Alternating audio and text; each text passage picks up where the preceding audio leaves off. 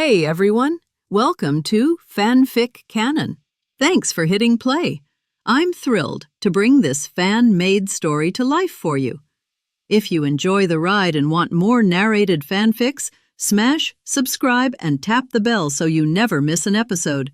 And if you want audiobook of a novel of your choice, join my Patreon. Request any title that's freely available online, and I'll produce a full narration just for you. Now, let's dive into today's adventure. London, the Leaky Cauldron. The bar's usual hum of chatter fell into dead silence the moment the young man appeared at the door. Tom, the barkeep, froze in place, his pupils shrinking as he locked eyes with the figure in the doorway. The others in the tavern followed his gaze and instinctively grew quiet. Tension thickened the air, but the young man seemed entirely unfazed, as if he were used to such reactions. He walked straight toward the counter. He was tall, lean, and sharply handsome.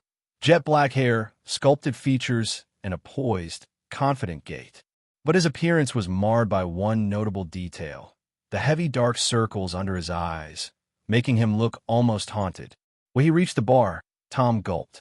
"Aluo Lin, don't tell me you escaped from prison again." All eyes turned to the man now identified as Roland Rasma, awaiting his response. Rowling gave a lopsided, almost lazy smile. "Escape?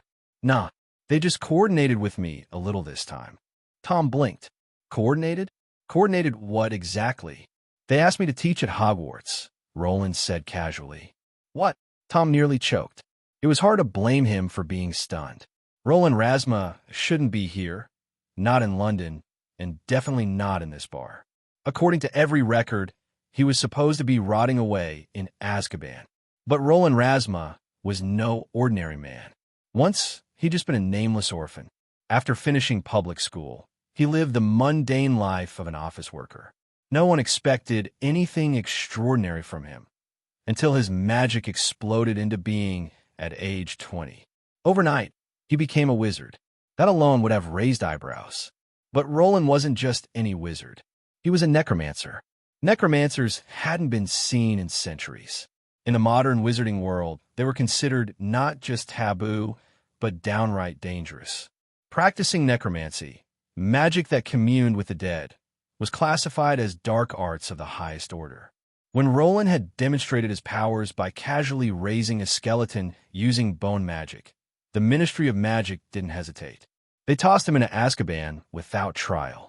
To them, Roland wasn't just another dark wizard. He was potentially the third Dark Lord. After Voldemort and Grindelwald, the Ministry had no intention of letting another rise. But Roland didn't stay locked up for long. Just 3 days after being imprisoned, he broke out, casually walking out of Azkaban flanked by a squad of skeletal minions. No one had managed to stop him. Panic gripped the Ministry. Every aura was deployed. But instead of fighting, Roland returned to Azkaban. Willingly. All he had done after escaping, it turned out, was grab a drink at the Leaky Cauldron. Tom had witnessed it himself. Roland sipping a pint, surrounded by skeletons, not harming a soul. Then came jailbreak number 2. This time, Roland escaped not only with skeletons, but with the Dementors themselves. The Ministry was terrified. They scrambled for a diplomatic solution and finally offered Roland a deal. Return to Azkaban with the Dementors, and they'd offer him comfortable accommodations and even grant him certain freedoms. He accepted, and so Roland became something of a guest in Azkaban. No longer a prisoner in the traditional sense, his cell was outfitted with air conditioning, a plush sofa, a proper bed, and practically anything else he wanted. It was in a strange way better than life outside. No responsibilities, no job, just peace and his system. Yes, Roland had a system. That's how this all began.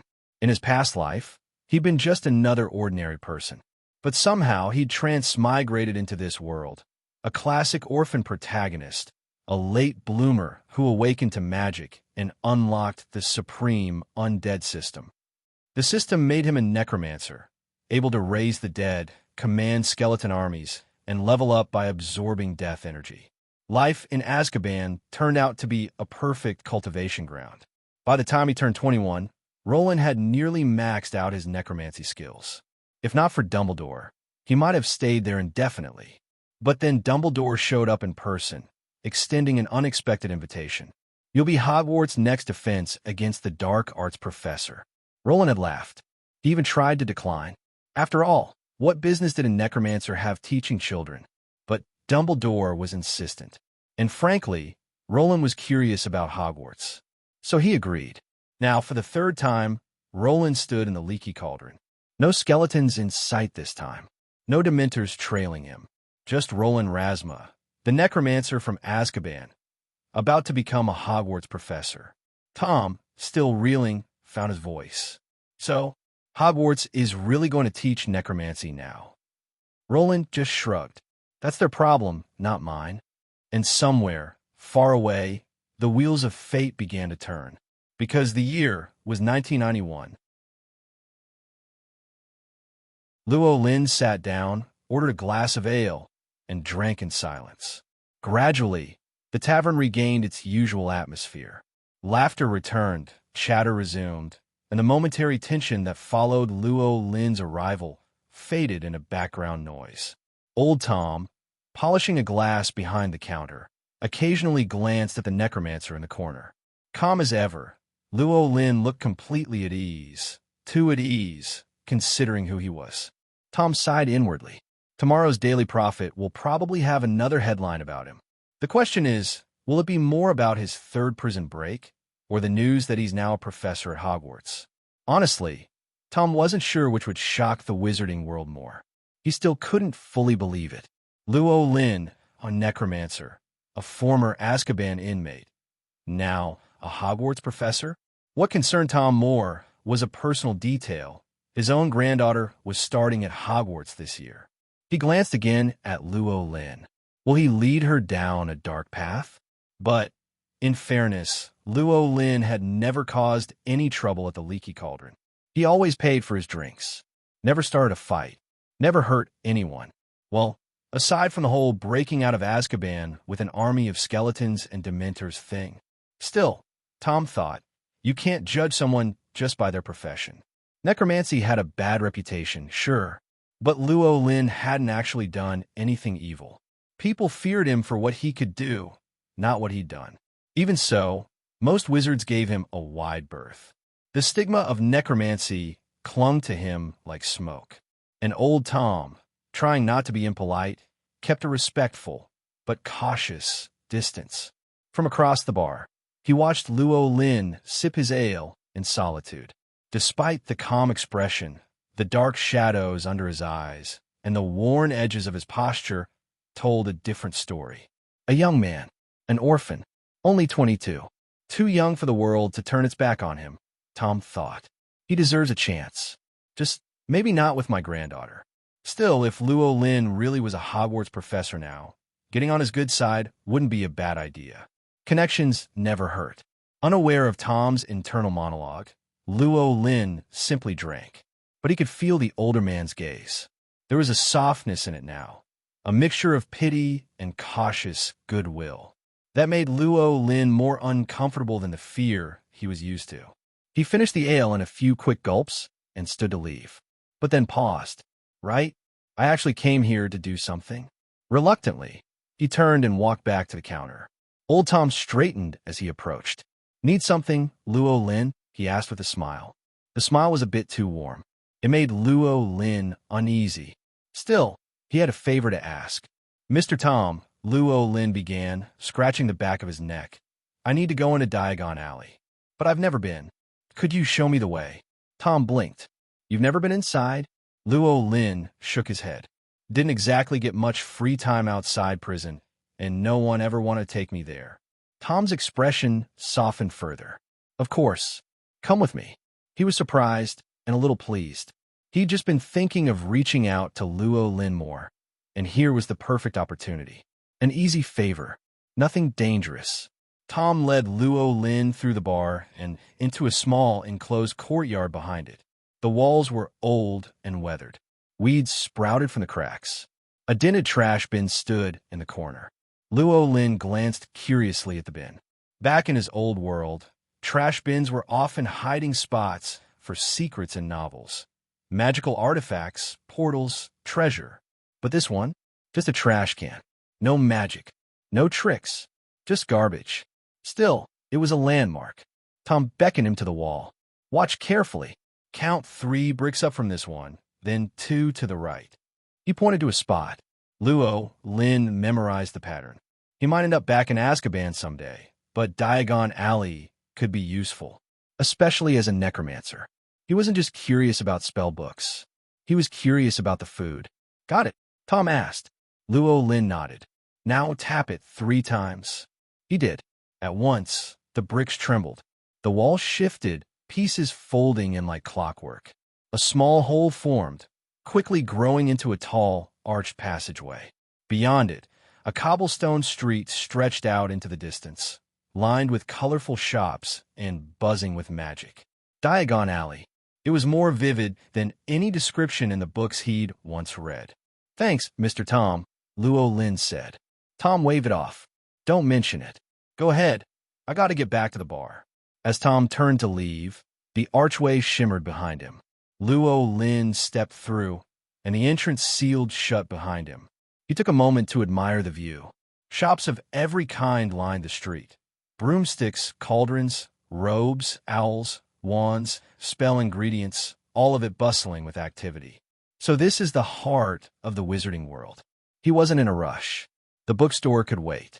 For now, he wandered, taking in the sights like a tourist at a famous landmark. To his left, a shop stacked with cauldrons caught his eye. Partridge's Cauldron Emporium. Brass, copper, pewter, every size and shape imaginable. He paused, wondering if he should buy one. After all, he was as a necromancer. Lin often needs crucibles to process materials and make potions. After all, those little cuties of his don't want nothing. The supply of magic power is part of it, but there are other things that can save Lin's own magic power. Certainly, Lin's magic power is abundant now. The main reason is that I don't have many cute little ones at my disposal, so I can't use the crucible for the time being. But if you don't use it now, it doesn't mean you won't use it in the future. Lin actually had an idea deep down in his heart. One day, he will become the ultimate necromancer, then try Scourge of the Undead. It's just that the undead natural disasters of other necromancers are going to bring disaster. His undead natural disaster just wants to be pulled out to show off. Lin has no intention of retaliating against society. After all, he was now a regular prisoner of Azkaban. The parent department is the Ministry of Magic. The Ministry of Magic assigned him a room, allocated various supplies to him, and paid him a monthly salary. That's right. The Ministry of Magic pays him a salary, and it's not low. Otherwise, where'd he get the money to buy things in Diagon Alley? He also has a desire to shop. It's just that he is usually too lazy to go out, so he always asks others to do the shopping for him. The salary is high, the benefits are good, and you don't have to do much work. What a great superior department. Loyalty. Rowling is now very loyal to the Ministry of Magic. The premise is that the Ministry of Magic has maintained such good treatment. Otherwise, his loyalty will also decline. Looking at the crucible, Lin thought about it carefully. Just forget it. There is no need to spend this wasted money. Wait until you go to Hogwarts. Become a professor. Dumbledore should be able to match it. It is more comfortable to use public goods, and the quality is guaranteed. As for why he, a defense against the dark arts teacher, needed a crucible, all I can say is this important? Shouldn't schools consider what teachers need and then give them something? Say it again. A wizard who was a professor at Hogwarts didn't even have a cauldron. Dumbledore can't live with it either. Anyway, Lin felt that Dumbledore should give him a cauldron. At worst, he will issue the invoice then. Leave the crucible shop here. Rowling wandered around Diagon Alley. Saw countless shops here. Ela Owl Store, a pet store that sells owls and owl supplies. This Lin doesn't need it. He has his own little cute owl. Flor and Fusco ice cream shop, Lin bought one. The ice cream tasted pretty good. Jumping and playing in a magic joke shop. The joke shop, Lin has no interest. He's not someone who likes to show off and play pranks. Only people like the Weasley twins and Lee Jordan would be better suited here. Gringotts, the only known bank in the wizarding world, is where most people store their money and valuables. Luo Lin didn't need it. He had the space provided by the system, which was no smaller than Gringotts' vault. Luo Lin doesn't need junk shops or shops that sell secondhand goods. He has money and will buy new ones. Mrs. Malkin's robe store, a clothing store, was the store Luo Lin originally planned to enter. Later I thought about it. Hogwarts should have customized professor uniforms, so forget it. It's better to have S** for free. As for other women's beauty shops, magical animal shops, Quidditch boutiques, stationery supplies stores, magic supplies stores, and so on, Luo Lin didn't even look at it. There's basically nothing here that he needs. The only thing that made him stop for a moment was Ollivander's wand shop. London's only wand shop, a monopoly, where little wizards buy wands. But he had no need for a wand. His undead magic does not require a wand, or even reciting incantations or using hands. It can be said to be an innate talent, or it can be said to be an active skill with no operational threshold. This has to be said about Luo Lin's system. His system is called the Undead Supreme Mage System. The functions of the system are not complicated either. It is just a system main body, and then some modules are installed. The main body of the system can swallow a variety of items containing the aura of the undead, and then increase Luo Lin's level of necromancer. The additional modules include Soul, Servant Module, Storage Space Module, Perception Enhancement Module, and Scanning Module. There should be some other modules, but Luo Lin hasn't found a way to install them yet. Among the 4 existing modules, the Storage Space Module and Scanning Module are built in. The remaining 2 are modules he acquired after mastering soul manipulation and enslaving Dementors. The function is exactly as it sounds. One is a module for controlling soul servants. The other can greatly enhance one's own perception and at the same time be immune to any negative mental effects. All of Rowling's necromancy magic is derived from his necromancer profession. The panel properties are as follows. Subject, Roland Rasma. Age, 22.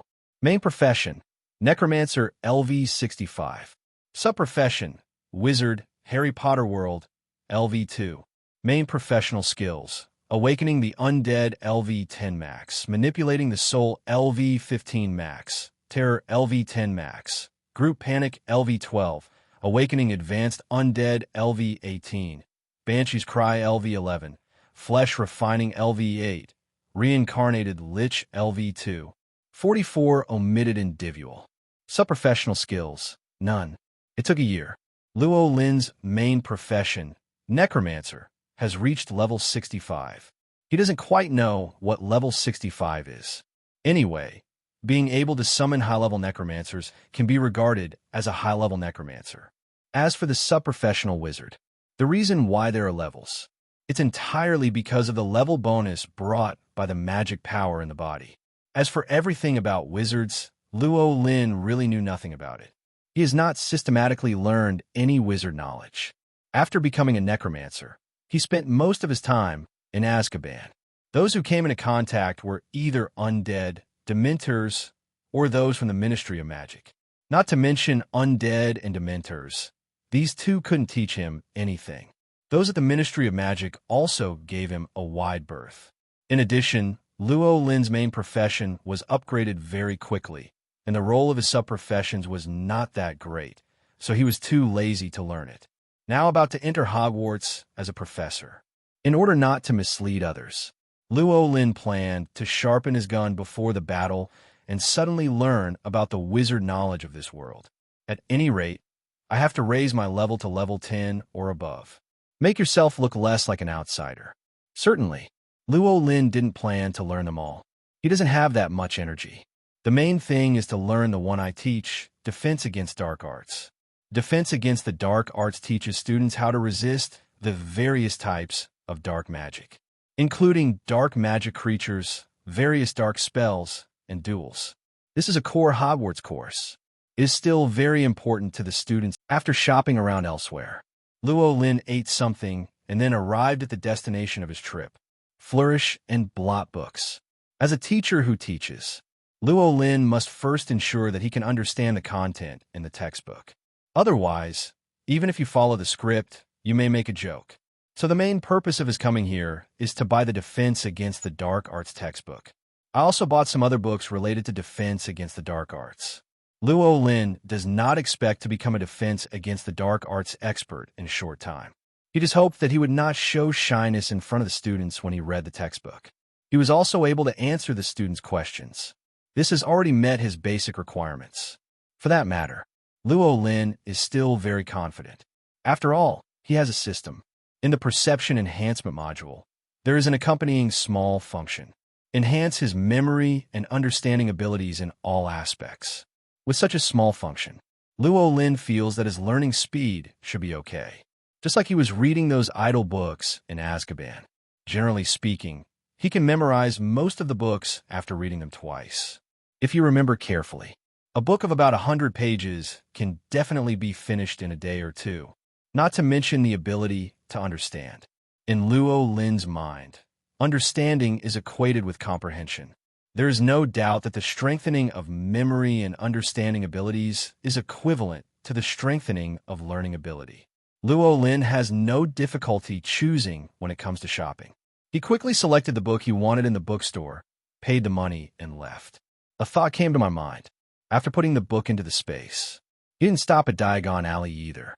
Back to the Leaky Cauldron again. This time it didn't cause much of stir. The Leaky Cauldron was quiet for just a moment, then resumed. Old Tom noticed him coming out and greeted him with a smile. Luo Lin, have you bought what you want? As he spoke, he looked at Luo Lin doubtfully. Why are you empty-handed and didn't buy anything? Then he seemed to think of something and suddenly realized. Oh, you have no money, right? How could I forget this? You have been in Azkaban. How can you have money? Just wait, I'll get you some galleons. Old Tom turned to leave. Luo Lin quickly stopped him. No need. I've already bought what I want. He turned his hand over, and a stack of books appeared in his hand. Old Tom stared at this scene dumbfounded. What kind of magic is this? Is it the traceless stretching spell? But the traceless stretching spell didn't come out of nowhere, right? This is a little magic that's just for me. Luo Lin turned his hand again, and the book in his hand disappeared. Old Tom can guarantee that. This time he didn't blink at all. Those books really disappeared suddenly, as if they had entered another space. But since Luo Lin didn't explain much, Old Tom didn't ask any more questions. It would be rude to ask such a question involving personal privacy. But where did you get the galleons? He asked a relatively normal question. Luo Lin looked innocent. Of course, the Ministry of Magic paid me a salary. I was a prisoner in Azkaban. Didn't they even pay me a salary? Old Tom's closed mouth opened again. What the hell? When did the Ministry of Magic become so kind and pay wages to prisoners? Are you kidding me? Old Tom asked cautiously. Of course not. This is an agreement between me and the Ministry of Magic. I help them guard Azkaban, and they pay me a salary. This is very reasonable. Very reasonable indeed. Rowling is controlling the soul-shooting monsters from leaving Azkaban. Shouldn't the Ministry of Magic pay him? Old Tom didn't know the details. But when he heard that Luo Lin was going to guard Azkaban, he nodded. For such a dangerous job as guarding Azkaban, you do need to be paid. So now that you have become a professor at Hogwarts, don't you get 2 salaries? After all, you should be considered an employee of the Ministry of Magic, right? Old Tom suddenly asked. Luo Lin was immediately stopped by the question and scratched his head. I haven't really thought about this, but it should be 2 salaries. I will find time to ask the leaders of the Ministry of Magic in the future. Logically speaking, even if he is not in Azkaban, he still controls the Dementors in Azkaban. This salary obviously belongs to him. Luo Lin thinks Old Tom is really a good man. If it weren't for Old Tom's reminder, he must have forgotten about it. How can it be done with 1 less salary? Today's society, 1 salary is not enough to support a family. Another salary is needed to resist risks. Luo Lin decided to write a letter to Fudge as soon as he settled in Hogwarts, asking him not to forget the salary he deserved. After chatting casually with Old Tom for a few words, Luo Lin ordered another glass of fruit wine. He always drank fruit wine when he came here before. The glass of ale I ordered today didn't quite suit my taste, so I changed it back to fruit wine. He is someone who likes to stay in his comfort zone. Once you encounter difficulties outside your comfort zone, They will immediately shrink back into their comfort zone. Finish the drink. Rowling walked out of the Leaky Cauldron, came to a hotel in a nearby street. This is his temporary residence. He wouldn't go to Hogwarts for 2 days. He will stay in a hotel for the next 2 days. Fortunately, Llewellyn still has a lot of pounds in his hands. The hotel we stayed in was quite good, a 4-star hotel. Although it wasn't as good as his residence in Azkaban, he could still sleep well. These pounds were earned by him working as an ordinary person before becoming a necromancer. I never had the chance to spend it later. I'm afraid it will be difficult to spend it in the future. Llewellyn didn't save anything. If not the best hotel in the neighborhood is a 4-star hotel. He would definitely try to go straight to a 5-star hotel.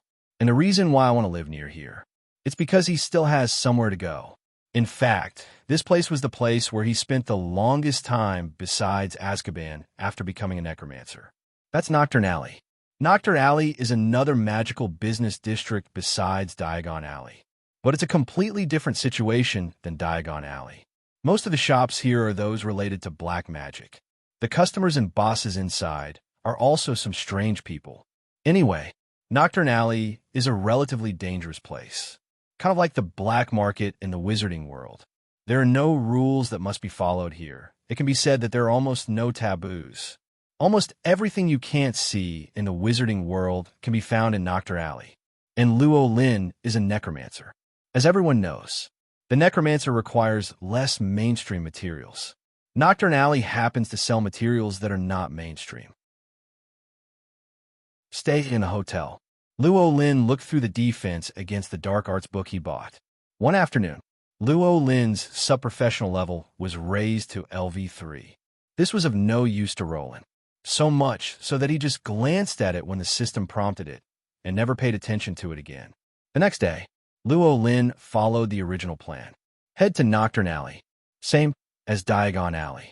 Nocturn Alley is not directly accessible from the world of Muggle life. This can be reached using apparition or flue powder. Nocturn Alley can also be accessed through the Leaky Cauldron.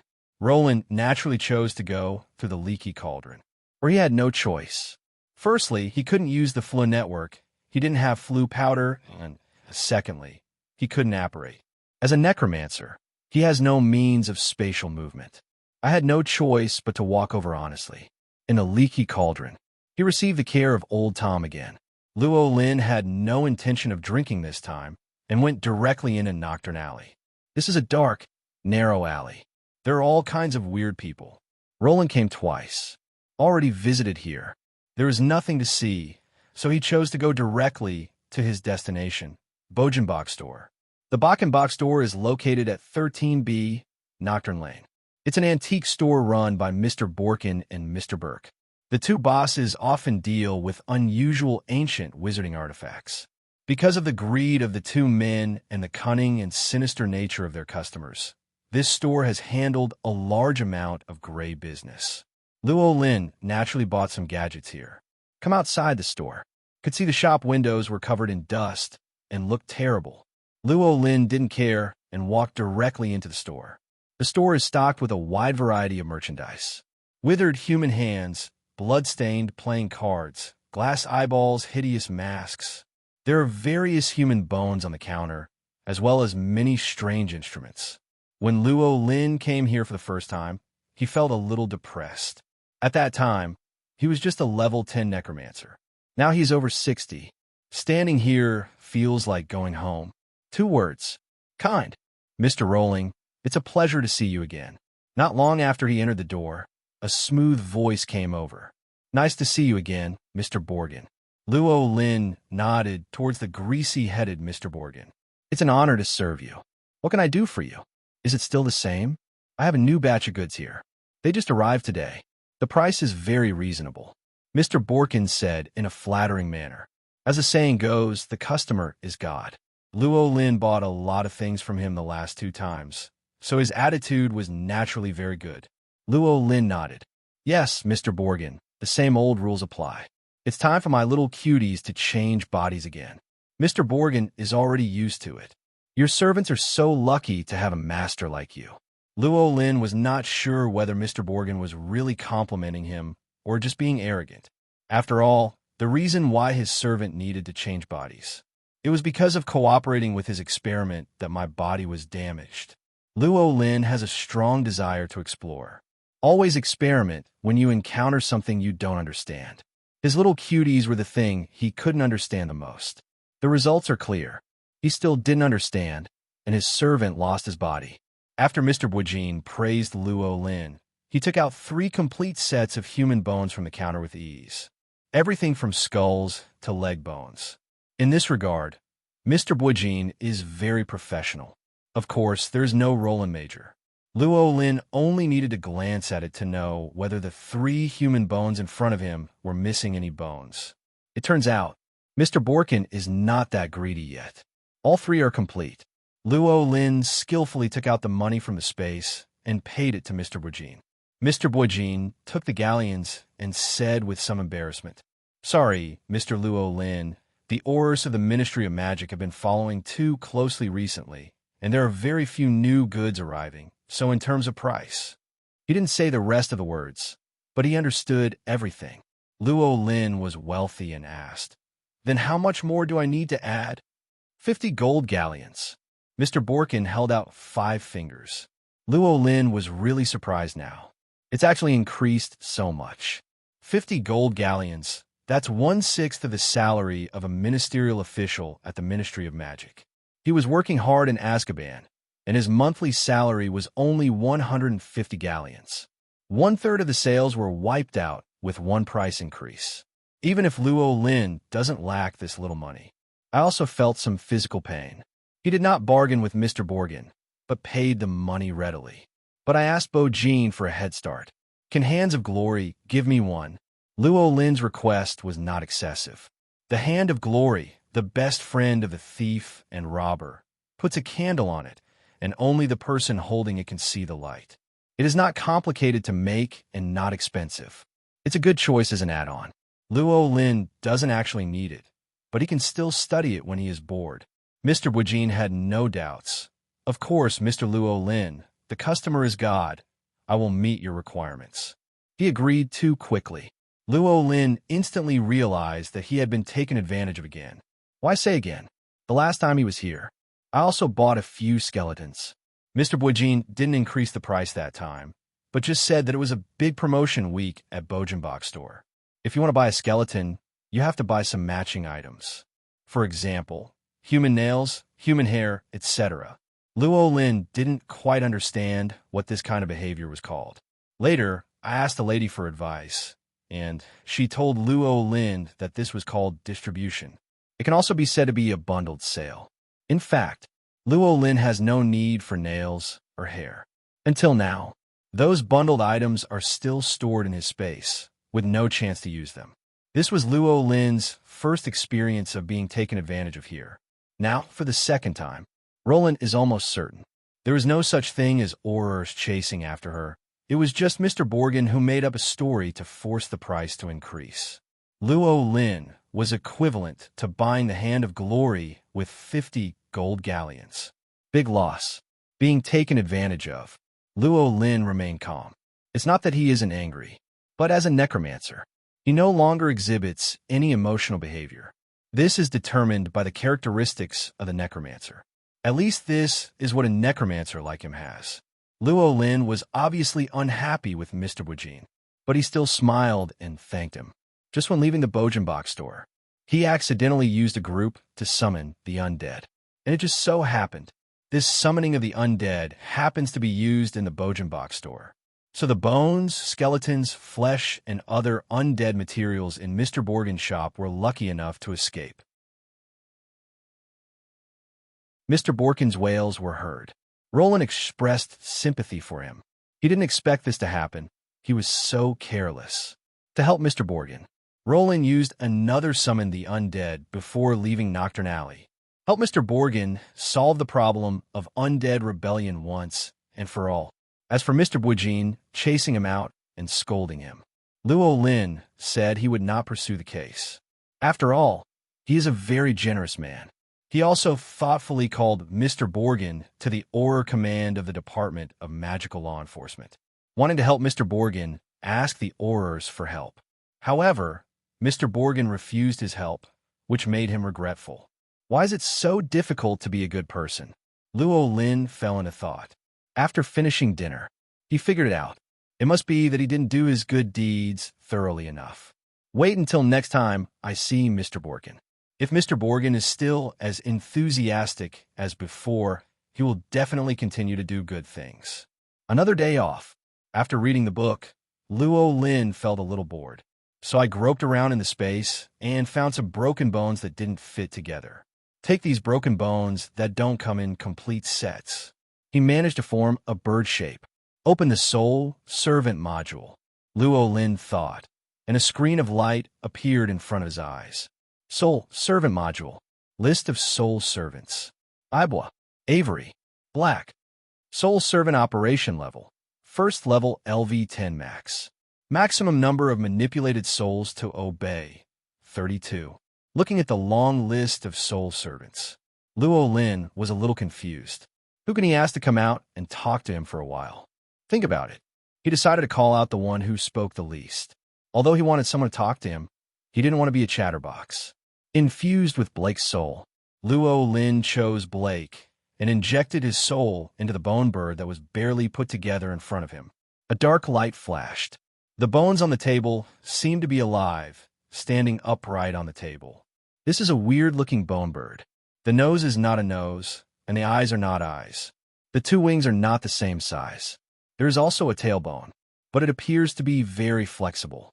After the soul was injected, the first thing the bone bird did was to turn its skull 3 times. Whole bone bird. This is the only skull that belongs to a real bird. Other parts are various bones.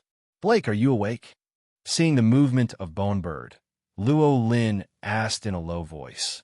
Yes, my lord. A clear and moving female voice came from a bone bird. That's right. Bones can talk. And this soul servant named Black is a woman. Why can bones talk? Luo Lin himself didn't know. It's like he has no idea how bones make sounds. That's why he dismantled so many bones, just to study the sound-producing parts of the bones. It turns out, it is fruitless to explore such questions in a world of extraordinary power. But Luo Lin is a persistent person. He has not given up exploring this issue until now. Under the protest of his little cuties, Luo Lin said that he would definitely seek their opinions in the future. Only with their consent will Luo Lin start research. Judging from this matter, Luo Lin is still very particular about human rights. Oh no, the rights of the undead. Hear Blake's answer. Luo Lin nodded. So Black, can you fly now? Blake moved his stiff bones, tried for a while, and then shook his skull. It's not possible yet. The wing's bones are too rudimentary to fly. We need more bone pieces. Blake's voice was cold and without any nonsense. Luo Lin casually took out a pile of broken bones from the space. Then take it and install it yourself. Let me know when you can fly. If you can't fly before I go to Hogwarts, then you'll have to fall asleep again. There is no doubt that Hogwarts does not allow undead to be brought in. But Rowling also has his own valid reasons. What he wants to bring is his own owl. It makes perfect sense that every wizard should have his own owl. As a necromancer, his owl is naturally undead, which is normal. But if Blake can't become a flying owl, he just had to give up the idea. Black would most likely have to wait until the next time he left Hogwarts to wake up. Blake replied calmly, As you command, my master. Luo Lin frowned. He realized he had made a mistake. It's not good to wake up the chatterbox. But it seems boring to wake up a soul servant who barely takes the initiative to speak. Blake, can't you take the initiative to find something to talk to me about? Luo Lin couldn't help but said. Blake installed a piece of bone on his wings and said calmly, Of course, my master. What aspect of the chat do you want to hear? Her answer almost made Luo Lin think he was using a voice assistant. He clearly remembered that although Blake used to be reticent in the past, it shouldn't be to this extent, right? I want to know why you talk so little now. Luo Lin asked directly. Blake's tone finally fluctuated. Master, if you are a female and have a name like Black, you won't be too happy. And if you suddenly woke up from a dark place and found yourself living in a 1 square meter residence, you would be speechless. Luo Lin understood. Blake is dissatisfied with his name and the body he now inhabits. But Black, I have no new names to give you. The 28 pureblood families already have their own surnames. If you're assigned the name Black, you should accept it. When he named his sole servant, he chose it directly from the surnames of the 28 families. By the time he had 28 servants, names were no longer enough. That's why I thought a new name source. Luo Lin chose to maintain the sole replenishment at 28 instead of the full 32. The distribution of these 28 names is very fair and just. Luo Lin made a lottery box and asked the 28 soul servants who had bodies to draw lots and choose their names. In fact, I have accepted it, but my master, I don't like it that much. Blake returned to a calm tone. Luo Lin understood. Accepting it, but saying you don't like it is arrogant. I'm sorry, but this is an arrangement of fate. As for your current living situation, I am also sorry, but based on the actual situation, you can only live here. Rowling said the right bullshit. Blake was still so calm. After Blake was summoned, Luo Lin finally had one more person to talk to, so he was still in a good mood. At least Blake answered his questions. Normally, I wouldn't bother him actively. A good mood is important. Luo Lin felt that he learned defense against the dark arts much faster today. But he went to bed early today, because tomorrow, it's time to head to Hogwarts. Before going to bed, Rowling told Black, "It's still the same old rule. While I'm sleeping, you watch the door for me." Blake flapped his wings without any fluctuation in his tone. "No problem, my master." Looking at Blake, who still couldn't fly, Luo Lin suddenly felt worried. If Black can't fly until she enters Hogwarts, can she still be considered an owl? The most basic requirement for an owl should be that it can fly, right? Never mind. It's useless to think too much. Look at Blake's own creation. She had one night to assemble her body. The undead don't have to sleep anyway. Good night then, Blake. Good night, master. That's all. In a dark hotel, a bone bird is looking for suitable bones to fill its wings and body among a large pile of bone fragments on the table. On the bed next to him was a man sleeping soundly. If the hotel staff came in and saw this scene, I don't know how scared I will be. After all, the scene in front of me is really weird. Luo Lin slept soundly. Wake up, feeling comfortable all over. After going to the bathroom to wash up, I took a look at myself in the mirror. Handsome and elegant. What a succubus. The only drawback is that the two big dark circles under the eyes ruin the overall beauty. For these two dark circles, there was nothing Luo Lin could do. He is a necromancer. Necromancers are powerful in every way. But at what cost? Luo Lin didn't know the price for others. The price he paid was 2 black eyes. This is already the lowest price the system can help him choose. What can he do? I can only tolerate a little imperfection in my perfect self. There are always people who think that the dark circles under his eyes are a sign of excessive indulgence, and Luo Lin often loses control because of this. But if you can't hold it tight, you have to hold it tight. He doesn't have the ability to get rid of his 2 dark circles now, based on the necromancer knowledge he gained from the system. To be completely exempt from the cost of contacting the aura of the undead and learning undead magic, one needs to be at least level 100. He is only level 65 now. It's still a little bit worse. According to the current upgrade speed, it will take at least another year. Finished washing. Only then did Luo Lin start to pay attention to Blake by the windowsill. Blake's bones were now white. The bones Luo Lin just bought were white and slightly yellow, but now they have turned into pure white. He knew this was Black's own ability. Soul servants have their own soul power. After the soul is injected into the corresponding body, it will subtly change the body and make it improve in the direction it wants. Blake's soul power is pretty good among his 28 soul servants, so it only took one night. It had already changed the bones into her favorite pure white color. Good morning, Blake. You look so beautiful today. Luo Lin praised him sincerely. It is different from the crooked shape when it was first created yesterday. At this time, Blake's bone shape could be clearly seen as that of an owl. Even the bones on the wings are extremely perfect. And because the bones are white and smooth, they look strangely beautiful. Blake nodded his skull. Good morning, master. Thank you for your compliment. Luo Lin walked to the bed, took off his pajamas, put on the suit he just bought on the way back yesterday, and asked casually, Blake, How do you feel about this body now? After seeing Blake's body, he no longer worried about whether Blake could fly. Blake tilted his head, thought for a while, and said, "The quality of the bones is a bit poor. Some of the bones are defective and have been eaten by insects.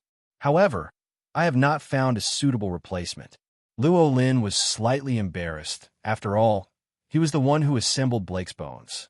After changing his clothes, he came to Blake. "I'll find any missing bones for you. I need 2 half-inch cylindrical bones, a 1-inch long bone fragment, and preferably a bird leg bone. My leg is a little weak." Blake calmly stated his needs. Luo Lin quickly searched in his own space. Fortunately, he had collected a lot of bones of all kinds over the past year. It didn't take long to find what Blake had asked for. Blake also moved quickly. 3 strokes, 5 divisions, and 2 are enough to replace the bones. After a little adaptation, he was already flying around the room. After walking around the room 3 times, Blake stopped on Rollins' shoulder. "Master, can you release a purifying soul for me? There are too many types of these bones. Some of them were contaminated when my soul penetrated yesterday." "Of course, no problem." Roland placed his hand on Blake's skull and skillfully released the purifying soul. Purify the soul is a necromancy magic that maintains the purity of the soul. Generally speaking, it cannot be used on humans and can only be used on undead creatures. Luo Lin has used it many times before. This brought his purified soul to nearly full level. However, this kind of undead magic is relatively useless, because for a soul servant like Blake, their souls all have a self-purifying effect. Even if Luo Lin does not use Purify the Soul, Blake will adapt to his body in a few days, and the soul will slowly become pure. Purify the soul after use. Blake let out a pleasant hum. Then he rubbed his skull against Luo Lin's hand, just like a domestic bird. "Okay, it's almost 10 o'clock. Let's go have breakfast and then prepare to leave for Hogwarts." Luo Lin put all his things into the space and walked out of the hotel empty-handed. Having space is so convenient. No need to carry a suitcase when going out for fun. He finished his breakfast nearby. Blake was injected with some undead aura. For the undead, absorbing the breath of the undead is equivalent to eating. In fact, they don't need to eat, as long as the necromancer replenishes their magic power regularly. A more bizarre soul servant like Black is even more convenient. Luo Lin didn't even need to replenish his magic power. Their soul power will replenish the magic on its own. Therefore, Rowling injecting the undead aura into Blake was just equivalent to giving her snacks. If Luo Lin is a black-hearted master, a soul servant like Blake can be said to be a 24-hour robot. Soon, Rowling took Blake to a taxi and arrived at King's Cross Station. Certainly, an undead like Black cannot be displayed directly in front of Muggles. This is also the agreement between Rowling and the Ministry of Magic. So since Blake left the hotel, most of the time, Luo Lin kept it in his suit pocket. As for how to put an owl-shaped skeleton in a suit pocket, just take it apart and put it in. Blake's soul has been injected into these bones and formed a complete body. For the undead, it's nothing if the bones are broken apart. As long as Blake wanted to, she can reorganize her body at any time. Enter King's Cross Station. Luo Lin found that there were not many suspected wizards around. Think about it too. It's not July yet. No notices from Hogwarts have been sent out. Surely no little wizard will come here. Only wizards who regularly travel between Hogwarts and London may appear. Wandered around the station for a while. Luo Lin quickly found Platform 9. There's a large plastic sign hanging on the platform with the number 9 written on it. Next to it is naturally platform number 10 with the number 10 hanging on it. Platform 9 3/4 is right between the two. Dumbledore had told him the entrance to the platform. It is located between the ticket gates between platforms 9 and 10. Walk directly through the railing and enter platform 9 3/4. It was almost 11 o'clock. Roland didn't delay. Walked towards the ticket gate and then directly towards the railing. Then his eyes lit up. A dark red steam locomotive appeared in front of him. Behind him, where the ticket gate should have been, has turned into a wrought iron archway. It says platform 9 3/4. Luo Lin nodded secretly. Harry Potter's wizarding system still has merit. At least with his current level of undead magic, he still can't make this thing. Turning to look at the red steam car. There's a sign hanging on the car. Hogwarts Express, 11 o'clock. Thick smoke lingered over the steam locomotive. High emotional intelligence. There's an industrial-style aesthetic. Low EQ. What is serious pollution? Rowling paid no more attention to steam locomotives. What does air pollution in the UK have to do with him? He paid more attention to the wizards on the platform. There were not as many wizards on the platform as Luo Lin had imagined, but not too few. They occasionally shuttle on the platform, and sometimes they meet their acquaintances and say hello. The wizarding community in Britain is obviously not very large, especially since the circle of wizards go to Hogwarts is not that big. Many people walked in groups, talking and laughing. And on the road, there are also cats belonging to wizards walking around. Almost every wizard has an owl. These owls are not quiet. They're always chirping, making the already noisy platform even noisier. Luo Lin was slightly irritable. As a homebody, he was rarely in such an environment. It was too noisy, so he used magic to seal his ears. Just get ready to get in the car. But after seeing the owls around, Rowling also realized that Blake could be released. He grabbed a large pile of bones from his pocket. These bones are sucked together by the power of Blake's soul. Luo Lin just took out the bones. Blake couldn't wait to return to his original state. A bony owl with a slightly larger skull appeared. Luo Lin casually put her on his shoulders and then walked towards a train. In fact, some people have noticed Luo Lin. Luo Lin is a completely unfamiliar face, and he's very handsome. There will always be people who can't help but take a second look. Then they saw Luo Lin take out a pile of bones and transform into a bone owl. In addition to being horrified, they soon thought of Luo Lin's identity. It was the necromancer who made the headlines of the Daily Prophet twice, Roland Rasma. Wrong. It's been 3 times now. Just yesterday, the Daily Prophet's headline is also about Lorraine Rasma. But this time, it's no longer Roland's jailbreak. Instead, Rowling became a professor at Hogwarts. The above describes in detail the whole process of Dumbledore personally going to the Ministry of Magic to invite the prisoner of Azkaban, Lorraine Rasma, to serve as the defense against the dark arts professor at Hogwarts. There are all kinds of details, including Dumbledore's meeting with Rowling in person and their conversation for a long time are also recorded. There was just no content in the conversation between the two. But it can also be seen that the person who wrote this article must be an insider of the Ministry of Magic, and was even present at the time. Regarding Luo Lin, the necromancer, becoming a professor at Hogwarts, wizards all over Britain were shocked. Not even just wizards. The inhuman creatures were also shocked. A necromancer, a prisoner destined to stay in Azkaban for the rest of his life. He unexpectedly transformed into a professor at Hogwarts. As the #1 wizard school in the wizarding world, Hogwarts has a high status in the hearts of wizards all over the world. The professors there are naturally very respected. Rowling became a professor. It means that he suddenly has a high social status from the lowest level of society. Ordinary wizards have no idea how Rowling gets along with the Ministry of Magic. Face this situation. Many wizards were dissatisfied. In their impression, necromancers are extremely terrifying. They desecrate corpses and manipulate souls. They are very evil existences. How could they rest assured that such a being wanted to be a professor? Especially the parents of little wizards who are going to Hogwarts this year. They had to think carefully. Should I send my child to Hogwarts? What if a child is led astray by a necromancer? But Rowling was personally invited by Dumbledore. As the greatest wizard in the wizarding world today, he is also a legend in the wizarding world. Wizards still trust Dumbledore, since Dumbledore personally invited Rowling. Does this mean that Luo Lin is not as scary as the legend says? Many wizards have this tangled mentality. There are some such wizards on Platform 9 and 3/4 today. They recognized Rowling. For a while, I didn't know how to deal with the relationship with Luo Lin. At the same time, other wizards recognized Luo Lin through the wizards around them and also knew Luo Lin's identity. The platform quickly became quiet. Almost everyone looked at Luo Lin intentionally or unintentionally.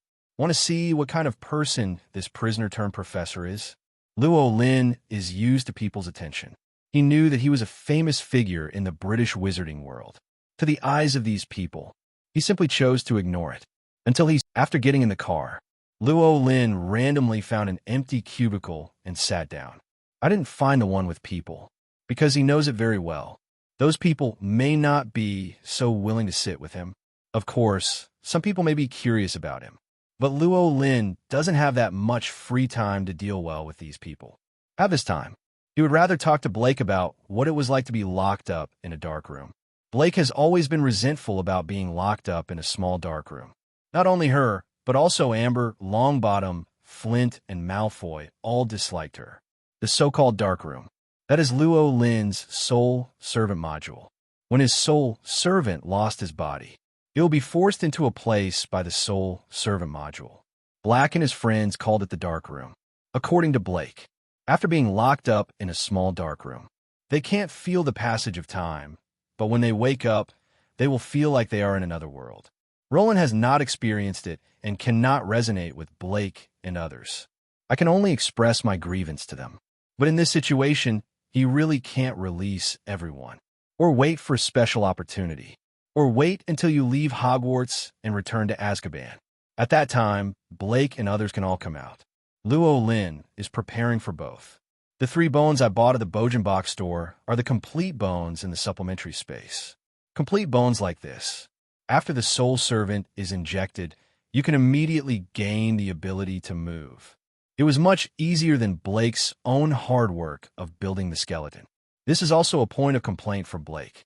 Luo Lin could obviously find him a bird skeleton or even an owl skeleton, but he had to use broken bones to build a body for her. Regarding this point, Luo Lin was slightly unreasonable.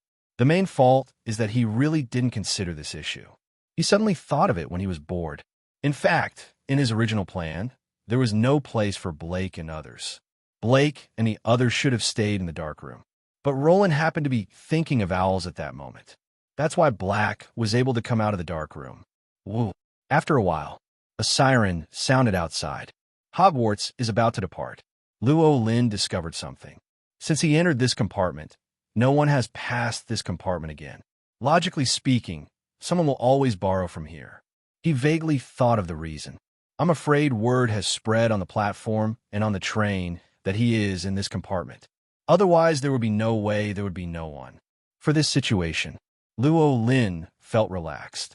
It's a good thing for him that he doesn't have to endure other people's surprised or horrified looks. Soon the train started moving. The scenery outside the window keeps changing. Luo Lin also canceled the magic power on his ears. Start listening to the whirring sound of the steam locomotive moving. At the same time, calmly enjoy the scenery outside. The time came to about 12:30. There was a clicking sound in the aisle. At the same time, a slightly nervous voice came from outside the cubicle. "Sir, would you like to buy some food from the car?" Luo Lin reacted. It's the salesperson in the car. Logically speaking, a salesperson would push a cart into the booth and make sales. That way the probability of success will be much higher. But who told Luo Lin to sit in this compartment? The salesperson must also know who is inside. But out of duty, she had to come over and ask. Having the courage to say something like this is already quite good for a young salesperson. Luo Lin actually wanted to eat something. I especially want to try the strange flavored beans. But when he heard the nervous voice of the salesperson, he suddenly lost his appetite. "No, thank you." After his voice came out, the salesperson's relieved voice could be clearly heard outside. "Okay, excuse me, sir." Then came the sound of hurried footsteps and the sound of a cart moving outside. Luo Lin felt a little bored. I have been in Azkaban before. The people around him are also weird. He doesn't feel much. In addition, he is a relatively homely person, so he is very comfortable living alone. I thought that I didn't have much need for social interaction and various group emotions.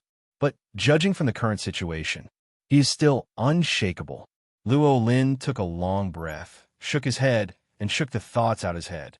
I no longer think about the trembling voice of the salesperson just now.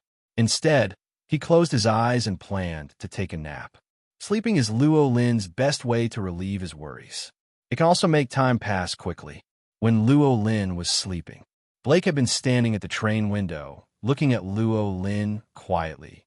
4 undead servants. All kinds of emotions are actually relatively weak, but she could still feel Luo Lin's discomfort just now. Blake wanted to do something, but I don't know what to do. She could only stand on the windowsill and quietly watch Luo Lin sleep. The fields passing by outside the car window are even more desolate. The farmland is gone. Instead, there are forests, rivers, and hills. At first glance, it seems that we have arrived in a remote area. Luo Lin has been sleeping in this area. When he wakes up from his deep sleep, the sky outside is almost dark. Blake was still standing motionless on the windowsill. Seeing Luo Lin wake up, his tone showed no fluctuation. "Master, according to my observation, we are almost there." "Ah." Luo Lin yawned and stretched by the way. "Is it almost there? That's good, I can't wait." He turned to look out the window, and there was a dark purple sky outside. There are also a lot of forests and mountains. The speed of the train has also slowed down a bit compared to before. Luo Lin put on the suit he took off while sleeping, got up, and moved his body. His only dissatisfaction with the profession of necromancer is this body. For the necromancer, the body is not that important. They can even abandon their bodies in the later stages and transform into various strange creatures such as liches, thereby becoming immortal species. Therefore, the bodies of necromancers are often very weak, and it is normal for them to occasionally lack some parts. But Luo Lin's situation was different from theirs.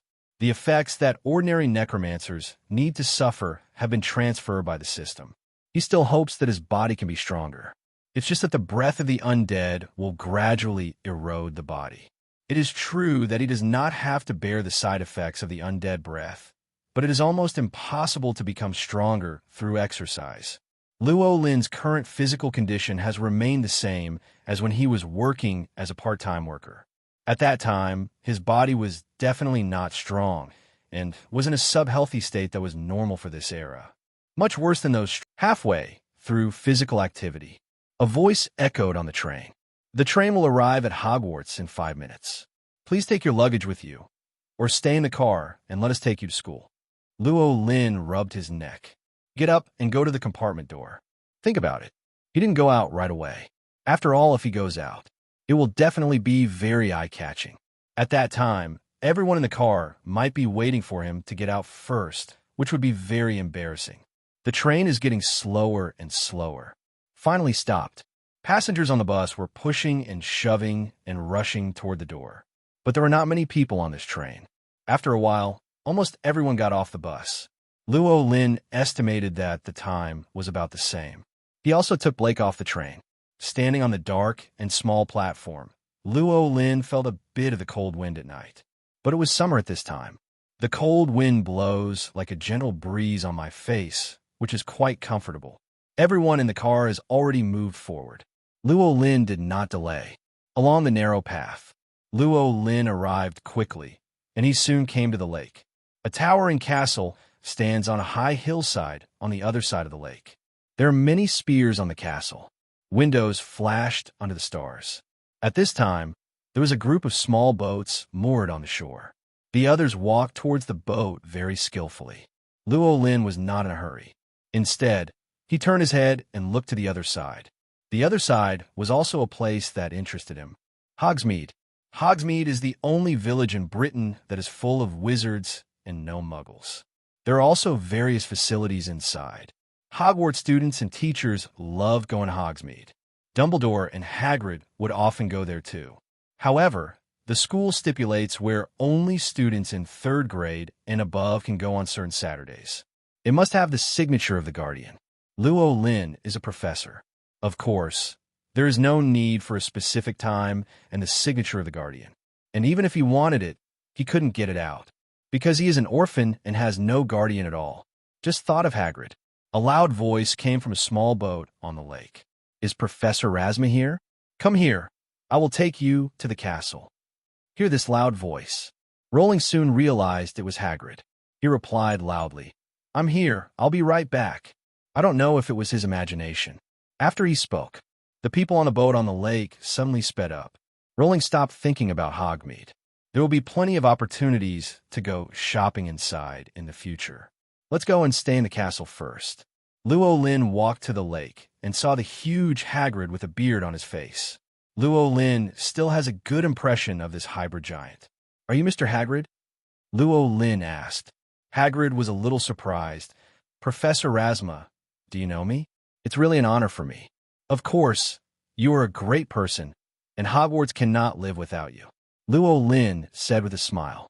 Hagrid was immediately flattered, and his hands and feet were at a loss. No, you're exaggerating. I'm just an ordinary key keeper and gamekeeper. Then he remembered that he should also praise Rasma, and said some kind words awkwardly. People like Professor Rasma are indispensable to Hogwarts. Luo Lin was noncommittal. Perhaps Hagrid was the only one in Hogwarts who respected his status as a professor. Maybe at Dumbledore. After all, it was Dumbledore who invited him personally. In the eyes of others, he, Roland Rasma, is a necromancer, an evil existence in the eyes of wizards, and obviously not worthy of respect. Luo Lin did not tell Hagrid this. Hagrid actually looks a lot like him. In Hogwarts, I'm afraid not many people respect Hagrid. Hagrid was almost kicked out of Hogwarts back then. If Dumbledore, who was still the professor of transfiguration at the time, had not persuaded everyone to keep him as a gamekeeper, he would have been no longer at Hogwarts. Such an experience. Many professors and staff at Hogwarts must have looked down upon him. It's not that I'm discriminating against him. I'm just saying that I don't respect him too much. This is why Hagrid seemed so happy and overwhelmed when he was praised by Luo Lin. Because for a long time in the past, Hagrid received almost no respect from others. Hagrid guided Luo Lin into the boat. Then he rowed the boat, quickly gliding across the smooth, mirror-like lake surface, and headed towards the castle. The boat soon approached the cliff on which the castle stood. Hagrid also motioned to Luo Lin to lower his head to avoid being hit by the cliff. Hagrid rowed very fast. After a while, they came to a place similar to an underground dock. Hagrid took Luo Lin off the boat and stepped onto the cobblestone ground. Professor Rasma, please follow me. Professor Dumbledore is waiting for you. Hagrid held up a lantern to light the way underground. Walk forward step by step. Luo Lin followed him and climbed up the tunnel in the rock. Finally, we came to a lawn outside the castle. Go up the steps from the lawn and stop in front of a huge oak door. Bang, bang, bang. Hagrid raised his huge fist and smashed the door 3 times. The door opened immediately. Standing inside was the silver-haired wizard wearing half-moon blue glasses, Albus Dumbledore. His hair was long, medicated, and could almost fit into his belt. The eyes are very wise. The nose is also long but twisted. The seemingly ordinary old man with a crooked nose in front of him is actually a legend among wizards. The most recognized wizard today. Rowling and Dumbledore had already met in Azkaban. So after Dumbledore saw Rowling, he immediately came up and hugged him. Welcome to Hogwarts, Professor Rasma. My pleasure, Professor Dumbledore. Luo Lin said politely. Dumbledore takes Rowling to the castle. Luo Lin looked at Hogwarts Castle at night. The surrounding stone walls were lit by blazing torches. It feels like a medieval castle. The roof is so high that you can barely see the ceiling. As soon as you enter the castle, you can see a luxurious marble staircase leading directly to the upper floor. Rowling followed Dumbledore forward, stepped onto the stairs of the castle, and soon arrived at Dumbledore's principal's office. Dumbledore did not chat much with Luo Lin, but went through Luo Lin's entry procedures first. Looking at the contract on the parchment, Rowling has a feeling of going back to the Middle Ages. It's all modern society. Why do you still use parchment to sign the contract? Can't you just use a printer to print out the contract? I don't know if this parchment contract has any legal effect. Luo Lin complained in his heart, but still signed the contract without hesitation. From now on, after signing the contract, Dumbledore looked more agreeable. He seemed to have just noticed black on Roland's shoulder and asked softly, Professor Rasma, it is? Oh, this is my owl. With that said, Rowling shook his shoulders. Black, say hello to Professor Dumbledore. Black raised his skull, looked at Dumbledore, then stretched out his wings and bent down to salute. Good evening, dear Mr. Dumbledore. A trace of surprise flashed in Dumbledore's eyes, and he also bent down and touched his chest with his hands. Good evening, Miss Black. Then he looked at Llewellyn. Professor Rasma, Miss Black is such a polite owl. I saw that Dumbledore had no discriminatory behavior towards undead creatures. Llewellyn nodded secretly. Dumbledore is indeed Dumbledore. Thank you for the compliment. Professor, what should I do next? Hear Rollins' question. Dumbledore pushed up his glasses, thought for a moment, and said, Our school's teachers' meeting will be held in 3 days, and corresponding arrangements will not be made until then. Well, I'll let Hagrid take you around the school tomorrow and get used to Hogwarts Castle. You have a day off the day after tomorrow, or I can take you around. This arrangement is not bad. Hogwarts Castle does take some getting used to, and if Dumbledore is willing to be a tour guide the day after tomorrow, he wants to take a tour of Hogsmeade Village. Okay, after Llewellyn agreed, Dumbledore personally arranged a professor's dormitory for him. As for where exactly the professor is going to live, Hogwarts has no clear requirements. You can live in the school dormitories. You can also live off campus, such as Hogsmeade Village, or just live in other cities. Then I use magic to commute to school every day. But most professors choose to live in castles. Llewellyn looked at his new dormitory. Compared to the luxury suites in Azkaban, the dormitories at Hogwarts seem a bit shabby. Although compared to the students' 5-bedroom, the single room is pretty good. But Llewellyn was a little afraid that he wouldn't adapt, mainly because I had a great time before. It is easy to go from frugality to luxury, but it is difficult to go from luxury to frugality. And after arriving in the dormitory, Llewellyn discovered another problem. He is hungry. There was nothing to eat on the train. The body is just an ordinary person's body. Dumbledore didn't notice this just now. When I arrived at the dormitory, I found that I was so hungry that my chest was pressed against my back. It's not too late yet. Dinner at Hogwarts must have just started. If you go, you can still catch up. Llewellyn thought for a while. Forget it. He was brought to the dormitory by Dumbledore. I'm not that familiar with the various situations in the castle. It would be bad if you get lost later. After all, there are many peculiarities in the castle. Let's have something to eat first. Wait until tomorrow when Hagrid takes him around the castle. Think of this. Llewellyn waved his hand. The snacks in the storage space were lined up in front of him. He chose some snacks that were not too large, but were relatively filling, and put the rest into the space. Eating too much at night is not good, as it can easily lead to weight gain. Let's talk about the big changes that Rowling had in Azkaban this year. In addition to strength, it must be fat. Eat well and sleep well in Azkaban. I just gave him some fat. Rowling before coming to Hogwarts. It has already been decided. You must lose weight. Don't have any fat at all, even if it is difficult to develop 8-pack abs because of the undead aura. But heavy fat is completely unacceptable. After eating, Llewellyn disposed of the garbage, looked at the somewhat crude dormitory, and touched his chin. Looks like it needs to be decorated a little bit. He was prepared before he came. Open the storage space and living area, and throw some of the things on the open space. Blake, I have to thank you again for helping me decorate the room.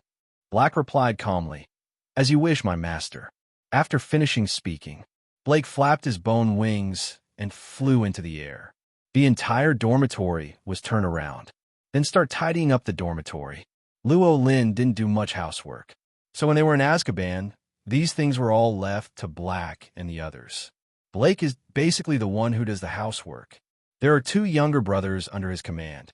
Now that he has no younger brother, Blake has to do many things by himself. Even though Blake has a skeleton, you might think that she is very fragile. The world is supported by the power of the soul.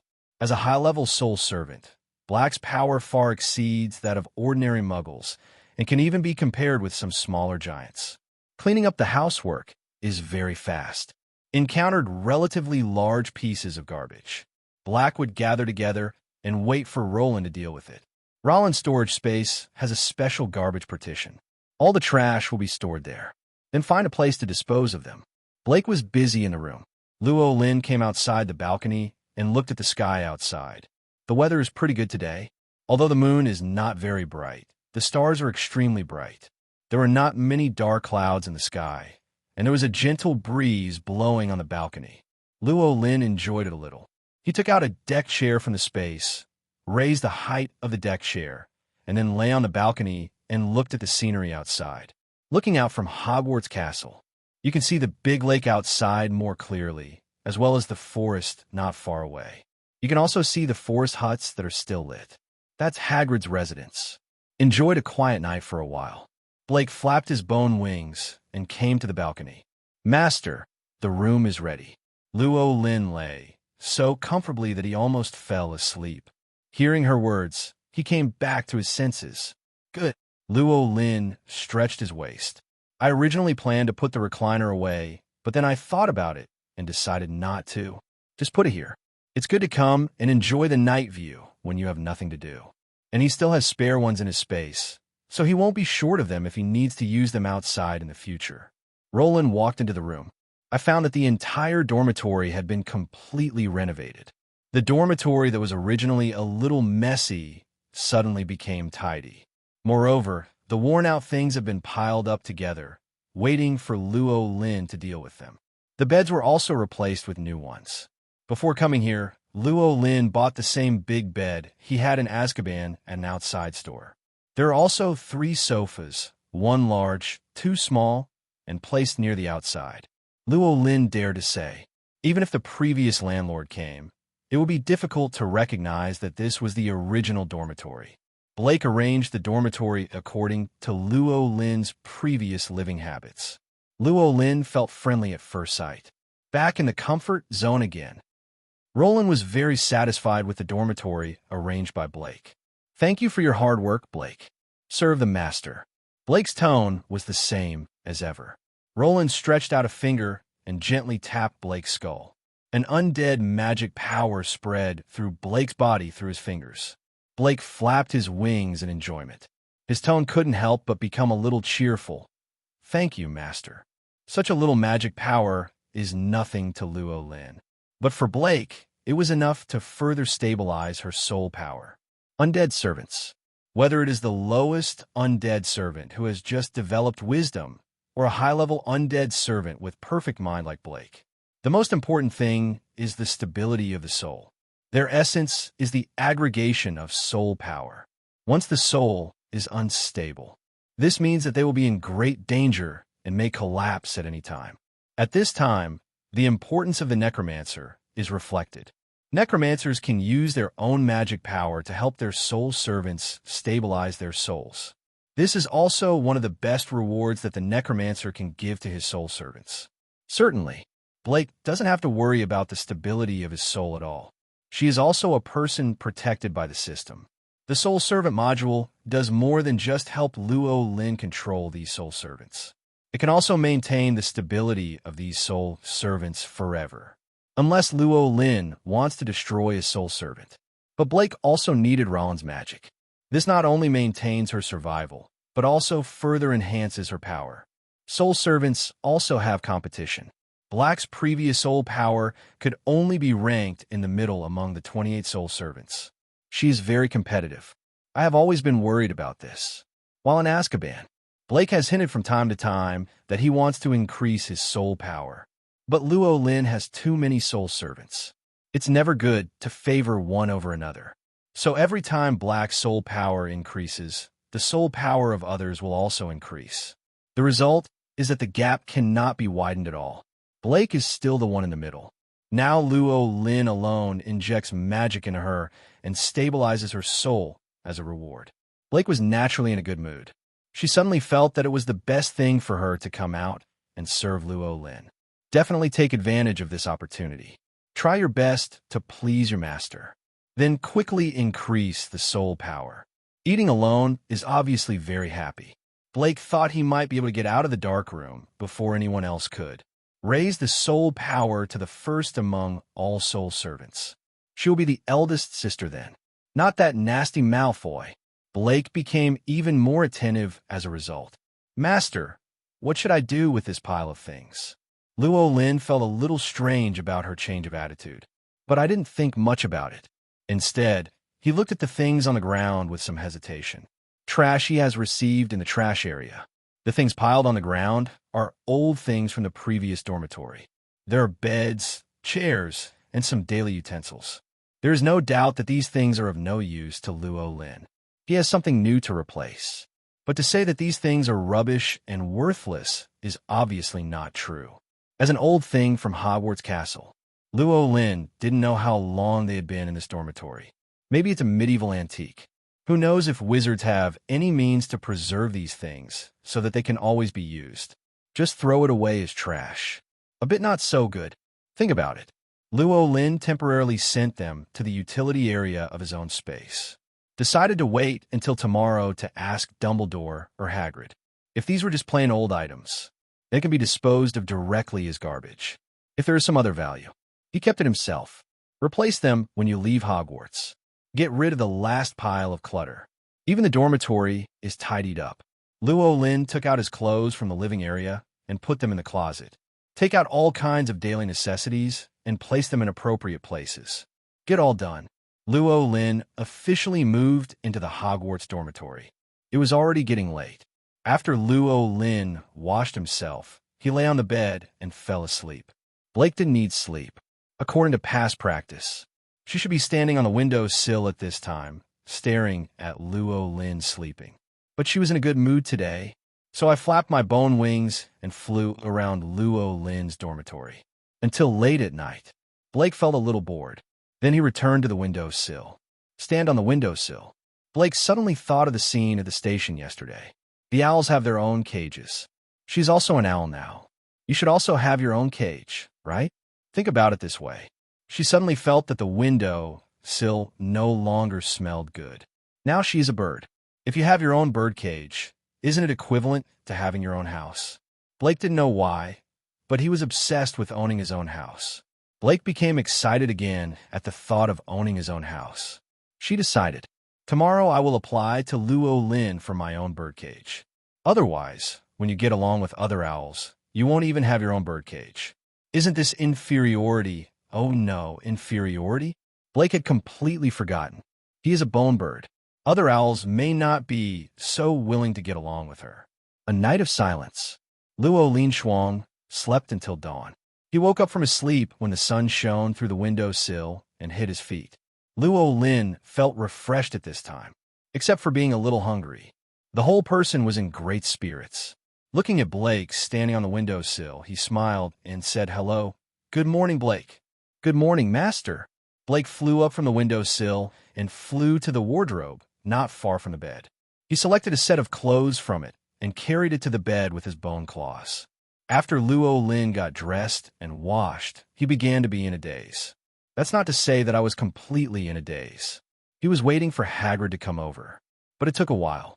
Luo Lin suddenly realized a problem. Does Hagrid know where he is?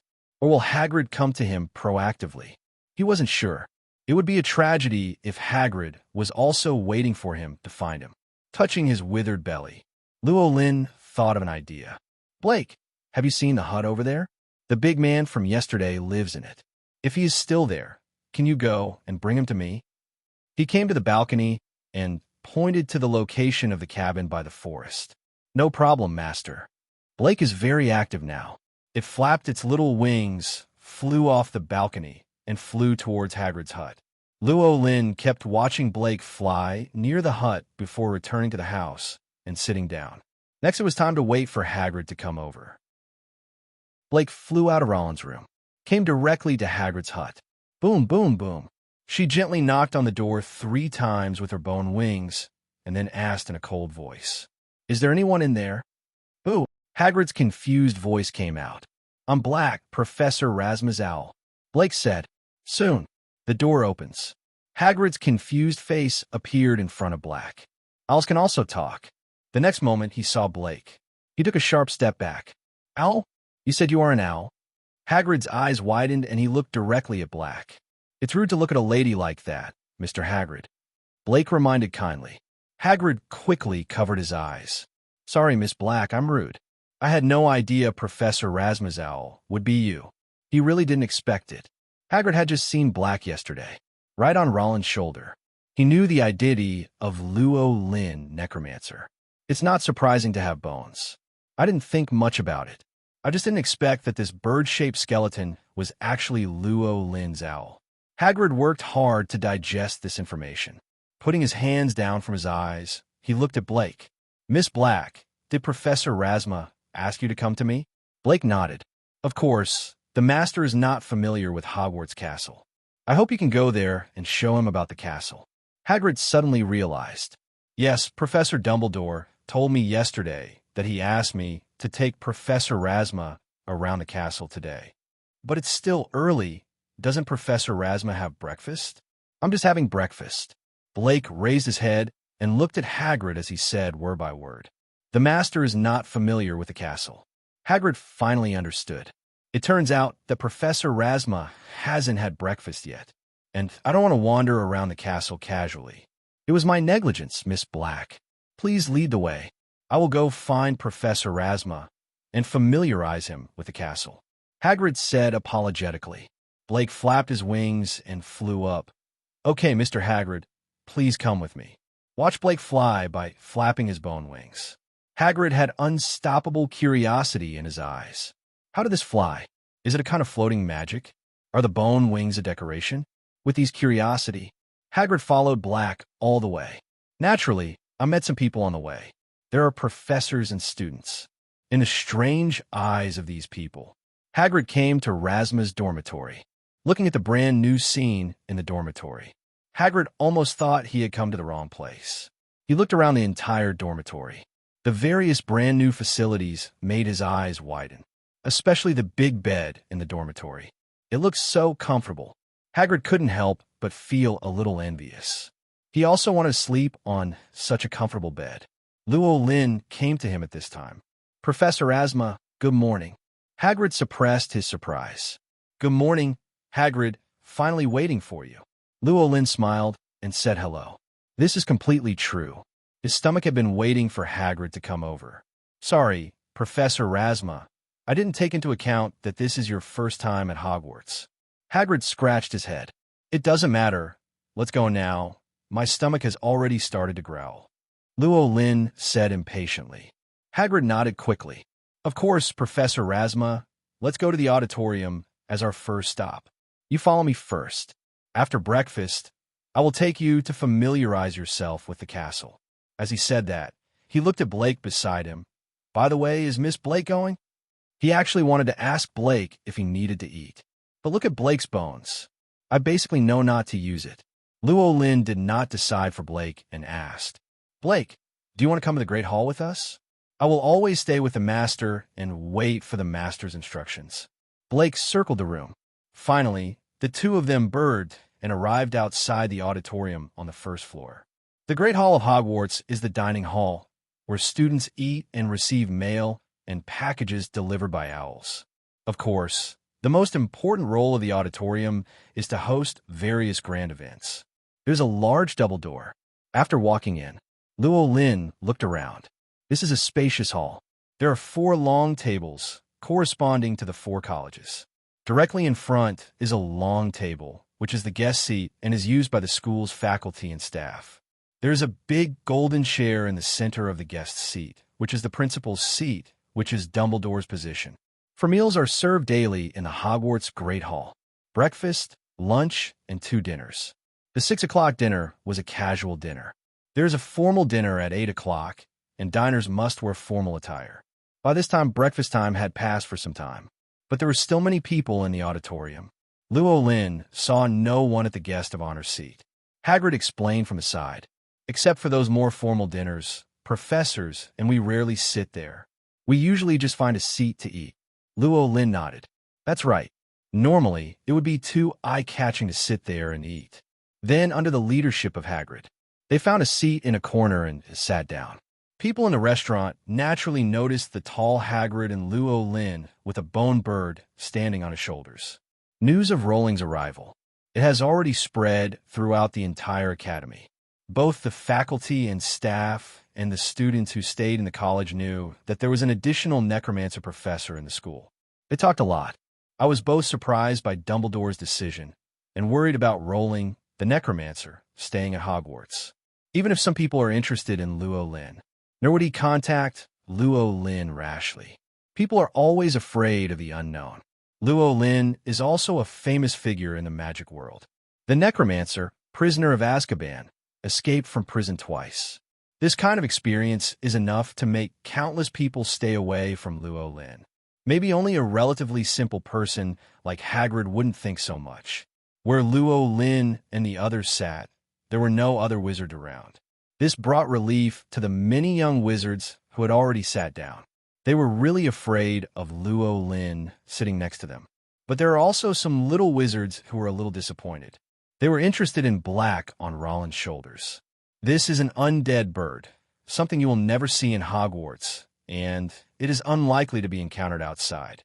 Some of the more courageous little wizards are already eager to try. They wanted to try to sit next to Roland and see if they could contact Roland and Blake. Luo Lin didn't pay attention to the comments of people around him. All his attention now was on the food on the table. For long tables, the plates on every long table were filled with food. Because it's breakfast, there are not many varieties. That is sausage, fried eggs, bacon, bread, milk, oats, and the like. But Luo Lin was really hungry. When I saw these things, I immediately opened my index finger. He eagerly took something from each plate and ate it with grace and speed. Hagrid originally cooked and ate in his hut. Interrupted by Blake, now I can only eat in the auditorium. He chose bread and sausage. The two did not speak. Eating breakfast together, Blake had nothing to do, but he kept paying attention to his surroundings. She turned her head curiously and looked at the entire restaurant 360 degrees. That's right. He really turned his head, and it was a 360-degree turn. The skull bird's head rotated directly on the neck bones, giving a panoramic view of the auditorium. Her two tiny skull eyes sparkled with green soul light. Undead servants often rely on soul power to sense the outside situation. When they have a physical body, eye-like organs will also evolve in a short period of time. The green light flashing in Blake's empty eyes was her visual organ. Compared with purely using soul power to detect, there are advantages and disadvantages. The advantage is that it can save a lot of soul power, and there's almost no loss. The disadvantage is that it cannot detect in all directions, just like the human eye, which can only see things within one field of view. Blake turned his head around. In an instant, countless little wizards who were paying attention to her were stunned in surprise. They pointed at Black with dumbfounded eyes, and some even stuttered. Its head turned around. It's indeed the undead. It's really magical. I really want to get in touch with this undead spirit and know if it can speak. Blake also realized that he was causing the commotion. She didn't want to attract too much attention, because she knew Luo Lin didn't like it. Anyway, she has already finished observing the auditorium. If Luo Lin needs it in the future, she will at least not let her slip. Blake stood on Roland's shoulders, lowered his head, and huddled up. See her like this. The onlookers were a little disappointed. They thought they could see more bizarre performances for Blake, although Luo Lin was concentrating on cooking. But he also noticed something strange around him. He was accustomed to all this and didn't pay much attention to it. After what happened to the salesman on the train, Luo Lin found that his mental endurance had improved again. He was almost truly calm, especially since these are strangers. Finished breakfast quietly. Luo Lin touched his belly with satisfaction. The taste of various foods is average, which is quite good for him who is hungry. Wait until Hagrid has eaten and drank too. All the food in front of them disappeared from the plates. The dinner plate is as clean as ever again. Okay, Professor, should we rest here for a while, or should we set off now? Hagrid burped and then asked. Luo Lin thought for a while. Let's go directly. There is no need to stay here. He wanted to know the situation of the castle as soon as possible, to avoid any accidents when you want to walk around the castle by yourself in the future. After all, he is also a professor now. It would be very embarrassing if you make a fool of yourself in front of the students. especially the first-year students who will be here after the holidays. By then, he must become a professor who understands Hogwarts. In this way, when the freshmen ask him questions, he can answer them. Otherwise, if you don't know anything about it, you won't look like a professor at all. And I finished learning about the castle today. Tomorrow, he also planned to go to Hogsmeade Village with Dumbledore. Okay, Professor, come with me. Hagrid got up and walked ahead, followed by Luo Lin. Professor, you need to pay more attention next time. I will introduce it to you in detail. Arriving at the marble stairs, Hagrid warned. Luo Lin nodded. Then Hagrid began to take Luo Lin to familiarize himself with the castle. There are a total of 142 staircases in Hogwarts Castle. This number is undoubtedly amazing. It doesn't matter if there are more. The most important thing is that their situations are all different. Some are wide and big, some are narrow and small. Some are very stable, others are wobbly. Some lead to different places every Friday. Some steps will suddenly disappear halfway through, and you have to remember where to jump. Just these stairs. Hagrid got to know Luo Lin for more than 2 hours. This is when they move relatively quickly. Luo Lin was very tired anyway. He is also the body of an ordinary person, so he had to lie half of his body on Blake and let Blake's strength support him, which made him feel much more relaxed. Hagrid looked on in surprise. He didn't expect that Blake, a small-boned bird, could have such great power and couldn't help but admire. Miss Black is such a strong owl. He was sincere in his praise. Blake wasn't so happy. After all, no girl wants to be called strong, and she is only an owl in name, not a real owl. Hagrid did not notice this and continued to introduce the doors in Hogwarts. Same as stairs. There are also various doors in the castle. Some require a bit of politeness to open. Some need to insert the key very accurately in the right place. Some are not real doors at all, but walls with the appearance of doors. Try to remember where these things are is impossible, because they change all the time. Only by relying on experience can we make a good judgment on what to do next. Hagrid is a man of experience. He also handed over his rich experience to Luo Lin without reservation. Luo Lin is quite smart. In 1 morning and half an afternoon, I basically mastered most of the tricks. The rest just takes a little more trying. With Blake's support, Luo Lin walked around the entire castle, still looking relatively relaxed. After getting familiar with Hogwarts Castle, he felt that his trip to be a professor was worthwhile. Luo Lin regarded coming to Hogwarts as a professor as a trip. Being a professor was his ticket to visit. Saw so many strange things. Totally worth the price of admission. He felt relaxed. As Hagrid wandered around, he became more and more confused, except for those weird doors and stairs. There is another special feature in Hogwarts Castle. That is the ghost that may appear at any time. However, this morning plus half of the afternoon, Hagrid took Rowling with him, but he didn't meet a single Where's the ghost? Hagrid couldn't help but mutter. His voice was small. Luo Lin didn't hear clearly. Mr. Hagrid, what's the matter? Hagrid reacted and scratched his head. Professor, I'm wondering why there are no ghosts. Ghosts? Luo Lin was stunned for a moment. Yes, since he entered Hogwarts, I really haven't encountered a single ghost. Logically speaking, the ghosts of Hogwarts are very much alive. They often run around the castle.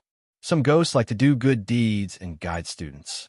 But some ghosts are quite nasty, especially Peeves, who loves to play pranks the most. He will try his best to stop you, either throwing things at you or following you to find opportunities to attack. This nasty ghost is the least favorite of the students at Hogwarts, but there's nothing they can do about it. Yes, normally if new people come, they will often hide behind the door and come out to scare people. However, let alone being scary today, not a single ghost appeared. This is what puzzles me the most. Hagrid's face was full of confusion. No ghosts, Luo Lin mused. It is said that he also felt the aura of the undead in Hogwarts, which is not too little. Could it be that those undead auras are emanating from ghosts? Are the ghosts at Hogwarts also a type of undead? That makes perfect sense. Necromancers are the natural enemies of all undead auras. Except for soul servants, any other undead will feel the disgusting aura from the necromancer, and even fatal danger. Therefore, the undead must not dare to approach Luo Lin. If the ghosts of Hogwarts were among the undead, it was normal for them not to encounter ghosts. The reason why Luo Lin didn't consider this immediately is because he doesn't know how to define ghosts in this world. The ghosts in this world are special. It is not a ghost in Luo Lin's necromancer knowledge system, an undead ghost in the conventional sense. It almost never has its own consciousness, nor does it have any memories of its own life. They belong to a new race. Except for those particularly powerful beings, ordinary people are more often without consciousness after becoming ghosts of the undead. Instead, as time goes by, wisdom gradually develops like other undead souls. The ghosts of Hogwarts are different. They still retain memories and even obsessions from their lifetimes. Like Mr. Binns, even after death, he will not forget to teach. And their intelligence is very high, more like a special race similar to centaurs. Just like in the Ministry of Magic, there is a special ghost office. Ghosts objected to being classified as human, so the Ministry of Magic classified them as a separate category. The ghosts at Hogwarts are even more remarkable. They even have their own little circle. Hold your own ghost meeting to vote on matters related to them. Overall, undead are creatures that belong to the world of death. The ghosts of this world are existences between life and death.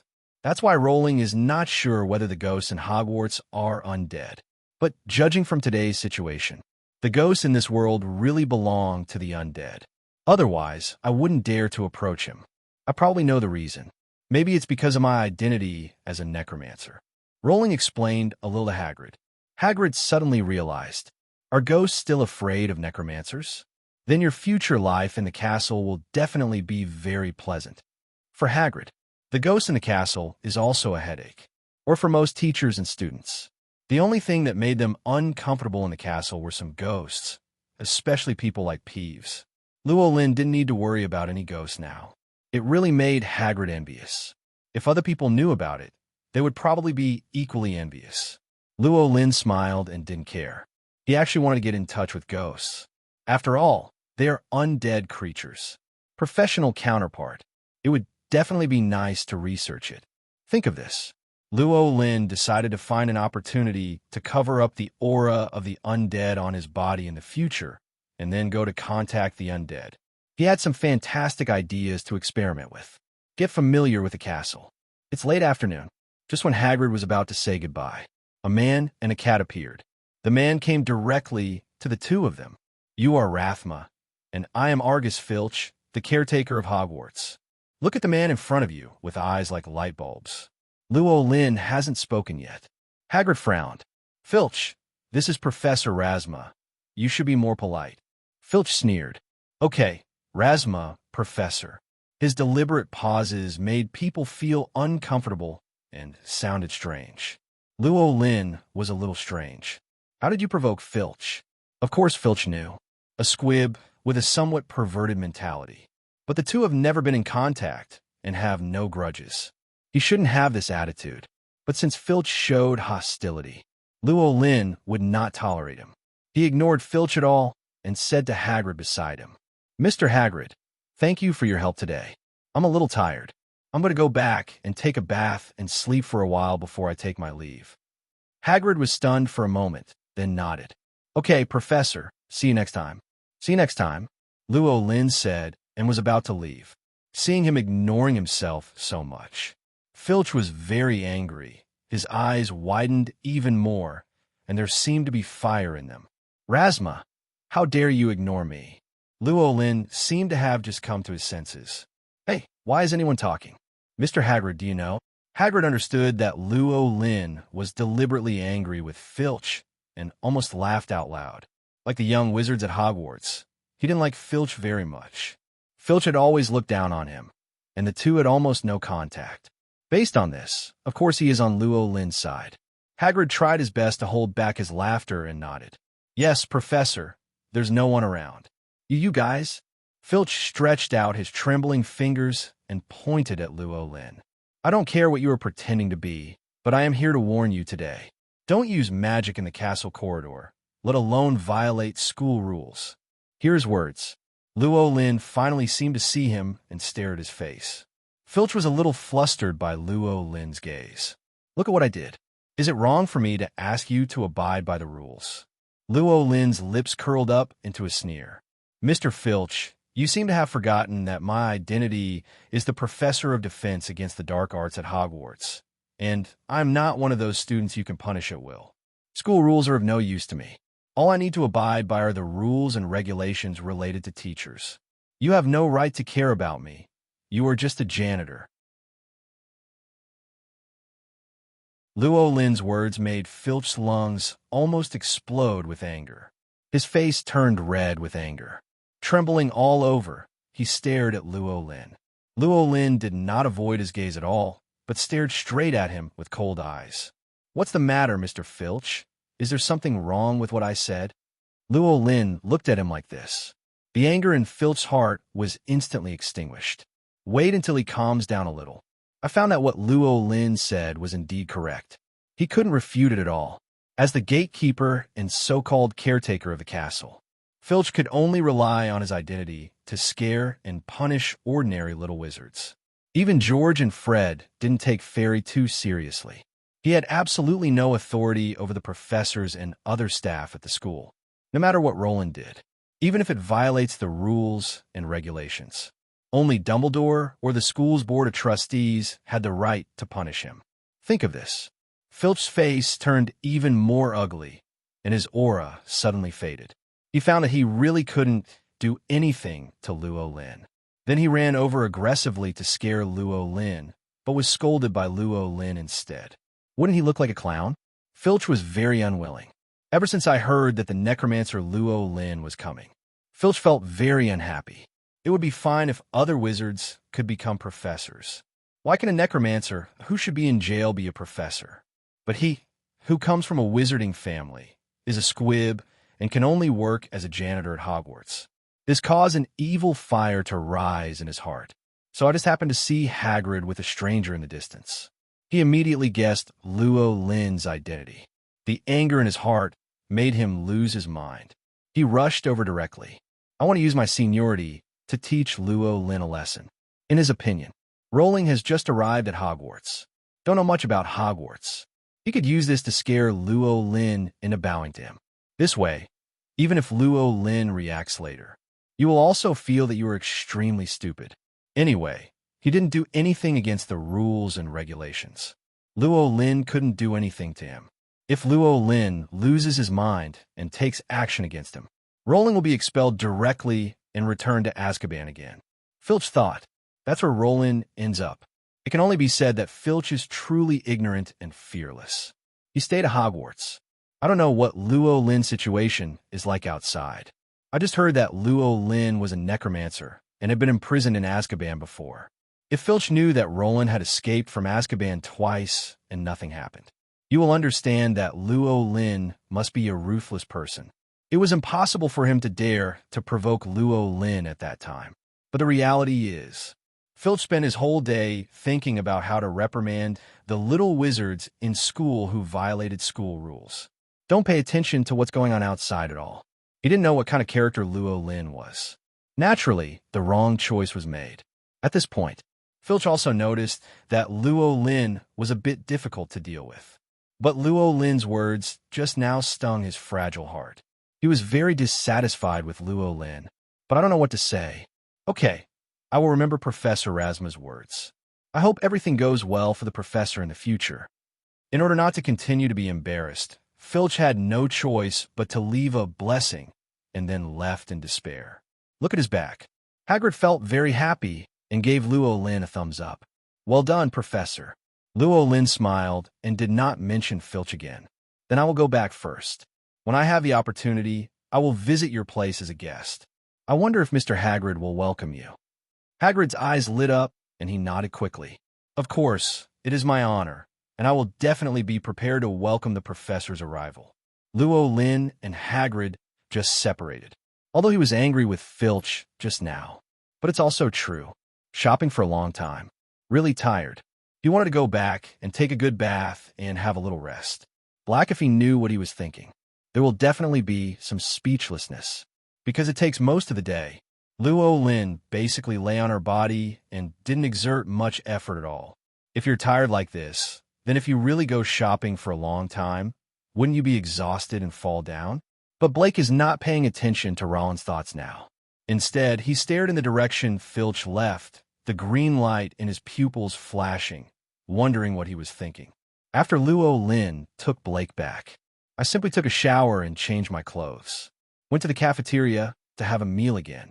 It's a 6 o'clock dinner. No need to wear formal attire. When eating the lunch meal, Roland also attracted much attention, mainly because the news that he came for dinner in the morning leaked out, and many people wanted to see what he looked like. By the time of the evening meal, not so many people stared at him. In fact, most people still have a fresh picture, although there's a certain resistance to Luo Lin in my heart. But if you really hate Luo Lin, that's not the case. After all, they have never met Luo Lin, nor have they been in contact with Luo Lin. There is no such thing as hate without reason. They just kept Luo Lin at a distance. Dinner at Hogwarts was very sumptuous, but it was a formal dinner at 8 o'clock. This scene at 6 o'clock is almost like noon. Luo Lin did not choose to wait until 8 o'clock. After eating, he returned to the dormitory, read the textbook for 2 hours, and then went to bed. Because tomorrow, he was going to visit Hogsmeade with Dumbledore. Early the next morning, Luo Lin woke up from his sleep. Blake brought him some clothes. He doesn't have a Hogwarts uniform yet, but wears ordinary wizard robes. Speaking of which, he didn't buy these wizard robes himself. It was given to him by the Ministry of Magic, as a non-staff member of the Ministry of Magic, although there are no special staff uniforms. But the Ministry of Magic still sends him some standard wizard robes every few months. Certainly, Luo Lin took the initiative to apply is also a very important reason. He only had a suit at the time. I want to try out the wizard robe. He was going to ask people from a Ministry of Magic to buy a few for him. Later, I thought that I was also a member of the Ministry of Magic. How can you pay for a wizard's robe yourself? It must be free *X. So I applied. The Ministry of Magic readily agreed. I guess I feel that clothes aren't worth much anyway. And not just that one time. Every time the Ministry of Magic distributes clothing to its staff, it will also send him a few pieces by the way. So Luo Lin said that the Ministry of Magic's kindness is not over yet, and he definitely meant it. Loyalty. Change your clothes. Luo Lin went to the auditorium to have breakfast. Then we arrived at Dumbledore's office. When he came, Dumbledore hasn't come yet. No way. He could only wait outside the office. Waited for a while. Didn't wait for Dumbledore. Instead, I waited for another somewhat unexpected person. Appeared in front of Luo Lin. He was a gloomy man wearing a black robe with a large hooked nose. He is tall, has a cold expression, a mean look, and sallow skin. Upon seeing this image, Luo Lin had already recognized him. Professor Severus Snape, judging from his movements. Apparently, he also came to see Dumbledore. Normally, Rowling comes to Hogwarts for the first time. Professor Snape was not supposed to be known. Naturally, there's no need to have much contact with Snape. Just treat each other like normal people and say hello. However, before Rowling could figure out what words to say hello to Snape, Snape had already walked toward him first. Are you the new Rasma? Here his words. Luo Lin frowned slightly, judging from a normal communication situation in this world. Snape's title was highly unusual. He did not use honorifics at all. He clearly knew that he was Rasma and did not even mention the professor behind him. This is generally the case. Either Professor Snape has such a personality and is completely ungrateful. Either that or Snape had absolutely no respect for him. Roland paid attention to Snape's expression. He felt it was a bit of both. Of course, Snape can't be called completely ungrateful, but his performance in interpersonal communication is also very poor. And he vaguely felt that Snape was hostile to him. The former Roland can understand. It's a matter of character. The latter Luo Lin is very inexplicable. First Filch, then Snape. Have I provoked you? Why is everyone so hostile when they come up? Rowling couldn't understand what Snape was thinking at this time. Forget it, Filch. That's a psychopath. Any behavior is normal. What is Snape for? Snape has a very bad character, but he will not take the initiative to provoke others for no reason, especially those whom he does not know at all. Rowling and Snape at this time just didn't know each other. How could he react like this? All I can say is that this is so weird. Luo Lin couldn't figure it out, so he simply stopped thinking about it. Anyway, he came to Hogwarts to experience life, not to make friends. Just have a friend like Hagrid. Snape had no intention of communicating. Since Snape doesn't like him, so be it. In fact, although Rowling didn't like Snape that much, he didn't hate Snape either. He has read the original work.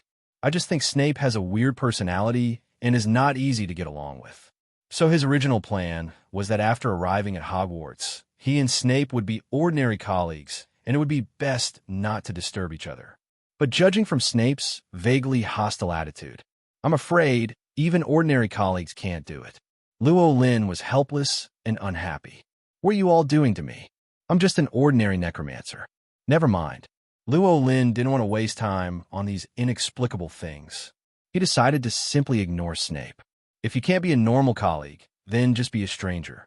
You can't insist on pestering me if I ignore you, right? Snape didn't seem like the type to pester others. And wait until after school starts. All of Snape's attention would be on Harry and the others. Then I will definitely stop paying attention to him. It's fine if everyone just pretends to be strangers.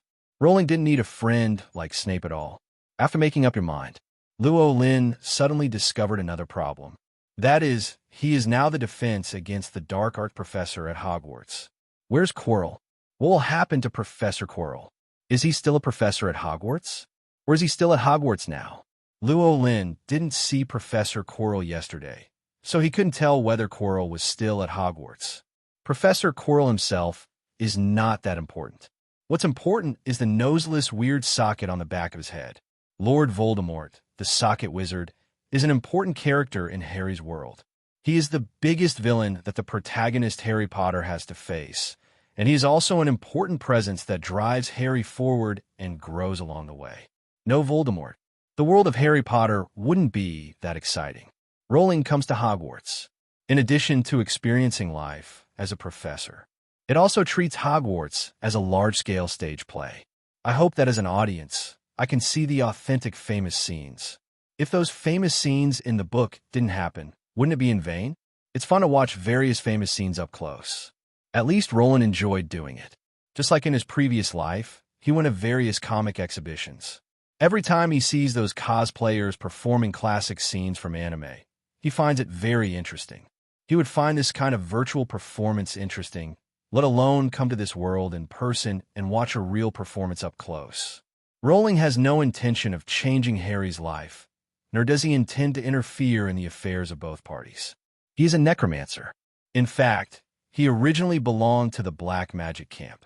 Even if Voldemort returns to the magical world and rules it, his treatment will probably not change. After all, Voldemort had no grievances against him. If he was willing to become a Death Eater, he might get better treatment.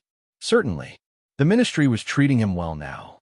He had no intention of changing the court. He was unwilling to let the gloomy Voldemort destroy his current comfortable living environment. But he didn't have to deal with Voldemort himself either. Voldemort would eventually die at the hands of Harry's men anyway. As long as no changes occur at major nodes, this is almost certain. As the manipulator behind the scenes, Dumbledore will ensure that things develop in the direction he wants. Luo Lin is just an ordinary necromancer and a professor at Hogwarts.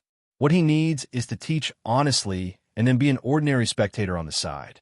Smile to see the flowers bloom and fall. Smile to see the clouds rise and relax. Isn't it beautiful? Luo Lin thought so much. In fact, only a short time passed. Professor Snape had already walked in front of him. Those cold eyes stared at him, as if waiting for his answer. Rowling glanced at Snape, nodded, and then ignored him. Nodding toward the person in front of him was Luo Lin's most basic courtesy. It means I got it. Then don't bother me. Black, who was on his shoulder, also nodded towards Snape and also ignored Snape after that. Snape's already ugly face became even more ugly now. His brows were also knitted together tightly, more like an old bat. Snape looked Luo Lin up and down, and seeing that he really didn't speak, he spoke next. Rasma, I am Snape, Severus Snape, head of Slytherin and potions master at Hogwarts. Snape's self-introduction. Luo Lin nodded again. It shows that he is a very polite person. Then still no words were spoken. Snape understood now. Luo Lin just didn't want to talk to him. He didn't care much about this, and still said to himself, I don't agree with Dumbledore's decision. You are a necromancer, a born black magician. And necromancers are countless times more dangerous than ordinary black magicians. You should stay in Azkaban instead of coming to school. Heard such words. Luo Lin finally spoke. Oh. He said oh, but still didn't speak. His expression was extremely dull, and there was no sign of Snape in his eyes. Instead, he kept staring at the office door, waiting for Dumbledore's arrival. Seeing that Luo Lin still didn't speak, or even ignored him, Snape made a move. After being silent for a while, he continued, I don't know why Arbus insisted on letting you come to Hogwarts to be a professor, but you can't get my approval, and you can't get other people's approval. Remember, I will keep an eye on you in the days to come, and I will never let you do anything evil. He spoke one after another. Luo Lin was really impatient. Who are you hooking up with? Do I need your approval? Still staring at him. Okay. That's how you play it, right? Just keep bullying honest people. Then I will stare at you every day. Let's see if you, an old bat, tell others not to do evil things. Will you do it yourself? Although Luo Lin cannot completely remember the plot of the original work, but he still understood what Snape did. Snape never did anything bad that went against his principles. But the things Snape did were equally disgusting from Harry's perspective. This is not what a teacher should do at all. Just like he was giving Harry a hard time. Harry is just an 11-year-old kid. Place it anywhere in the world. They are all at an age when they need the care of adults. Snape had already begun to engage in school bullying. Or is it the campus bullying of students by teachers? In fact, teachers make things difficult for students, which is both big and small. If students are more serious, the teacher will definitely be in trouble. Students are not serious. That means being bullied. Harry was used to being bullied. Although he hated Snape, he never resisted within the rules. Actually, as a student, if you're bullied by a teacher, you should sue the teacher or even the principal. Harry was either naive and didn't think of this, or he was unwilling to tell other teachers or Dumbledore due to his self-esteem. Harry doesn't do that. Luo Lin, please help him. Who makes Luo Lin helpful? For Snape's upcoming school bullying, Luo Lin has completely focused on him. He will be ready to record the images. Wait until Snape is bullied on campus or has a clear preference for Slytherin. He was going to report to Dumbledore. As the principal, Dumbledore is a legendary wizard and a person with a good reputation. You have to deal with this kind of thing, right? Certainly. Snape would certainly not have been punished very severely, but it was enough to disgust him. Snape couldn't be allowed to have a moment of peace anyway. If Dumbledore didn't deal with it, he would go to the school board. If that didn't work, he would go directly to the Ministry of Magic. It was always going to make Snape uncomfortable. If you stare at me, I will make you uncomfortable. See who can outlast whom. He was bored anyway. You don't have to level up yourself. There is a system. He just needs to prepare for class. The rest of the time is spent having fun with Snape. Think of this. Looking at Snape's gloomy face in front of him, Luo Lin was no longer angry at all. You have to play like this. Let's all play together. Luo Lin recovered the most important attributes of his previous life. Fun person. If you treat everything with pleasure, you will never be angry. Rowling could already imagine that Snape would have a very amused look on his face. Let you target me. Also said that I am a born black magician. Don't tell me I don't consider myself a black magician. Even if it's true, I'm working for the Ministry of Magic now. Help them stop the Dementors from escaping. They should thank me. Wrong. Everyone in the wizarding world should thank me, including you, Snape. Seeing that Rowling still didn't answer, Snape looked at him deeply, then turned and left. Snape just left. Luo Lin felt a little strange. Didn't Snape come to see Dumbledore? How come you just ran away after saying a few harsh words? Did Snape come to see him specifically? Impossible. Luo Lin shook his head. How could Snape know that he was here and come to Dumbledore specifically to find him? There's a high probability that Snape is still looking for Dumbledore. Then why did he leave directly now? Before Luo Lin could think about this problem clearly, Dumbledore's voice came from far away. Professor Rasma, good morning. Good morning, Mr. Principal. By the way, Mr. Principal, you don't need to call me Professor Rasma. Just call me Luo Lin. Luo Lin said with a smile. As a young man, he still prefers to be called younger. He doesn't have so many British etiquette habits, so he insists on being called by others. Dumbledore smiled and nodded slightly. Okay, Luo Lin, then don't call me Mr. Principal. I prefer others to call me Professor than Principal. Good Professor. Luo Lin, you came so early today. Do you want me to take you around today? Dumbledore had not forgotten what he said the day before yesterday. He promised that Luo Lin could rest today, or let him take him for a walk. Luo Lin nodded. Professor, I heard that Hogsmeade is not far away. It is the only village in the UK that is full of wizards. I have only heard rumors and read some records and books before. I have never seen it with my own eyes. I am very curious about it, so I want to take this opportunity today to visit Hogsmeade Village. Of course, no problem. Dumbledore walked into the principal's office, sat on his seat, and motioned for Rowling to sit down. You sit down and wait for me. I will take care of today's work and then take you to Hogsmeade. Of course, Rowling has no problem, just in time for him to see how Dumbledore works. It turned out that Dumbledore's job was too easy, or maybe he didn't have much to do at all. There are so few decisions to be made at Hogwarts. After all, this magic school has a long history. The inheritance is very stable. No need to change frequently at all. Dumbledore, the principal, naturally didn't have much work to deal with. Rowling sat in the principal's office and watched Dumbledore work. Result: Dumbledore only spent 10 minutes. Just finished all the things for the day. The rest of the time is completely at your disposal. Luo Lin looked envious. This was even more relaxing than his job in Azkaban. After all, after entering Azkaban for the third time, he had an agreement with the Ministry of Magic. There are about 10 minutes of recording sessions every day.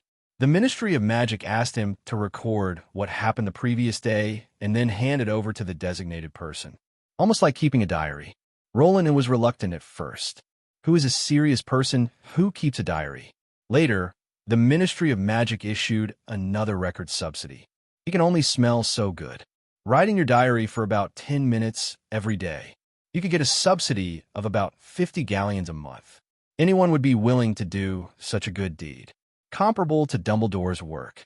Writing a diary can even seem a bit tedious.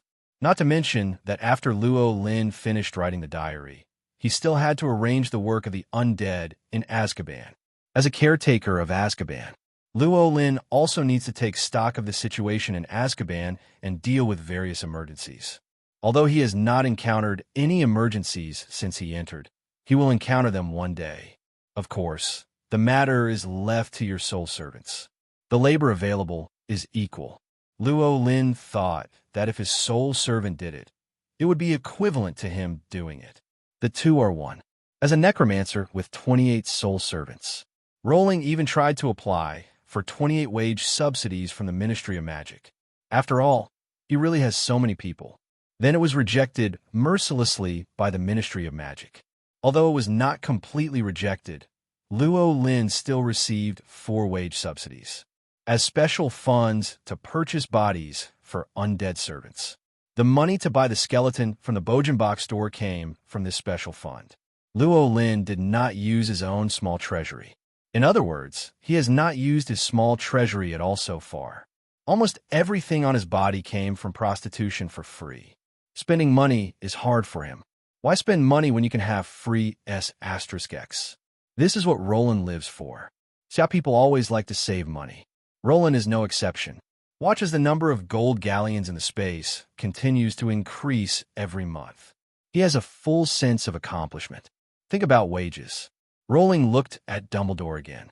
He suddenly remembered. He didn't know the specific salary of a Hogwarts professor. When will it be sent? In what way? Who can I get it from? What is the salary of a professor? Luo Lin had no idea. It seems that I can ask Dumbledore later. Wages represent the fruits of labor, and Luo Lin cares too much about it. Looking at Dumbledore, who had put away his pen, the envy in Luo Lin's heart resurfaced. He couldn't help but think of one thing. If there is a chance in the future, can he be the principal of Hogwarts? The position of headmaster of Hogwarts seems to be quite good. The salary would definitely be more than what he got in Azkaban. The benefits will definitely be better. Social status will also be higher. Not too much triviality. At most, we need to protect world peace a little. Destroy the socket spirits conspiracy. Nothing else seems to be needed. Maybe have to deal with the Ministry of Magic?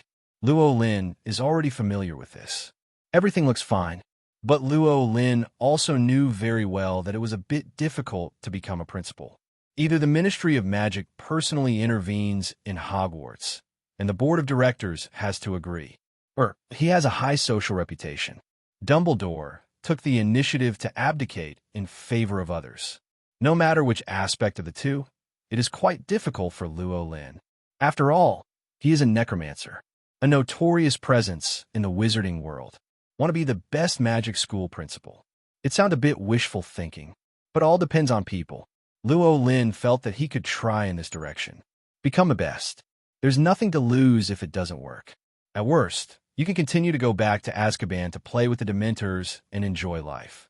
And looking at Dumbledore with white hair in front of him, Luo Lin felt that Dumbledore should retire. At such an old age, shouldn't we enjoy retirement life? By the way, I can focus more on taking care of Harry and others. Harry and the others are the saviors. Shouldn't they be protected by Grandpa? There's no need to bear too much pressure like now. In the end, you have to throw away your own life to plan. The responsibility to protect the world. Wouldn't it be better to leave them to young people? Dumbledore has worked hard all his life. Let him enjoy it. Just for a moment. Luo Lin already thought about the scene when he became a professor at Hogwarts. Then he will be like Dumbledore. Speak at the beginning of school, during holidays, and when important things happen. Wait until things get too big to be dealt with before you come out and deal with them. Simply perfect. The more Luo Lin thought about it, the more he felt it was pretty good.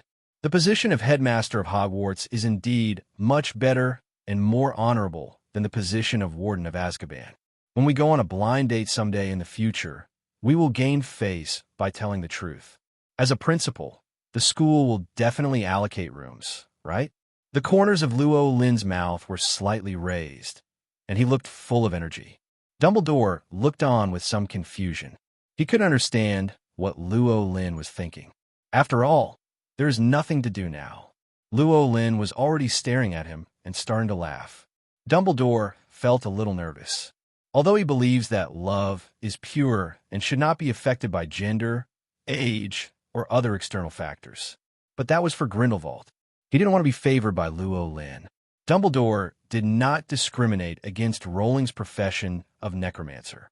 But when he thought that Luo Lin would make it into an undead creature after his death, he felt a chill. Luo Lin, it's time to go. Dumbledore reminded. Luo Lin came to his senses and nodded. Okay, Professor, let's go. Dumbledore breathed a sigh of relief. Judging from Luo Lin's performance, it's not that I have any special thoughts about him. I should be thinking about other things. He had no idea. Luo Lin has set his sights on his position as principal. Get out of the office. Luo Lin did not forget to glance at the principal's chair in the office. The principal takes turns and will come to my house next year. Wait for me. Luo Lin secretly made up his mind. Dumbledore led Rowling outside the castle. On the other side of the lake, follow another road for a short distance to Hogsmeade. This distance is neither far nor close. You can walk there, or you can disapparate directly without walking. The difference between the two is the time spent. Dumbledore also asked at this time, Luo Lin, should we walk there, or should I take you there? Heard Dumbledore ask. Luo Lin thought for a while and chose to refuse. He didn't want to experience the feeling of being flushed down the toilet just yet. It's not far anyway. Professor, why don't we walk there together? Just do some exercise along the way. After hearing what Rowling said, Dumbledore smiled. You're right, Luo Lin. A wizard must have a healthy body. Usually I just wander there. You know, walking is a very happy process. Subsequently, Dumbledore took Rowling towards Hogsmeade. En route, Luo Lin also asked about the situation in Hogsmeade Village. Hogsmeade Village, according to legend, was built at the same time as Hogwarts. The man who built it was called Hongies of Woodcroft. As far as I know, he is a wizard who came here to escape Muggle persecution. Now it has developed quite well. There are bars, shops, tea houses, etc. All kinds of daily needs can be bought here. If you need anything in the future, you can come here buy it. The price is similar to Diagon Alley, and some are even cheaper. Dumbledore briefly introduced. By now, they had passed Hogsmeade Station. Hogwarts Railway Station, the terminus of the Hogwarts Express, is built on the lakeside. A road leads to Hogwarts Castle. Another path leads to Hogsmeade. The station during the day is completely different from the station at night. At night, you can only see the darkness around you and the rugged paths. During the day, you can see a different scenery at the station. Luo Lin admired the scenery while walking.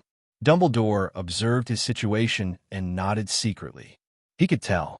Luo Lin really enjoys this kind of wandering and also likes the unseen scenery around him. Such a wizard.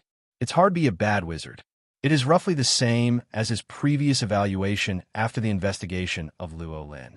Luo Lin is an ordinary person who accidentally awakens as a necromancer. No tendency to become a black magician, just living his life. Soon, Dumbledore took Rowling to Hogsmeade. Just entered Hogsmeade. Many people greeted Dumbledore. You can tell. Dumbledore has a high reputation here. Certainly, Dumbledore has a high reputation everywhere. After all, he is the most legendary and greatest wizard of the current era. After saying hello to the wizard in the village, Dumbledore took Rowling around the village. Hogwarts is not an isolated village. Of course, they also recognized Luo Lin, just different from those outside. They did not directly avoid Luo Lin like a snake or a scorpion. It's more like curiosity with a hint of vigilance. Rowling felt that this might be due to Dumbledore being around him. Dumbledore used his lofty reputation to briefly raise his reputation to ordinary rather than notorious. It's also possible that everyone felt that Dumbledore was by his side. He couldn't do anything even if he wanted to. Dumbledore will stop all evil. Rowling liked this feeling. As long as these people don't look at him with malicious eyes, he can face everyone's eyes calmly. Everyone can stay away from him. This is his wish. Not like Snape and Filch. Seeing him seemed like seeing an enemy. This will make him feel strangely uncomfortable. It took about 2 hours. Dumbledore took Rowling almost to the end of Hogsmeade. Among them are Davies and Band's store, which is a magic equipment store, and Fingal Wizard Clothing Store, which is a chain clothing store in the wizarding world. There are also places such as Honeyduke's Candy House, Mrs. Pettifoe's Tea House, Post Office, Literary Quill House, Three Broomsticks Pub, Zuko's Magic Joke Shop, Pig's Head Pub, and so on. Luo Lin was dazzled by what he saw. It's really no worse than Diagon Alley. All kinds of things are available. Among them, Luo Lin's favorite is the Three Broomsticks Bar. This is a bar, though, but lemonade and cherry juice are available inside. Lemonade and cherry juice are Rollins' favorite drinks. Before going to Azkaban, he had a drink almost every once in a while. Even then went to Azkaban. Every month, he would always ask the Ministry of Magic to prepare enough lemons and cherries for him, as well as a juicer, which he made himself. But his skills in making drinks are not very good. He didn't quite know how to season it. The drink produced can only be said to be drinkable, but it is far from delicious. The Three Broomsticks Bar is different. Not only the lemonade and cherry juice are delicious, but the proprietress Ms. Rosmerta also retains her charm. This is a graceful and beautiful lady.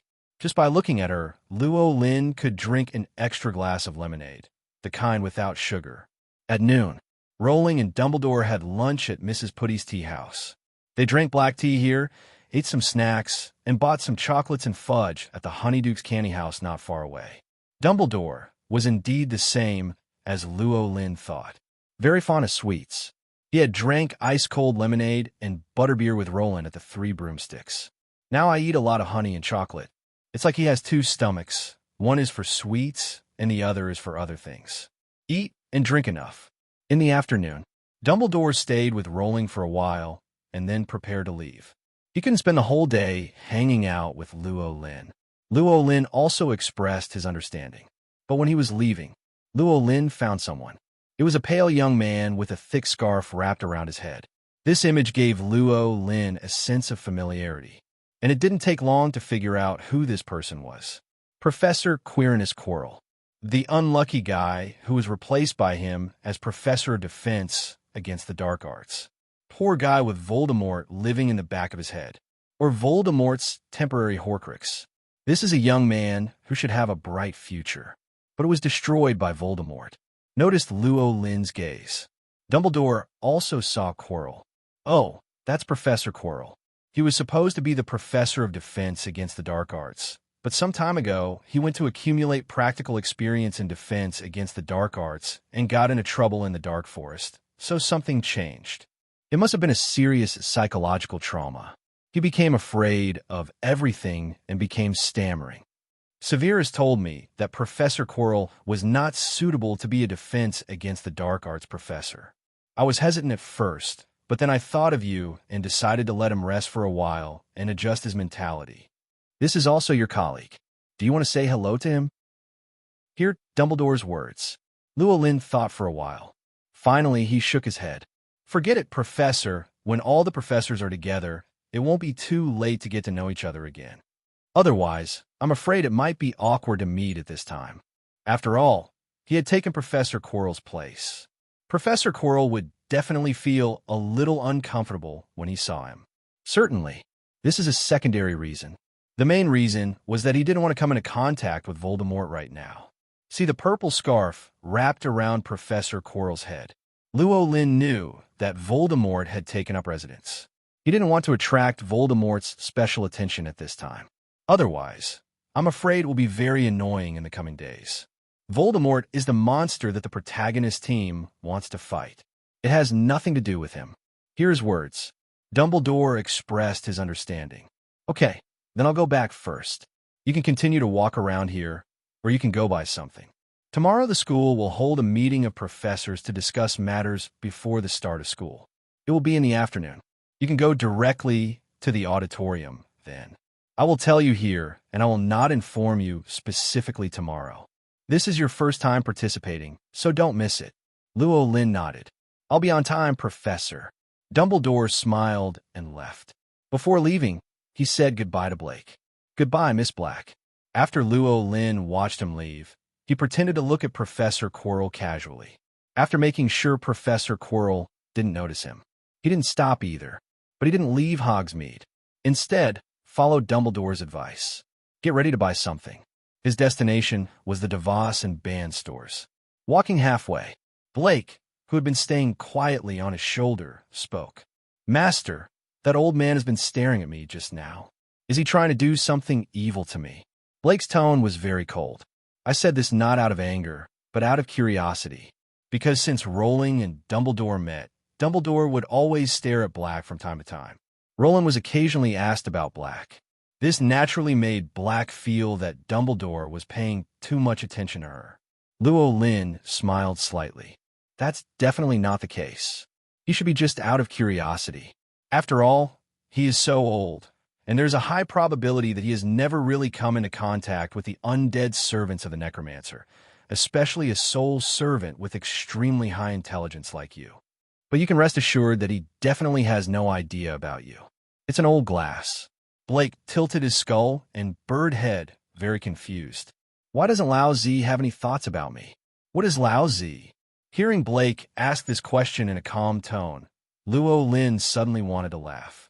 He adjusted his expression and explained. What Lao Zizi means is that he doesn't like women but likes men. Can you understand? Black suddenly realized. So that's it, then I understand. This old man is really special. And he greeted me before leaving, which was quite polite. Yeah. Llewellyn nodded and sighed. Dumbledore is indeed special. He is a wise man with profound knowledge and an unfettered legend. We can't look at him with ordinary eyes. After all, he is Dumbledore. Blake mused. Then, Master, please remind him next time not to stare at me all the time. I'm also a woman after all. This is not good. Llewellyn reacted. Yes, this is a problem. I will tell him for you. If Blake hadn't mentioned it, he would have almost forgotten it. Although the undead are often not differentiated between men and women, but his soul servant is different. Everyone has a defined gender. Blake is a female undead who recognizes herself as a woman and thinks as a woman. So being stared at by Dumbledore, an old man, would definitely be a little uncomfortable. Think of this. Llewellyn couldn't help but look at Blake. Blake is still a bird of bones. His whole body was covered with white bones, but there was nothing else. You can't tell the gender from the bones. But if they're only bones, wouldn't it be equivalent to having no clothes? Blake, it looks like I have to buy you some clothes, Luo Lin said. Blake's voice revealed a hint of joy. Thank you, master. Although for me, bones are my clothes, but for those who don't know, I may not wear clothes. By the way, master, besides clothes, I also want a house, okay? House! Luo Lin was stunned for a moment. Blake wants a house. He hasn't even bought a house yet. So where will he get the money to buy a house for Blake? Houses are very expensive. Okay. Seeing Luo Lin misunderstood, Blake quickly explained. Master, I'm not talking about a human house. I'm talking about a house where birds live. Oh, Luo Lin breathed a sigh of relief. You could just say birdcage next time. Of course it's okay to just buy a birdcage. We'll go to Davies and Band stores later. They should sell owl cages. I'll buy you one then. Good master. Blake sounded cheerful. She's about to become a homeowner now. Rowling just took Black with him.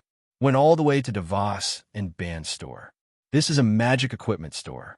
Dumbledore had already taken him here for a brief tour.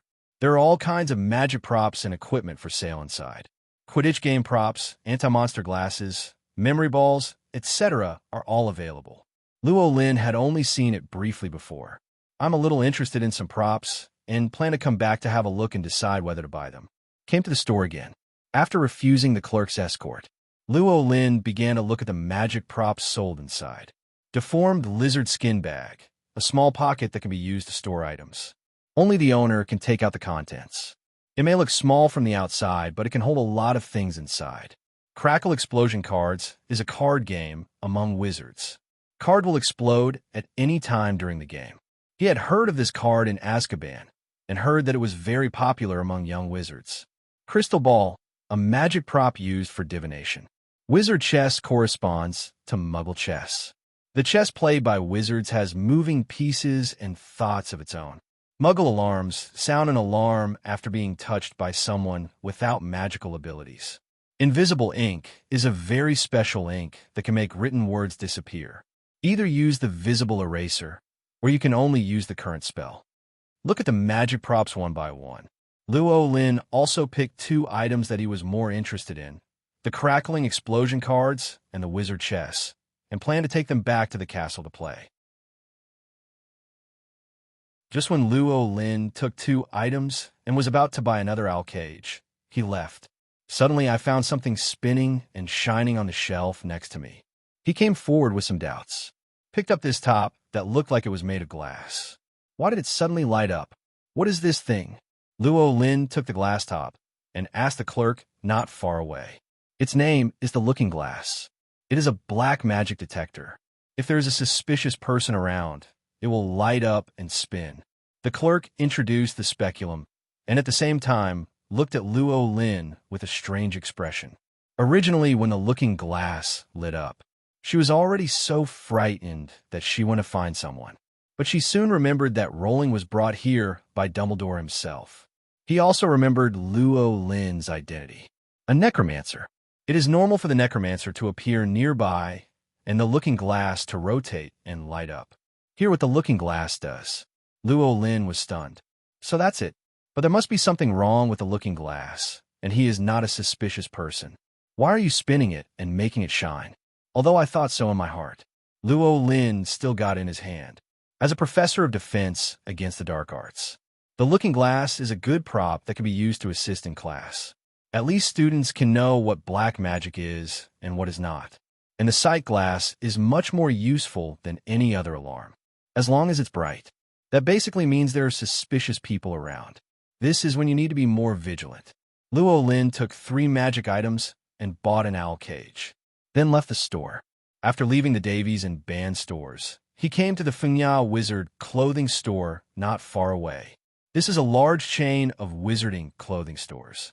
There are branches in London and Paris.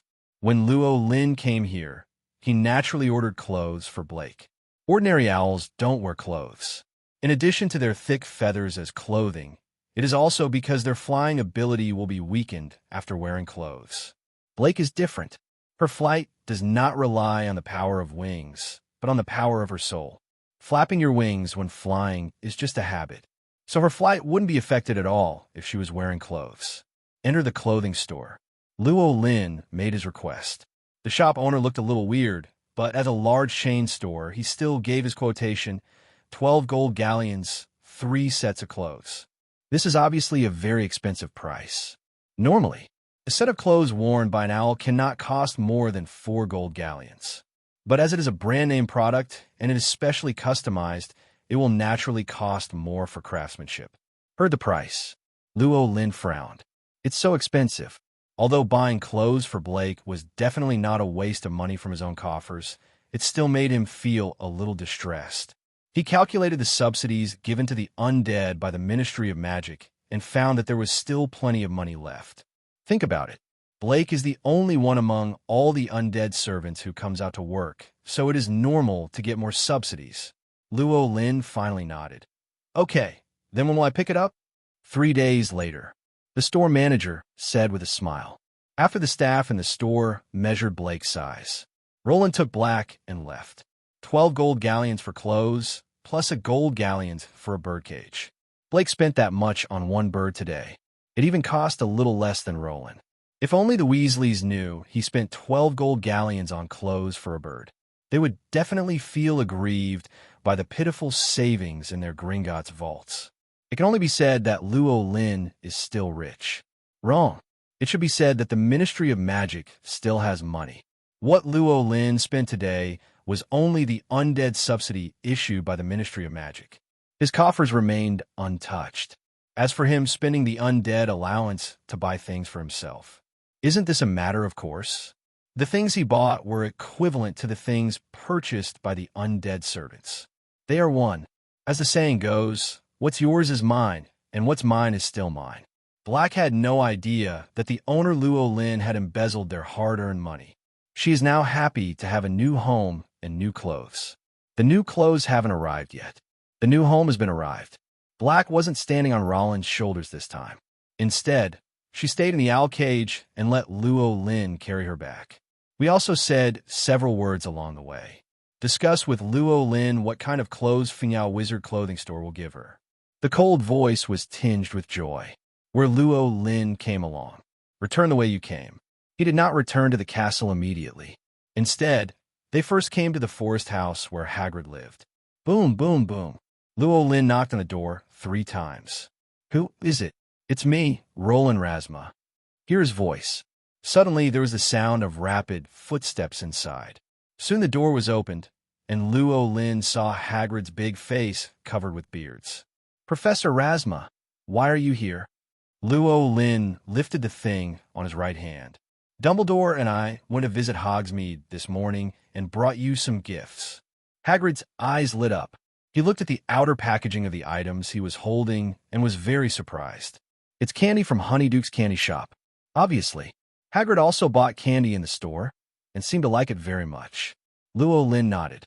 Yes, because I don't know what you like to eat, I bought some of the various candies in there, as well as their homemade chocolate. Hagrid was a little flattered and at a loss. Thank you so much, Professor Rasma. Their candies are delicious. I like them all, especially the chocolate. Luo Lin handed the gift in his hand to Hagrid. Hagrid turned sideways in hindsight. Please come in, Professor, and sit in the room for a while. I will make you tea. Okay. Luo Lin was also very curious about Hagrid's hut. After entering the door, he looked around. Hagrid's hut has only one room. Ham and pheasant hung from the ceiling. There's a fireplace next to it, with a huge wooden table and wooden chairs placed in front of the fireplace. There is also a large bed in the corner. The bed is made of rag quilts. There are also some sundries placed in various corners. Moleskin coat, crossbow, pink umbrella, and some ingredients for making food. Finally, there is the Neapolitan Mastiff chained to the foot of the bed. This dog was roaring dully at the stranger Luo Lin. Hagrid patted its head without hesitation. Yeah, be polite. Yaya fell silent for a moment, sitting on the ground and staring at his big eyes. Luo Lin doesn't like dogs, nor does he hate dogs. Strictly speaking, he is half a dog lover. Because his appetite is relatively small, he can only save half of the dog. But for pet dogs and stray wild dogs, he will never save. Rowling sat in Hagrid's hut for half an hour, tasted the tea brewed by Hagrid himself. I also ate a piece of rock cake. It was a little snack that Hagrid baked himself. It can only be said to be a good teeth-grinding item. After eating the rock cake, Luo Lin felt that his teeth had improved. When leaving the cabin by the woods, Hagrid even came out specially and sent him to the castle. You can tell, Hagrid was grateful that Rowling gave him the gift. After returning to the castle, Rowling put Black's birdcage in place. The remaining things had already been thrown into space by him. He has not studied wizard chess and crackling playing cards for the time being. For both of these things, you need to know a few more people so that they can be fun to play with. If you have the opportunity, you can hang out with Hagrid or New School staff. What he does in the afternoon is more consistent now. That is reading. Textbook of Defense Against the Dark Arts. Hogwarts Defense Against the Dark Arts textbook for 1st to 4th years. It's called Dark Magic, A Guide to Self-Defense. Luo Lin has been mainly reading this book recently. It introduces many dark creatures and some defensive spells. Werewolves, zombies, dominatrixes. Wand lighting spell, smoke screen spell, repel spell, magic barrier extinguishing spell, etc. You need to study these basics first. In the remaining 2 months, we will gradually study in depth. According to the current progress, 2 months is definitely enough time. It's not like he's trying to become a defense against the dark arts master. As long as you can serve as a qualified professor who teaches according to the textbook and can answer students' questions. No shame. This is the bottom line Luo Lin has set for himself. After reading the book, have dinner, and then go to bed. This was the end of Luo Lin's 3rd day at Hogwarts. Tomorrow, it's a staff meeting at Hogwarts. Luo Lin has always believed that going to bed early and getting up early is good for your health. So go to bed early. Woke up early the next morning. He was now thoroughly familiar with all the peculiarities of the castle. After breakfast and lunch, the time comes in the afternoon. Luo Lin entered the auditorium again. The auditorium at this time was not empty after dinner, but there are a lot of adult wizards. Luo Lin knew that these people were employees of Hogwarts. Most are professors. Rowling brought Blake to the meeting. Everyone recognized him immediately. Most people remained indifferent. A small number of people are curious about him. Only Hagrid came forward. He had just helped others arrange the venue. At this time, he walked to Luo Lin and whispered, "Professor Rasma, you don't know the professors here, do you? Do you need me to introduce them to you?" Hagrid thought he was quiet. In fact, it was already too big for Luo Lin. The surrounding wizards had obviously heard it too. Luo Lin smiled and nodded. "Then I'll trouble you." Then Hagrid began to introduce the school's professors to Luo Lin. The first is the deans of the 4 colleges. Head of Slytherin, Professor Snape, Professor of Potions. Head of Gryffindor, Professor McGonagall, and Professor of Transfiguration. Head of Ravenclaw, Professor Flitwick, Professor of Charms. Head of Hufflepuff, Professor Sprout, Professor of Herbology. In addition to the deans of these 4 colleges, the remaining ones are the Flying Lesson Professor, Mrs. Huichi, Professor of Care of Magical Creatures, Professor Byrne, Professor of History of Magic, Professor Binns, Professor of Divination, Professor Trelawney, Astronomy Class Professor, Professor Sinistra. When Hagrid finished his introduction, about 10 minutes have passed. Luo Lin has also matched the names of these professors with their appearances in his mind. At least when we meet and say hello in the future, we won't call him by the wrong name. Certainly, the premise is that others are willing to say hello to him. Rowling would not say hello to people like Professor Snape and Filch. This time, Dumbledore also entered the Great Hall. The meeting is about to begin. The professors took their seats. Luo Lin sat next to Hagrid. The meeting begins. Dumbledore first summarized the situation at Hogwarts in the previous school year, recognizing the hard work of the Hogwarts professors, then start arranging things for this year. This aspect is mainly responsible for Vice President Professor McGonagall. The first is the issue of enrollment. Admissions to Hogwarts are magical. There is a special quill in the school and a magical admission book. Whenever a British child with magical abilities is born, a magical quill will write his or her name on the admission book. Vice President Professor McGonagall opens this admission book every year. According to the list above, send Hogwarts admission notices to those little wizards who are about to turn 11. At the same time, the admission notice comes with a long list of necessary supplies to remind all new students what they need to buy. This acceptance letter is written on parchment, sent by owl to recipient. For Muggle-born students, Hogwarts will send an employee as a special messenger to deliver the letter directly to the students and explain the situation clearly to the student's guardian. The school can use magic to know whether the student has seen the admission notice. If you haven't seen it, admission notices will be mailed continuously until students see the content. The main thing about this meeting, they're the employees who will be arranged to deliver letters to young wizards from Muggle families. The number of little wizards and wizards born this year is not that many. Professor McGonagall decided to let each professor draw lots. She divided the entire UK into 6 regions. In other words, 6 professors are needed to go to these 6 areas to act as special messengers. Luo Lin stepped forward and twitched casually. I found that I didn't know whether to say I was lucky or not. He got it, and the draw was still in London and surrounding areas. That is to say, he has only been at school for 2 days, going back to London soon. After drawing lots, Mag explained the process again. For example, how to introduce the wizarding world and Hogwarts to students, and how to explain the situation to students' parents and guardians. How to take students to Diagon Alley to buy the items on the list.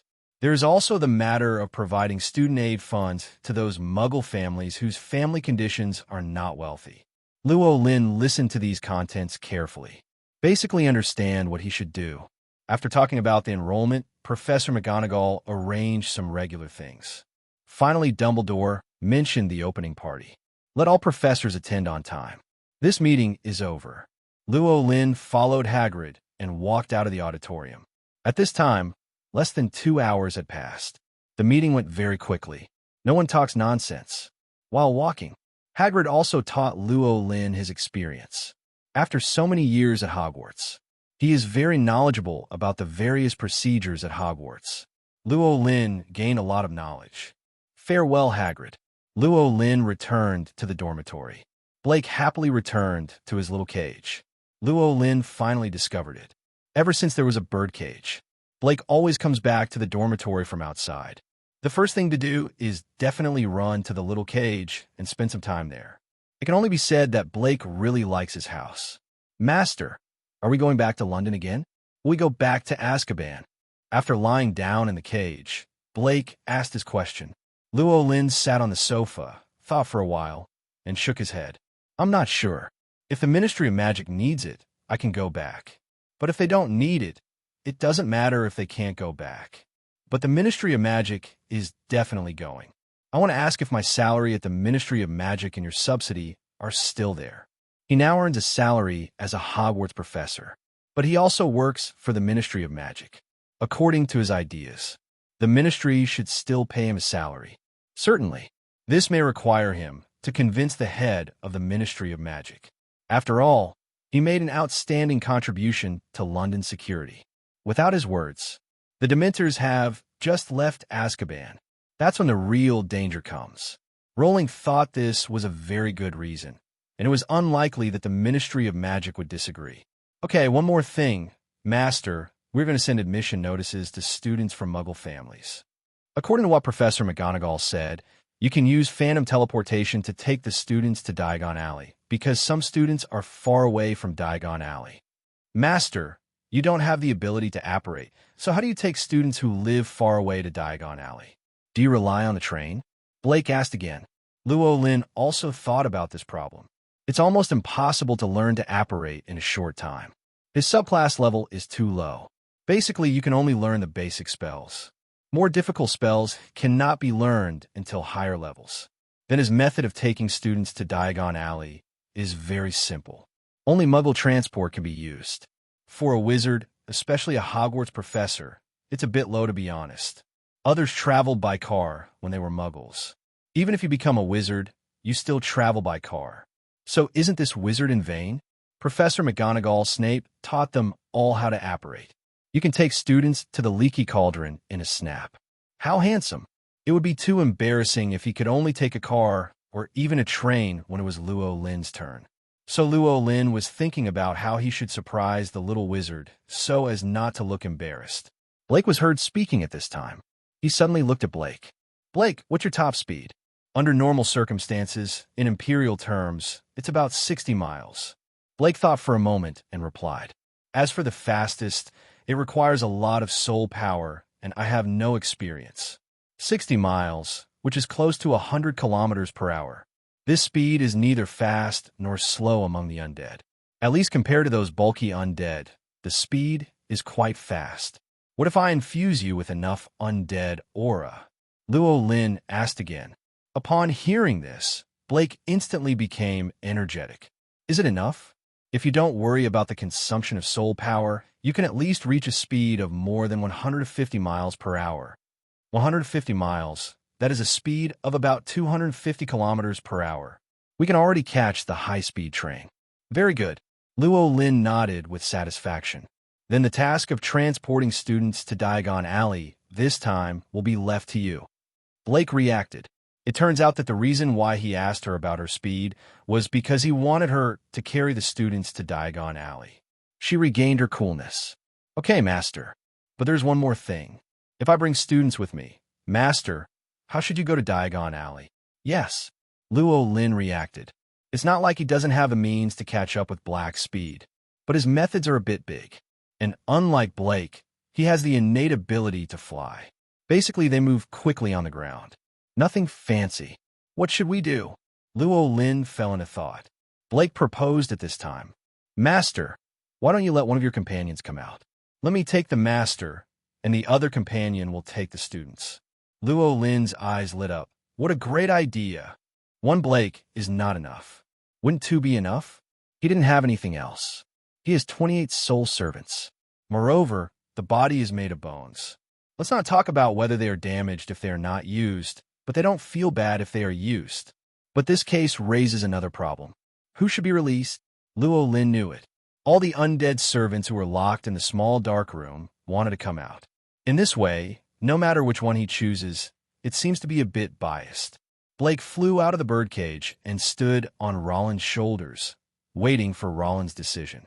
In her heart, it doesn't matter who comes out, as long as it's not that annoying Malfoy. Luo Lin struggled for a moment, and then made a decision. Blake, you make your choice. The one who is released this time will probably not be locked up in a dark room in a short time. After arriving at Hogwarts, Rowling found that the wizards at Hogwarts did not have such a strong objection to undead people like Black. In other words, Blake's image is more deceptive and seems non-threatening. Coupled with the fact that it was Luo Lin's undead servant, other wizards were not so repulsive. So he thought that maybe one or two more soul servants could be released, and it wouldn't cause too much trouble. Certainly, definitely not too much. What if Luo Lin suddenly had a lot of undead around him? The wizards will definitely have random thoughts again. Hear what Luo Lin said. Blake froze. Unexpectedly, Luo Lin would let her make the decision, and it was a long-term quota. Then she would have to think about it carefully. You must choose the one with a better relationship, so that when you serve the master together in the future, there won't be too many disputes. The other party also needs to remember her favor, so you have to choose an honest person. Blake instantly locked a candidate in his mind. Master, how is Longbottom doing? Longbottom? Yes. For Luo Lin, it doesn't matter who he is. Longbottom is similar to Luo Lin and belongs to the group with medium soul power. Not as good as Malfoy and Crouch, but still better than Weasley and Parkinson. Are you sure you want Longbottom to come out? Luo Lin finally confirmed. Black nodded his skull. Just Longbottom. He is more honest and won't cause trouble. Ron nodded when he heard this. Not causing trouble is a plus. You must know that although his soul servant is completely loyal to him, he also has his own personality. A few of them can cause trouble. Black wanted Longbottom to come out. Luo Lin has no objection. As he began to recall his impression of Longbottom, I recalled it for a long time. Found no impact at all. All he remembered was Longbottom's voice calling his master. Mainly the same as what Blake said. Longbottom was too honest. It's so honest that it's a bit exaggerated. You can often go a whole day without saying a word. Unless Luo Lin calls him, he will answer the call. It is really difficult for Luo Lin to remember him with such a character. However, this also proves that Longbottom is indeed an honest man and will not cause trouble for him. Think of this. Luo Lin no longer hesitated. The second soul servant who came out of the small dark room was definitely Longbottom. After the candidate is determined, the rest will be much simpler. He took out all the loose bones from the storage space. Black, Longbottom needs to be a small creature like you. It cannot be too big, nor can it be a humanoid skeleton. Otherwise, if it is too eye-catching, there will definitely be trouble. Roland looked at Blake. Blake nodded. Understood. Master, leave it to me. I will help him piece together a complete body. Look at the high pile of bones on the ground. Blake sprang into action. He picks and chooses with the power of his soul. A large pile of bone residues, broken bones, bone fragments, and complete bones were quickly picked out. Use these bones. Blake simply put the pieces together to create a three-dimensional skeleton. Luo Lin took a look. The skeleton was found to be the expected creature. Cat. For wizards, cats and owls are almost their most common pets. Owls are basically one per person, and most wizards also have a cat. Roland asked for a creature with a small frame. There are not many options to choose from, either a cat, a small dog, a mouse, a toad, or the like. Blake is a girl. Rats, toads, and the like are definitely not considered. Cats are more in line with her aesthetic. But look at the cat skeleton in front of you. Luo Lin looked a little weird. Black has previously said that his bird skeletons were too haphazard. As a result, the cat skeleton she made for Longbottom was no better than the bird skeleton made by Luo Lin. At first glance, I didn't think much of it. Indeed, as Blake said, it is a complete skeleton. But completeness doesn't mean it looks good. Although not as crooked as Luo Lin. But it doesn't look like a very healthy cat. Not to mention the crooked tail, one of the legs is even shorter. It was as if he noticed Luo Lin's gaze. Blake quickly explained, the master didn't know something. I left this shortcoming specially. When the soul servant enters a new body, he needs to adapt to the new body. I have left some shortcomings for Longbottom. When the time comes, let him modify his body again, so that he can control the entire body frame as freely as I can. What she said seemed to make sense. Luo Lin twitched the corner of his mouth.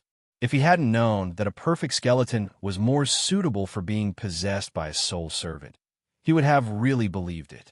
Black also knew that his words had little credibility. It was okay to fool a layman, but obviously not good enough to fool the master. So he quickly urged Luo Lin. Master, let Longbottom out quickly. He must be very uncomfortable in the dark room.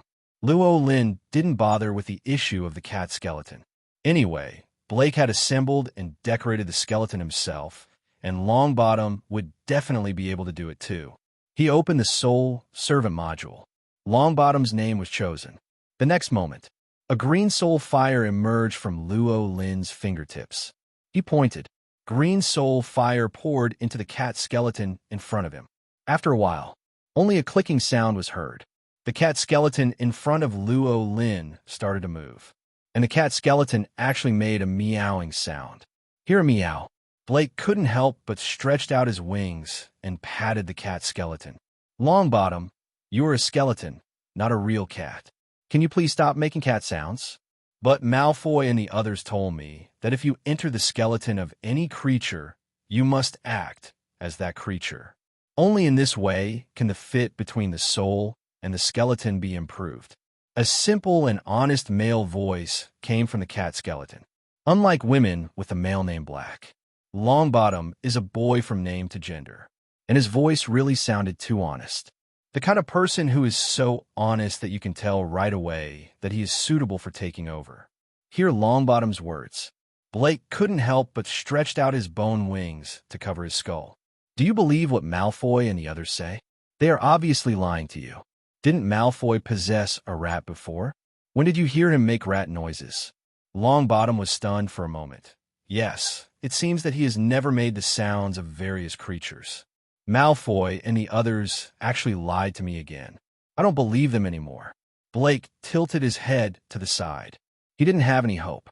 Malfoy and the others had teased Longbottom countless times. However, Longbottom would still be fooled every time, and he would believe whatever others said. This kind of personality aspect is difficult to change. Black didn't think Longbottom could change anytime soon. If Black and his friends hadn't been by Longbottom's side before, Longbottom would have been deceived even more miserably. Seeing Longbottom's silly look, Llewellyn was slightly worried.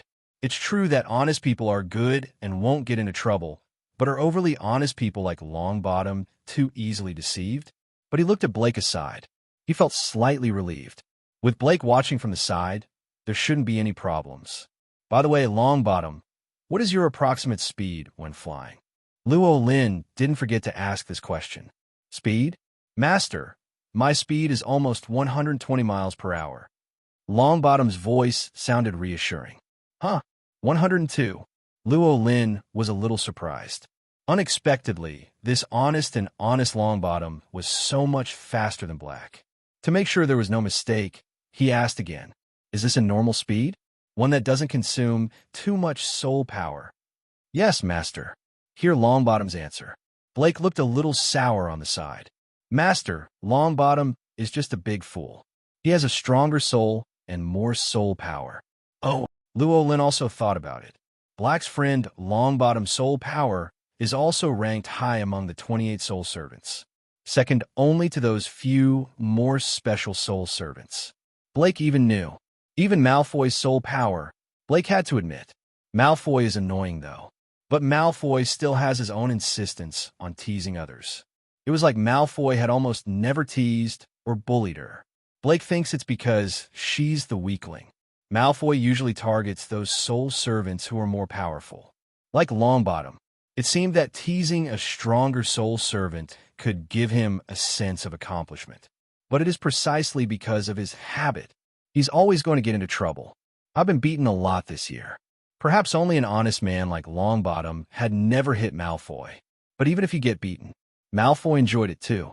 Anyway, as a soul servant, except Llewellyn, other soul servants can't kill him. He can commit suicide like crazy.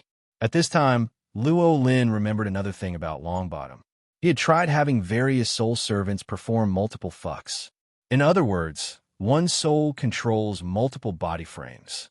This kind of excessive behavior places high demands on the soul servant's soul power and sensitivity. Therefore, among the 28 soul servants, only a few soul servants can do more exercises. Longbottom is one of them, and Longbottom can control 3 complete skeletons at the same time.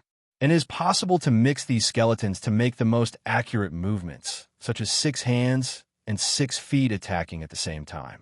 Although he is an honest man, but his fighting ability is quite strong. After thinking about this, Llewellyn increasingly felt that Longbottom was a good choice. Even if Longbottom is living in the cat skeleton at this time, he is definitely far superior to Black in terms of combat effectiveness. Although Llewellyn most likely has no need for combat, but having a thug like Longbottom by your side will make you feel more at ease. Rowling then explained what Longbottom needed to do. Longbottom understood. No problem, Master. If I can get enough soul energy, my speed can reach up to about 200 miles per hour. Then it doesn't need to be so fast. More than 100 miles is enough. Just keep it at about the same speed as Blake. Llewellyn ordered. Longbottom tilted his cat head and glanced at Black, then nodded. Blake was inexplicably unhappy. What's the meaning? She's holding her back. No, she must increase her soul power to catch up with Longbottom. A big fool. The next few days, Llewellyn's dormitory, library, and auditorium are 3 points and 1 line away.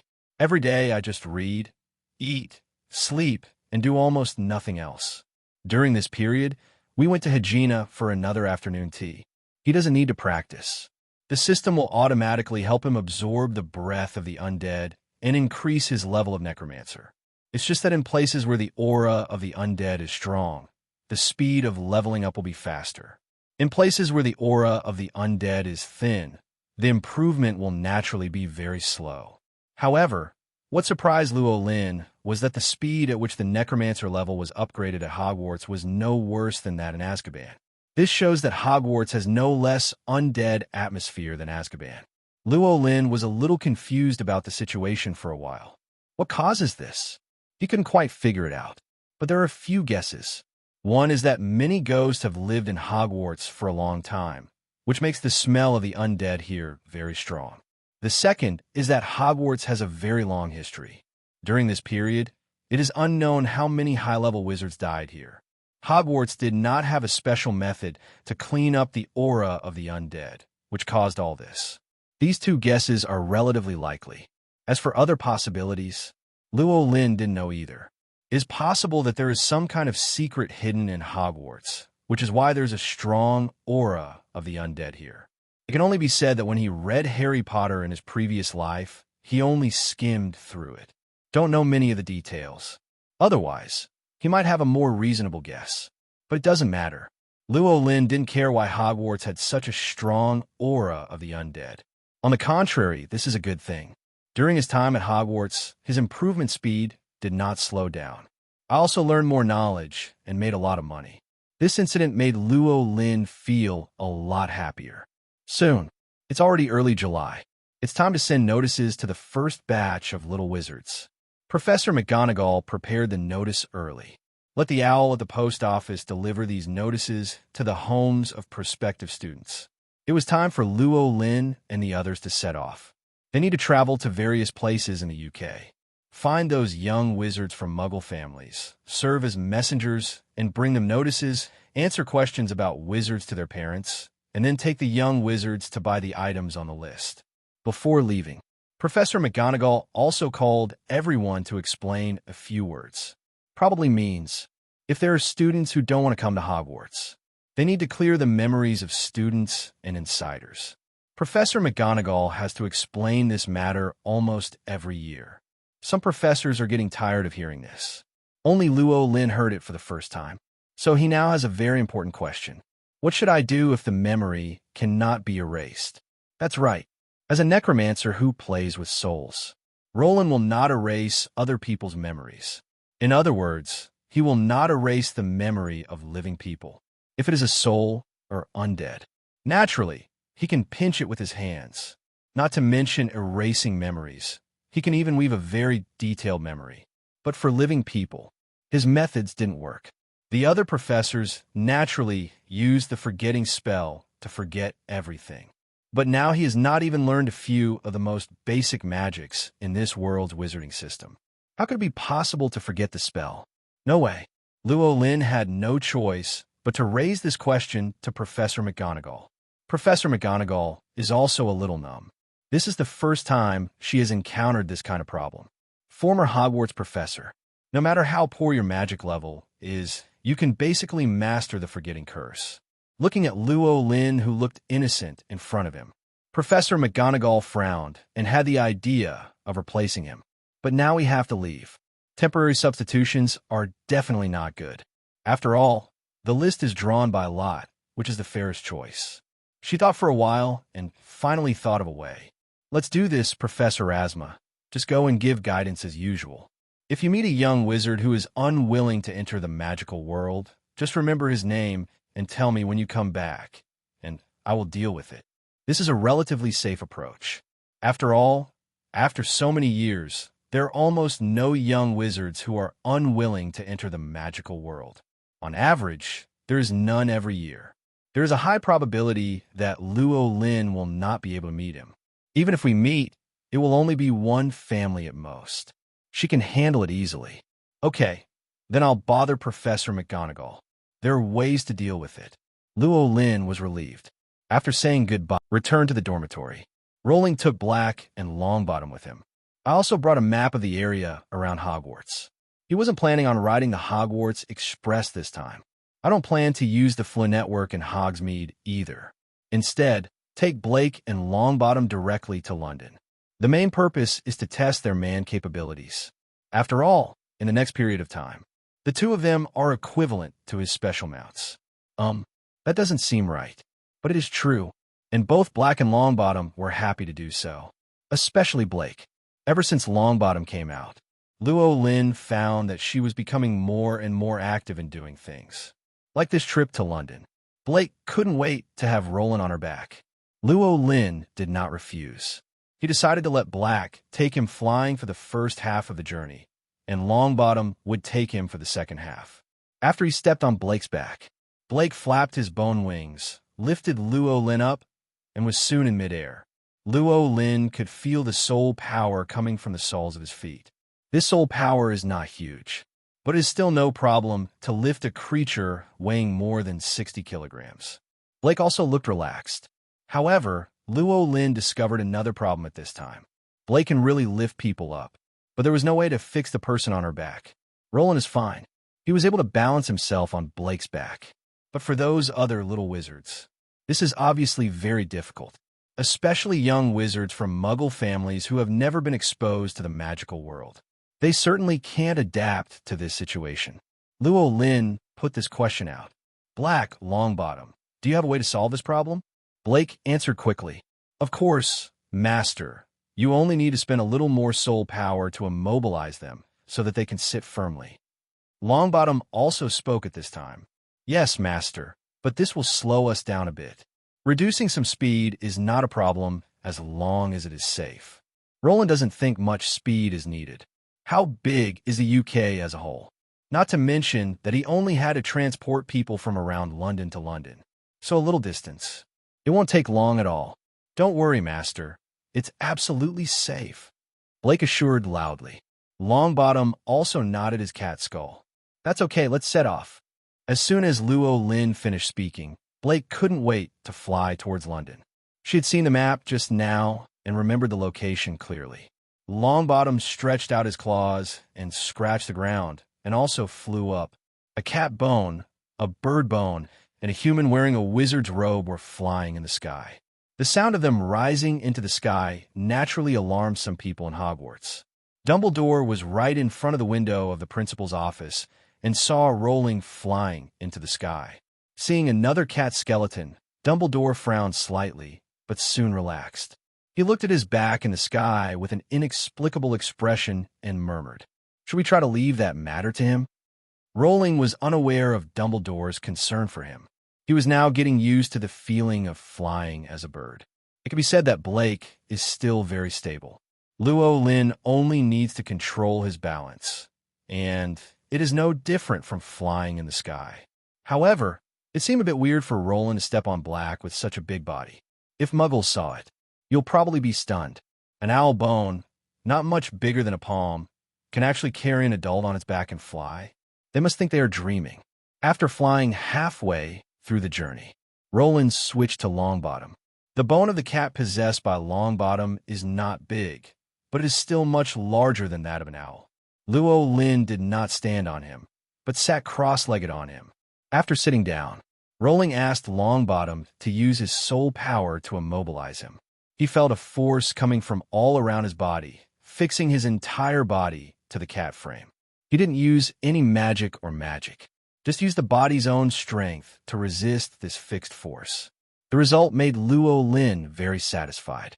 Even with his adult strength, he was completely unable to resist this fixation. No matter how fast Longbottom flew, his body was firmly fixed on Longbottom. Moreover, the oncoming wind was offset a lot by the soul power, blowing on his face like a breeze. You must know that when flying fast in the air, the resistance of the wind is very great. Without external protection, the wind blowing on the face is as painful as a knife cut. However, soul power can solve this problem very well. Luo Lin could sense the surrounding soul power forming a thin film. This is a very thin membrane. It does not completely prevent the wind from entering, but for winds exceeding a certain intensity, it can also play a very good blocking role. It can be regarded as an ingenious idea of using soul power. Luo Lin became more and more satisfied with his soul servant. The system is still very powerful. Ordinary undead definitely don't have these means, but only takes a while to study in the Soul Slave module. They can master many incredible methods. Most of these methods rely on soul power, which is a derivative of the soul of the undead, very similar to magic. As long as the soul's origin is not damaged, soul power will continue to be generated, and it can also be supplemented in other ways. The strength of the soul's power depends on the strength of the soul's origin. People with strong soul origins like Longbottom can sustain the output of soul power for a very long time. Luo Lin asked. Longbottom said that he could maintain this output of soul power for more than 10 hours.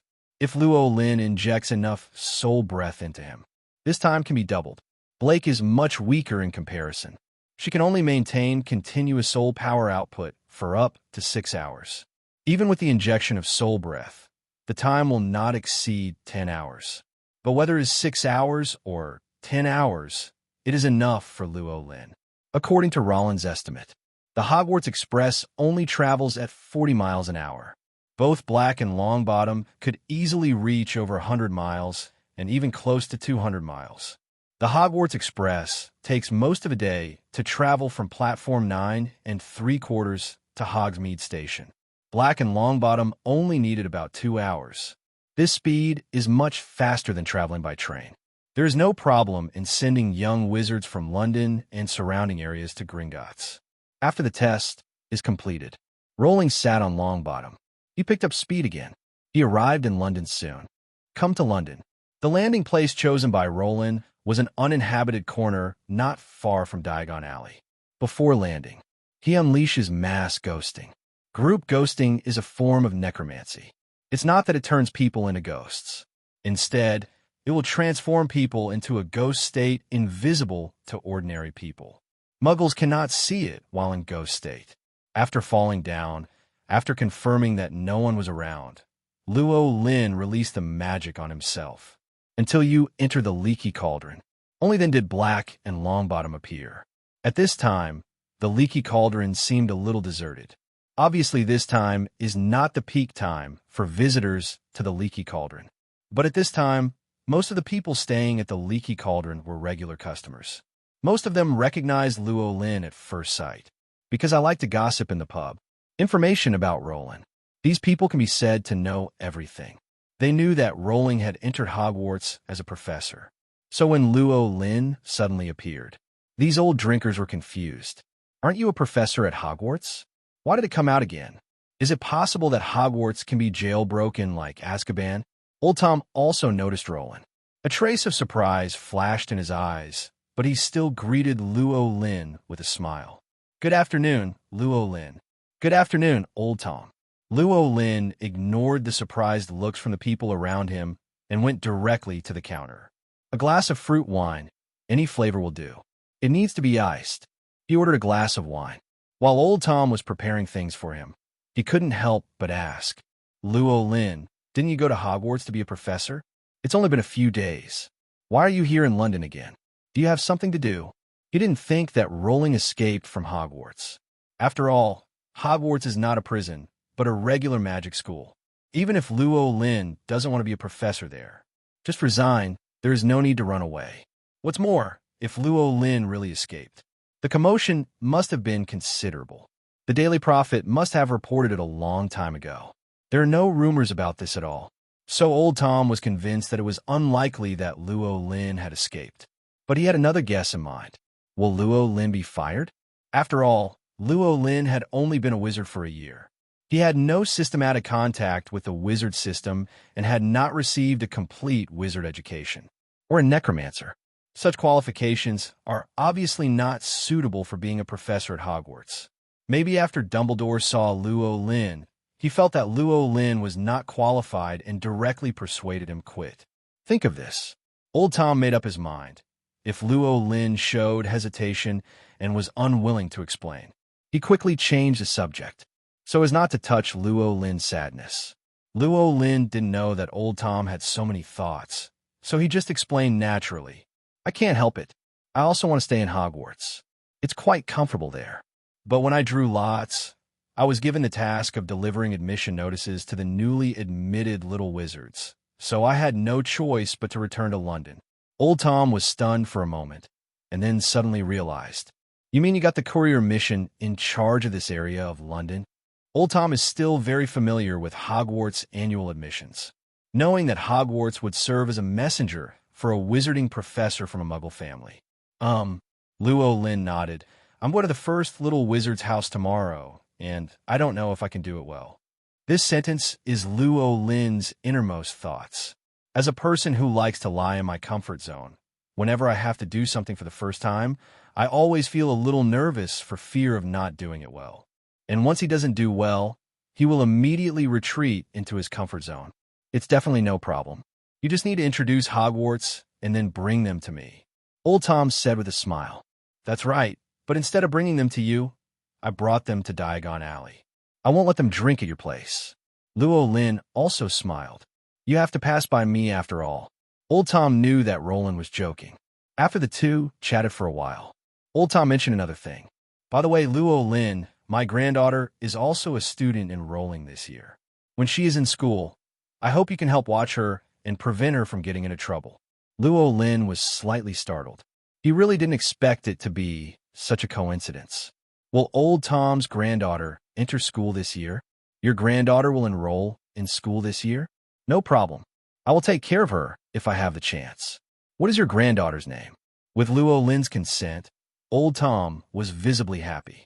He didn't really expect Luo Lin to take care of his granddaughter. I just hope that Luo Lin can pay more attention to his granddaughter and not let his granddaughter be treated unfairly or suffer school bullying.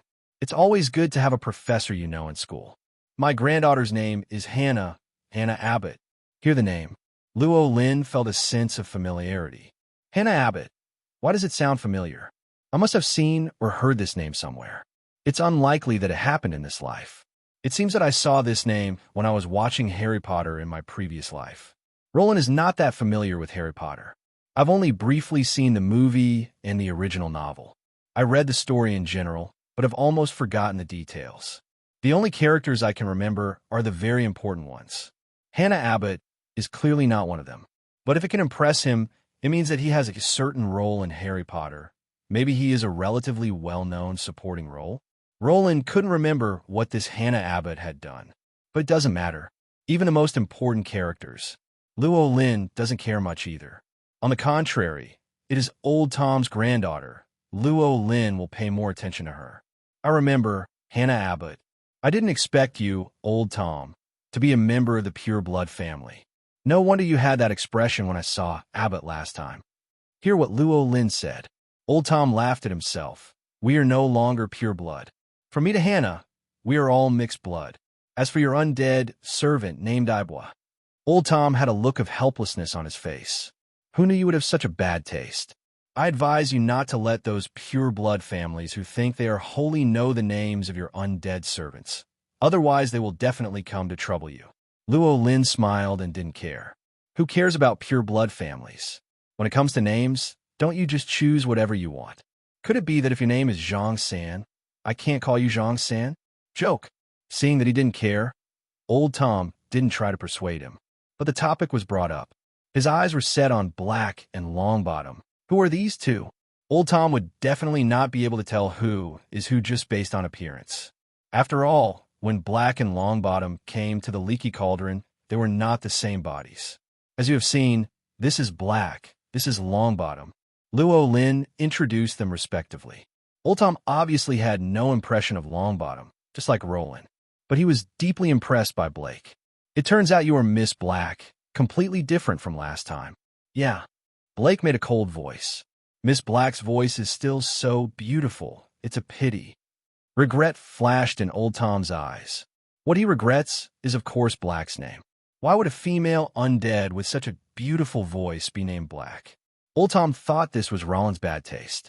Every undead servant must be given the name of the 28 sacred tribes. Otherwise, Miss Black's name must be better.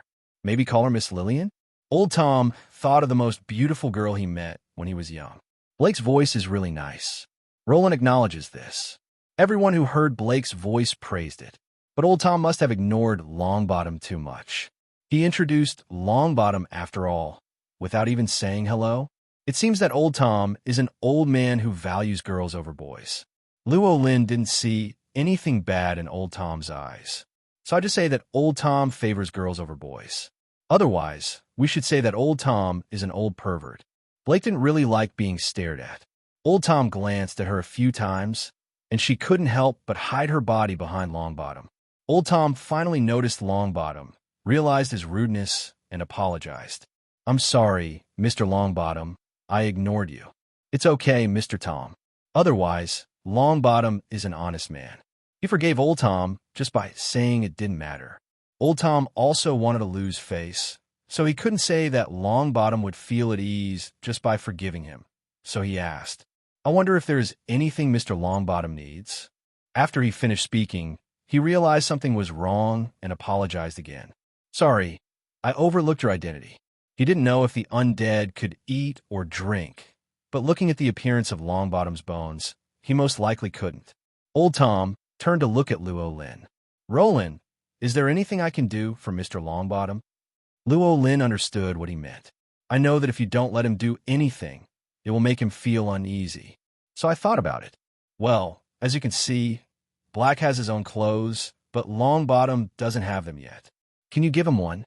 Blake previously had his own clothes customized at Finya clothing store. It has been replaced at this time. Longbottom was still bare bones. Luo Lin felt that he also needed a piece of clothing so that he would not be too conspicuous when taken out. As for clothes being expensive, asking Old Tom to buy them is a bit excessive. First of all, only Blake's clothes are expensive. Because it is a custom-made costume, and there are almost no owl costumes, it is a brand new custom-made one. So the price is very expensive. Longbottom was different. Longbottom is a cat. In a Muggle world, cat clothes and dog clothes can actually be bought in those pet stores. The wizarding world is similar. If you want to buy clothes for your cat, you can go to the Magical Beast store, which sells various items of magical animals, including clothes. This price is much cheaper. Blake's clothes cost more than 10 gold galleons. Longbottom probably only needs 1 silver sickle, or maybe none. Think of this. Luo Lin was stunned for a moment. This seems to show that he also favors girls over boys. Just buy expensive clothes for Black, and Longbottom's clothes cost nothing. It seems a little bad. Longbottom is an honest man. Definitely won't care. But you can't always bully honest people. There's still a lot of undead subsidies issued by the Ministry of Magic. Black certainly can't use it all by himself. Luo Lin decided that most of the remaining undead subsidies should be spent on Longbottom, which was only fair. Regarding Rowling's proposal, Old Tom readily agreed, and he moves very quickly. Find an old acquaintance to look after the store on his behalf. Take Rowling and Blake directly into Diagon Alley. Then came to the magical creatures shop. In the Fantastic Beasts shop, he directly selected 2 cat clothes. After making sure it fits, Old Tom bought it directly. In total, it only cost 1 sickle and 7 cats. Finished shopping, Old Tom was anxious to go back and check the store, so he left first. Rowling and the others are still in Diagon Alley. Not that Rowling had anything else to do in Diagon Alley, but he was going to another place. Nocturn Alley. Return to Nocturn Alley again with the help of Diagon Alley. Head straight to the Bach and Bach store. The main reason for coming here is still for Longbottom. Now that he has decided to spend most of the remaining undead subsidies on Longbottom, then find a way to spend the money. Luo Lin just stared at Longbottom for a long time and finally thought of a place to spend money. Longbottom's skeleton. It was Blake who put it together in the beginning, and it was relatively imperfect. Later, Longbottom took the bones given to him by Rowling and filled and replaced his own skeleton. After changing it, Longbottom's image is much better than before. At least it can be seen that he was a very cute kitten in life. But there's a little fly in the ointment. Longbottom said that he had 2 leg bones that didn't fit so well, making walking a little uncomfortable. Luo Lin only had those bones, and there really weren't any suitable bones to replace him with. So forget it. Now in London, just in time to go to Nocturn Alley, the Bujin Box store has a complete set of features. It allows Longbottom to directly select the appropriate bone. And it's not just the 2 ill-fitting leg bones. Rowling told Longbottom, as long as there are better bones to replace, he could just take them. Anyway, these fragmentary bones are not that expensive. What's really more expensive is the intact bones. This will also make Longbottom's image more beautiful. It will be easier for the little wizard to accept it when you pick him up. Hear what Luo Lin said. Blake's eyes lit up. She actually had a few bones that she wasn't so satisfied with. So he proposed to replace the bones as well. Luo Lin did not refuse her request. Just let Longbottom choose first. If there's still a lot of undead subsidies left. Blake is also available. Blake was delighted, although her current image has been perfectly transformed by the power of the soul. But as a woman, who doesn't want to become more beautiful? That's all. At the Box, this time Mr. Bojin did not dare to trick Luo Lin at all. All the prices given are appropriate prices. There are even a few bones that are on the low side. This made Luo Lin feel a little regretful. He is a man with a moral bottom line. If others do not offend me, I will not offend others. It seems that this time I won't be able to get anything for free from Mr. Bogenbach. All Black and Longbottom's belongings cost a total of 2 gold galleons. After leaving Nocturn Alley, Roland stopped for a while in a cafe in Diagon Alley, ordered a cup of coffee, sat down, and began to think. Next, he will complete his mission, according to the notice given to him by Professor McGonagall before leaving. There are a total of 5 young wizards from Muggle families around London who need him to deliver messages and provide guidance. The earliest is tomorrow. The latest is July 20th, which is about 10 days away. And the last person was an acquaintance or Luo Lin knew her, but she definitely didn't know Luo Lin. That's Hermione Granger. Hermione Granger, a girl born into a family of dentists. My parents are both dentists and muggles. However, his magic power rioted and he became a wizard. Certainly, he was thinking of Hermione specifically because he only knew Hermione among all the little wizards he was going to pick up. Rowling had no idea about Hermione. You must know that Hermione is 12 years old this year, 1 year older than the other little wizards. Her birthday is on September 10th, so she missed the enrollment last year. But he was only 12 years old. For Rowling, 12 years old is a very young child. It was impossible for him to have thoughts about a girl of his age. He is a necromancer, not a pervert. For Rowling, Hermione has nothing special except for being an acquaintance and a member of the protagonist group. So after getting Hermione's notice, I was only slightly surprised, but I quickly put the news behind me and didn't take it to heart. What Luo Lin needs to consider now is whether to go back to Azkaban in the next few days. After all, I lived in Azkaban for nearly a year. He still missed Azkaban, the prisoners inside, the warden, and his cute dementors. He was familiar with each one. It's just about being able to go back to Azkaban. This still needs to be discussed with the Ministry of Magic. After all, he can be regarded as an employee of the Ministry of Magic. The Ministry of Magic is his boss. It is normal for him to ask his boss for instructions on everything. Luo Lin still doesn't know if the Ministry of Magic knows that he has become a messenger to deliver the notice. He must be going to the Ministry of Magic. Mainly I want to ask for last month's salary. The way wages are paid in the UK is divided into weekly wages and monthly wages. Weekly wages are generally paid to temporary workers with lower wages. Employees with relatively high wages like Luo Lin are paid monthly. Therefore, Luo Lin has not received a cent of last month's salary. He would never allow his salary to be owed. He had to go to the Ministry of Magic to get it back. By the way, you can also ask the Ministry of Magic if he needs to go back to Azkaban. Luo Lin is still very confident in his soul manipulation methods. Those dementors shouldn't get out of control. I just don't know if there are any other troubles in Azkaban that he needs to deal with. Otherwise, the Ministry of Magic probably wouldn't let him go to Azkaban. When should I go to the Ministry of Magic? Luo Lin was ready to plan the time. It was a bit late today, and the Ministry of Magic was probably off work when I went there. Tomorrow I have to go to the home of a little wizard who was born in a Muggle family, and I don't have time. Luo Lin was not willing to delay completing the tasks assigned to him by the school because he went to the Ministry of Magic. Think about it. He decided to wait until Hermione's notice was delivered and complete the process before going to the Ministry of Magic. I happen to go back to Hogwarts directly after going to the Ministry of Magic. Make a decision. Luo Lin swallowed the last sip of coffee in his mouth, paid, and left the cafe.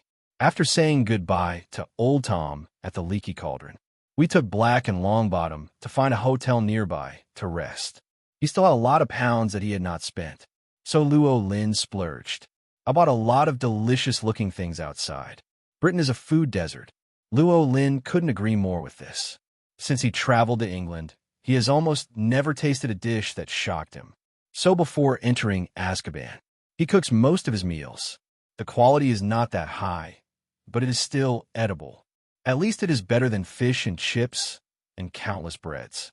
After entering Azkaban, he rarely cooks, because he gave his craft to an undead servant. The craftsmanship of the undead servants was worse than his at first, but gradually became much better than his. The ingredients that Luo Lin asked the Ministry of Magic to purchase outside every week were all cooked by his undead servants. It can be said that so many years have passed. Luo Lin's stomach is still a Siagwa stomach, but it's not bad to eat some foreign food occasionally. London is a big city after all. There are most types of meals in the world here. Just don't choose local British food. Basically, the taste is not too bad. Of course, the prerequisite is that you have money. If you don't have money, you have no choice. Come to the hotel. Luo Lin tasted the things one by one and felt that some things were delicious, but some things looked so good that they tasted disgusting. He suddenly missed the food cooked by the undead servant. But looking at Black and Longbottom beside him, Luo Lin still suppressed his heartbeat and gave up the idea of continuing to summon the undead servants. 2 undead servants are enough. In this way, you will inevitably encounter other people's strange eyes. If there are more, it will definitely become more troublesome. Luo Lin hates trouble, even if it can't cause him any substantial harm. Trouble is trouble, and he doesn't want to be exposed to trouble. He kind of wanted to go back to Hogwarts as soon as possible. The food in Hogwarts Great Hall is varied and tastes pretty good. It's all thanks to those house elves in the basement. Wizards know how to enjoy themselves. House elves are very helpful to wizards. Luo Lin originally thought about getting a house elf if he had the chance in the future. But thinking about his many soul servants, he still gave up his idea. For him, soul servants far surpass house elves in terms of loyalty and ability. What's the point of having a house elf in that case? Have that money. It's better to buy some new bodies for the soul servants to make them happy. Finished eating. It was almost nighttime. Luo Lin went to bed on time. The next day, Luo Lin woke up early. Blake brought him some clothes. Longbottom brought the shoes he would wear today. Wake up and take a look. The traces of yesterday's eating in the room have been cleaned up. Luo Lin patted Longbottom's skull with satisfaction. Well done, Mr. Longbottom. The room looks brand new again. Everyone in the hotel should be grateful to you. Longbottom smiled honestly. This is my duty, Master. Blake was a little dissatisfied on the side. Master, why don't you praise me? I've obviously done a lot. For example, Luo Lin looked at her and asked. For example, Blake first raised his voice, then lowered his voice after thinking about it. For example, I also directed Longbottom where to dispose of the garbage. Can't this be regarded as my credit? Yeah. Luo Lin smiled at Blake and said nothing. Blake was also a little confused and did not speak further. After a simple wash, put the daily necessities that you took out yesterday into the space living area. Luo Lin left the hotel. He took out the first notice. Justin Finch Fletchley. Look at the address above. Rowling soon found the home of the little wizard named Justin Finch Fletchley. Looking at the closed door, Luo Lin used his soul power to sense it a little. After confirming that there is someone in the room, he stepped forward and knocked on the door. Boom, boom, boom. Soon, a voice came from inside. Who is it? I am Roland Rasma, professor at Hogwarts. Professor? Hogwarts. The people inside had obviously not heard of Hogwarts' reputation. But I know he is a professor. He opened the door politely. Walking out of it was an elegant lady in her 30s. She looked Luo Lin up and down. After noticing what Luo Lin was wearing, her eyes quickly became alert. But after seeing Luo Lin's appearance, his eyes relaxed a lot. Excuse me, Professor Rasma, why are you here? The woman asked with some confusion. Luo Lin came over to deliver letters to students. Naturally, he was wearing a wizard robe, and it's his Ministry of Magic uniform. To be honest, this uniform is quite nice. But in the eyes of ordinary people, Wearing such clothes is obviously a bit strange. No wonder women were wary of him. Mrs. Finley, I'm here to see Mr. Justin Finley, Luo Lin said gently. I heard that he was looking for his son.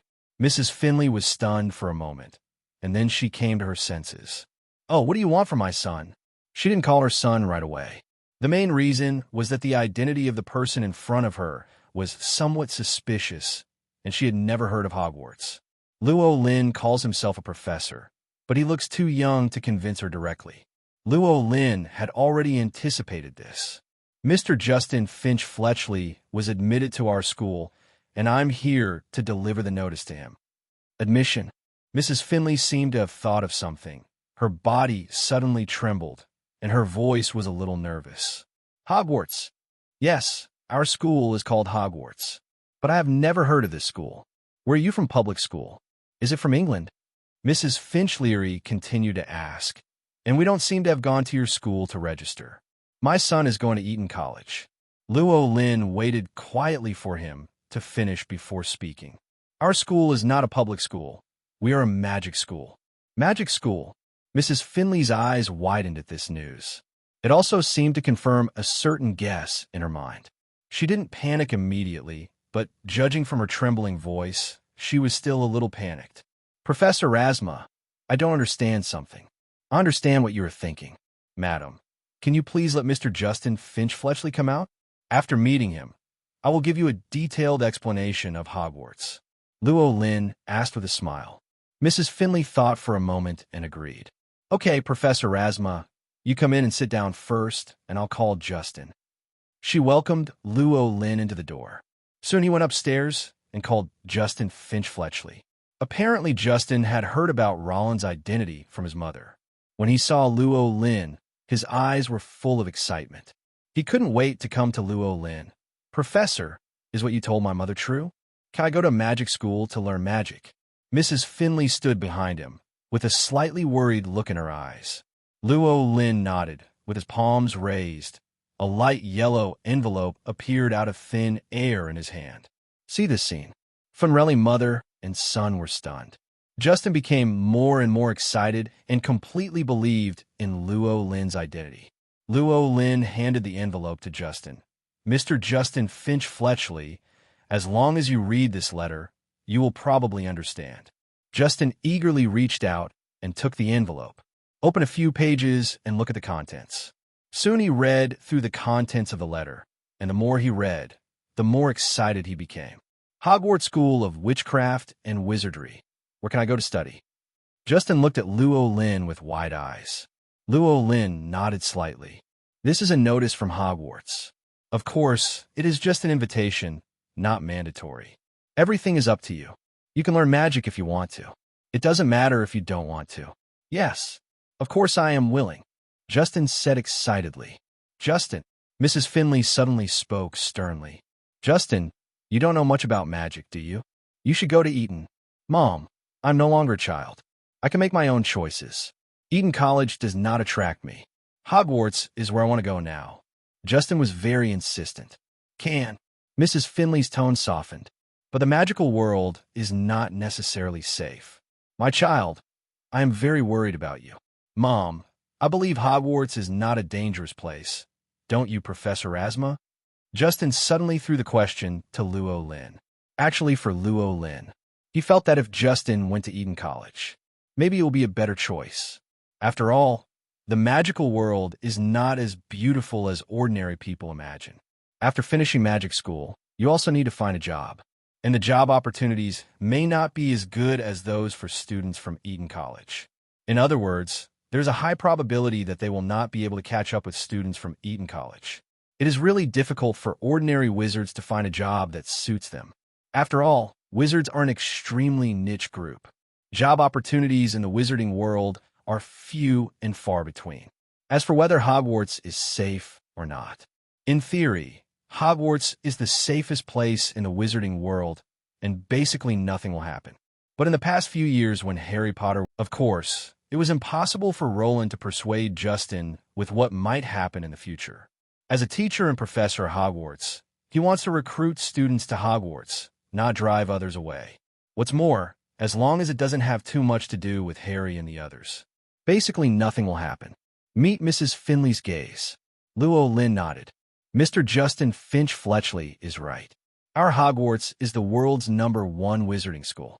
We have the greatest wizard principal of the current era, and it is naturally one of the safest places in the world. Mrs. Finch Fletchley had not yet spoken. Justin became excited again. The greatest wizard headmaster of the current era is the headmaster of the magic school I want to go to. So powerful.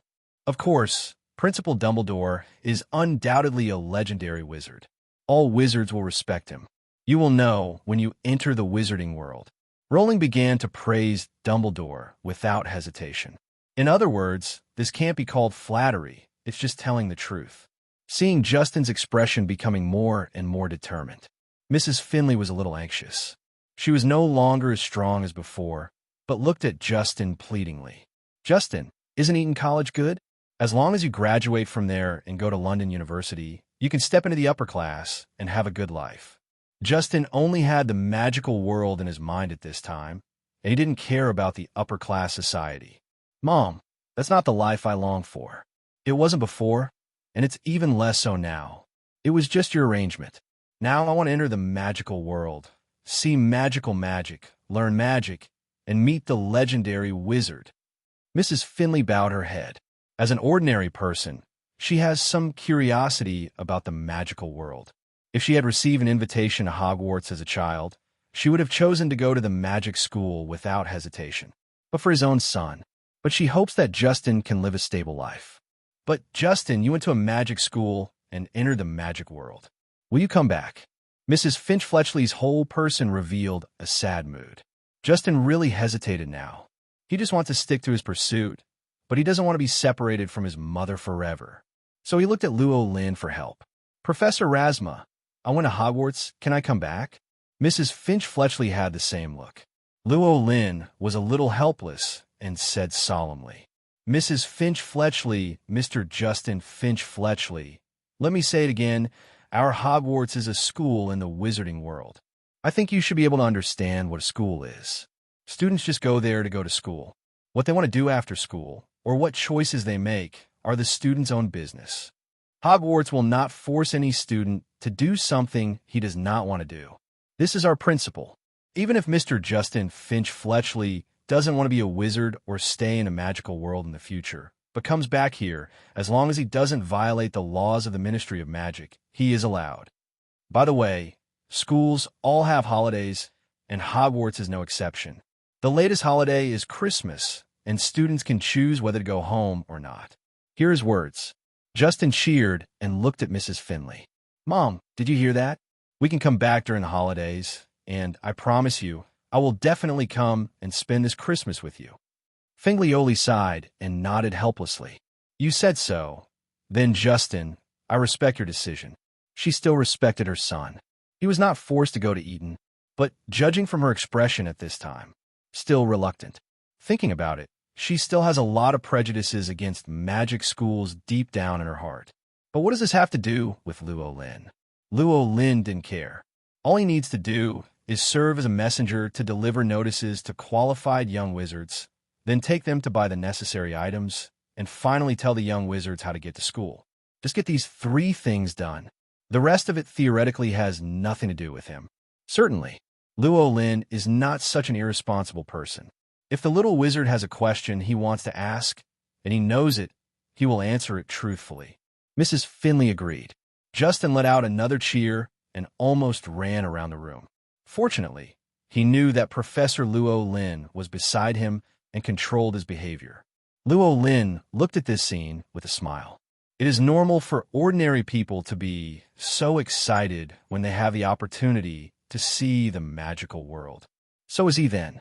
But what greeted him was not the beautiful magical world he imagined, but an aura sent by the Ministry of Magic. Wait until Justin feels calmer. Luo Lin spoke again. Then I'll start the next process. You must have seen the contents of the letter, as well as the list of books and equipment attached to the letter. Next, I will take you to a special store to buy the things you need. Great. Justin looked extremely impatient. Professor Rasma, I'm ready. Phone Lily obviously thought more comprehensively than Justin. She pulled Justin and then looked at Luo Lin. Professor Rasma, it should cost a lot of money to buy magic items, right? Only then did Justin realize that he seemed to have no money. Luo Lin nodded. To purchase magic items, you need the currency of the magic world. As he spoke, he reached out and took out 3 currencies. This is called gold gallon, this is called silver seco, and this is called copper nat. 1 gold galleon is equivalent to 17 silver sickles, and 1 silver sickle is equivalent to 29 copper nats. Look at the shiny coin in his hand. Justin showed great interest. Mrs. Finley was actually a little worried. But what if we don't have the currency? For families in the non-magical world, banks in the wizarding world allow the use of British pounds to purchase these magic coins. Luo Lin explained, the exchange ratio is 5 pounds to 1 galleons. Of course, it can only be exchanged for a certain amount of galleons, but it is enough for students to study and live. Mrs. Finley breathed a sigh of relief. Okay, Professor Rasma, how many pounds do you think I should give Justin? 5 pounds a galleon doesn't sound like much. For Mrs. Finley's family, it is completely affordable. 200 to 300 is enough. Galleons still have a lot of purchasing power, and after entering Hogwarts, students have nothing to spend money on, especially the new students. Luo Lin did some calculations and gave his answer. I heard it only costs 200 to 300 pounds. Mrs. Finley was completely relieved. She took out her bag directly from the side, took out 10 50-pound notes, and handed them to Justin. Take it and go shopping with Professor Rasma. Thank you, Mom. Justin hugged Mrs. Finley happily. Professor, let's go. Justin looked at Luo Lin excitedly. Luo Lin nodded and took Justin to the door. Next, we have to go to Diagon Alley. In fact, Justin's home is not that far from Diagon Alley. Just take a taxi or take the subway and you'll be there in no time. Today, London's subway system is still quite good in the world. After all, London built its first subway in 1860. There's a subway line close to the Leaky Cauldron, and it's just a short walk away. But Luo Lin did not choose either of these methods. He is a professor at a magic school. It's too embarrassing to just take students in a taxi or subway. Later, Justin entered Hogwarts. Asked students in the same grade. The other students were all operating, but he was traveling entirely in the Muggle way. Wasn't this a slap in the face? So he had already made up his mind. No matter how close it is, unless you walk 2 steps to the Leaky Cauldron. Otherwise, he must let Justin experience what it means to travel in the magical world. Justin also realized this problem at this time. Professor, where are we going? How? By car. If I need to take a car, I can ask my mother to take us there.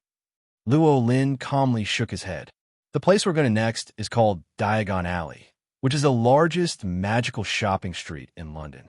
As for how to get there, look at your feet. Justin lowered his head and looked at his feet in confusion, then was startled and screamed. Professor, what are these bones? Luo Lin twitched the corner of his mouth. Fortunately, the soundproofing spell was applied in advance. Otherwise, if Justin's screams were heard, countless people would definitely watch. But this was also an oversight on his part. I thought Justin would just be surprised, but he didn't expect such a big reaction. It seems that neither wizards nor muggles are very accepting of undead creatures. He quickly explained, "This is one of my soul servants. If you don't understand what a soul servant is, you can understand it as my pet." Luo Lin's words made Justin calm down a little. He calmed down the fear in his heart. Looked carefully at the bones on the ground. Found out it was a cat skeleton. Moreover, this cat skeleton is very white and smooth and can be said to be as gentle as jade. It's not that scary if you look at it carefully. As a child, Justin has a strong ability to adapt, and his mood quickly changed from fear to curiosity. He began to squat on the ground and looked at Longbottom while asking Rowling, "Professor, are all wizards' pets so special?" "It's actually a bone cat." Luo Lin shook his head. "No, it's just that I'm special. I'm a necromancer, so my pets are undead creatures." Oh, Justin's expression was casual. The main reason is that he has not entered the magical world yet and does not know what the concept of a necromancer is. Those who don't know are fearless, and naturally they won't react much. He thought that necromancer was just a normal profession among wizards. Luo Lin didn't remind him deliberately. After all, no one would tell others that they represent evil. This can only be understood after Justin enters Hogwarts to study. Justin observed Longbottom for a while. Luo Lin thought it was almost done. "Come on, Mr. Finch Fletchley, I'm going to take you to Diagon Alley." "Okay," Justin reacted, then remembered what Luo Lin had just said. His eyes suddenly opened wide, and he pointed at Longbottom on the ground. "Professor, did you just mean that we should use this cat to go to Diagon Alley?"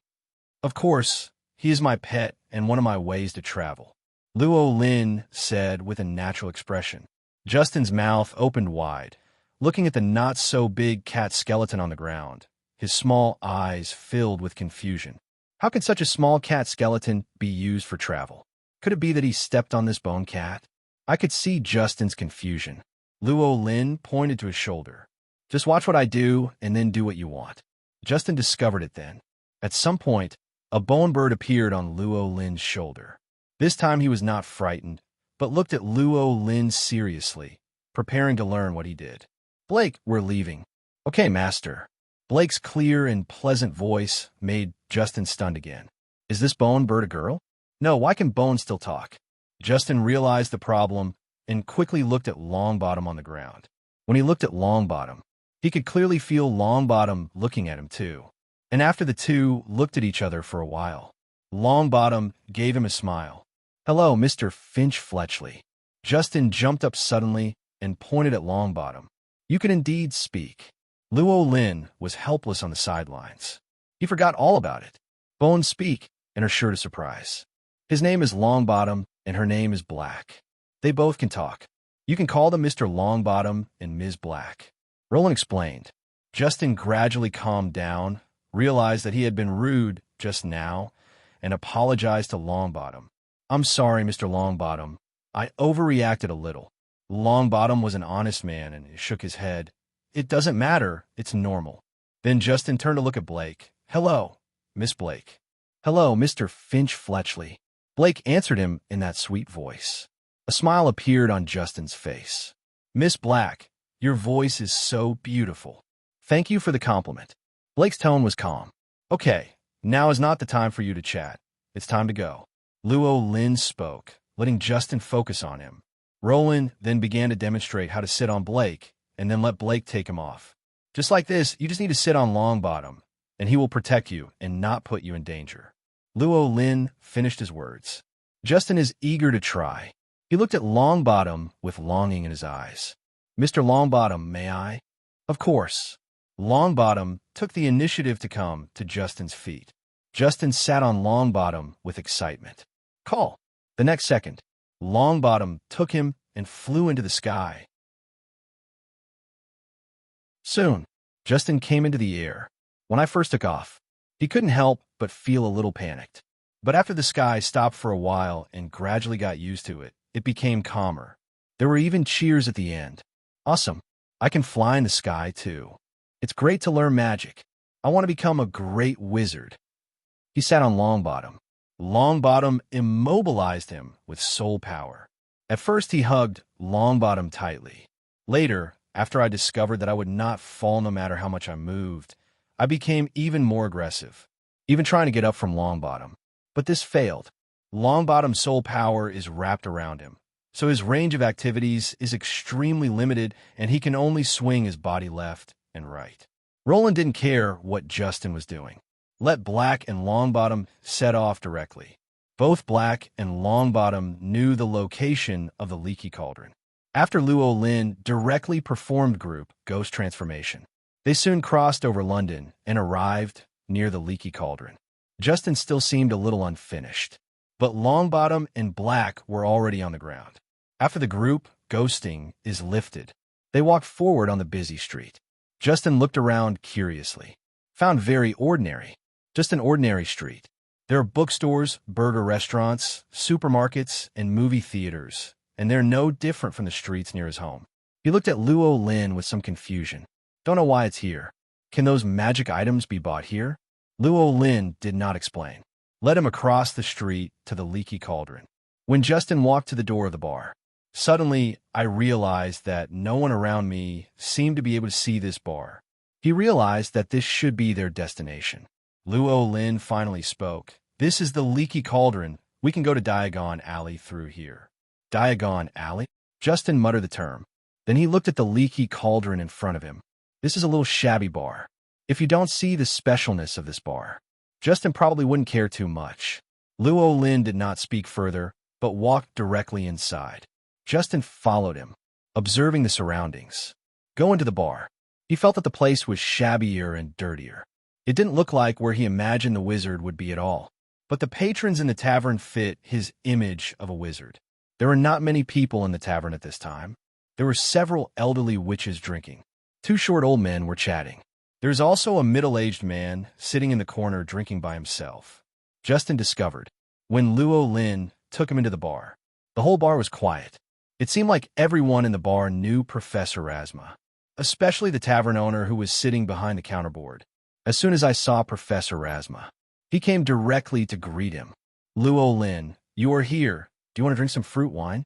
Luo Lin shook his head and pointed to Justin next to him. "I'm here to take the students to Diagon Alley."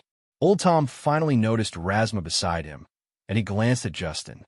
"Oh, is this the new student? They look really good." "Thanks for the compliment," Justin said, slightly shyly. "Okay, Old Tom, I won't tell you more. There's still a lot of things to buy." "Well, go quickly."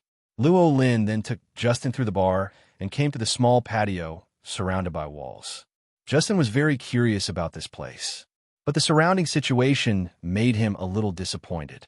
There is nothing here except a trash can and some weeds. "Okay, this is the entrance to Diagon Alley. I'll teach you how to get in."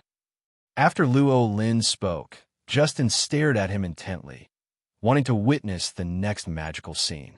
He was not disappointed. Luo Lin stretched out his finger. "Count 3 pieces upward from here, and then count 2 pieces sideways inward." "That's it." As he spoke, he tapped a brick on the wall 3 times with his fingers. Bricks shake. The hole appears. Justin stared at this scene dumbfounded. He didn't expect that just by knocking on the wall, such an entrance would appear. It's really amazing. Surprise is followed by joy. He finally has access to this magical world. Justin looked at Luo Lin with an impatient look. Luo Lin nodded. "Let's go, it's time to go in." Justin cheered and walked along the archway onto the cobblestone street. "Welcome to Diagon Alley." Luo Lin expressed his welcome. He could understand Justin's excitement at this time, entering the magical world for the first time. It's inevitable to get too excited. Justin nodded vigorously. "Professor Rasma, is this where we buy things?" "Yes, this is the largest magic items shopping street in London. If you're short of anything in the future, you can basically buy it here," Luo Lin explained. "By the way, you should have brought the list of items, right?"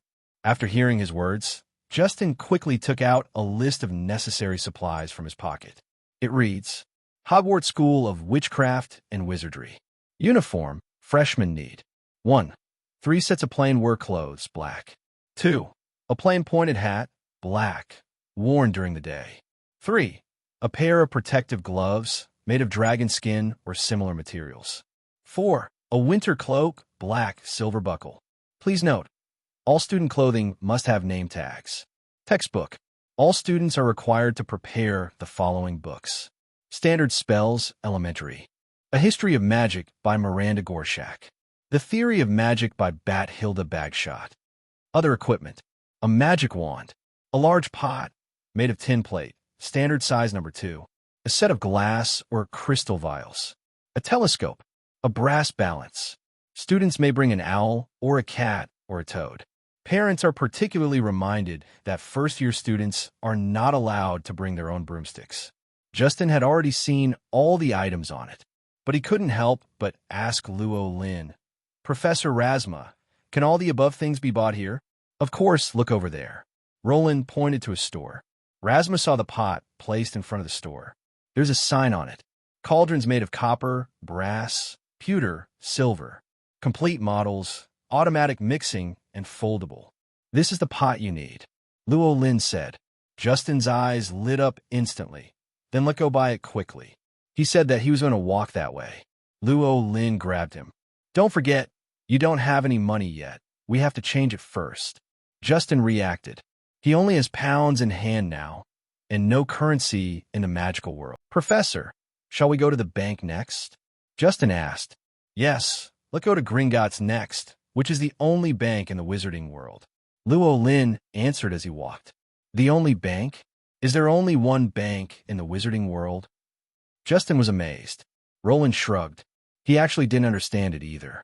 The wizarding world actually let a group of defeated goblins take charge of the wizarding world's economic system. This is obviously unreasonable, but it's also possible that goblins and wizards have developed a de facto interdependence. Gringotts was founded hundreds of years ago. Goblins have taken control of the economy of wizard society and are responsible for creating magical currency. Gringotts became an integral part of the wizarding world. As far as Roland knows, the Ministry of Magic tried to take control of Gringotts for a while. But in the end, control of Gringotts was completely handed over to the goblin. What happened during this period is unknown. But what is certain is that wizard society is inseparable from Gringotts, which is controlled by goblins. Only Gringotts controlled by goblins can stabilize the economy of the wizarding world. This is a relatively deformed economic system. At least it seemed very awkward to Luo Lin. But since it can run stably for hundreds of years, explain that there are its own rules. Luo Lin has no intention of controlling Gringotts, so it doesn't matter to him who controls Gringotts or whether Gringotts is the only wizard bank. Soon, the two arrived at Gringotts. Gringotts Wizarding Bank is a tall, snow-white marble building. It is also the most conspicuous building in the entire Diagon alley. At the entrance is a gleaming bronze gate. Standing at the door was a figure wearing a scarlet uniform with gold trim. This is not a person, but a humanoid creature. He is short in stature, has sallow skin and black eyes. The hands and feet are long, but the legs are a little short. He is not tall, but his head is much larger than that of a human being, and has a pointed beard. Saw this strange humanoid creature. Justin became nervous instantly. Professor, what is this? This is the goblin, the controller of Gringotts. Roland explained. Fairy, yes, goblins are subhuman creatures with excellent financial talents, so they are responsible for running the wizard bank. Justin seemed to understand, but he was no longer afraid at this time. Curiosity took over again. He looked at the goblin, and the goblin naturally noticed them. When the two entered the door, the goblin didn't pay attention to Justin's somewhat rude look, but bowed politely to the two of them. Enter the first bronze door. A second silver door appeared in front of the two of them. There are some words engraved on the silver door. Come in, stranger. But you have to be careful what happens if you are greedy. Asking blindly and getting something for nothing will be punished severely. So if you want to take a piece of wealth from our underground vault that was never yours. Thief, you have been warned. Be careful not to attract treasure, but evil retribution.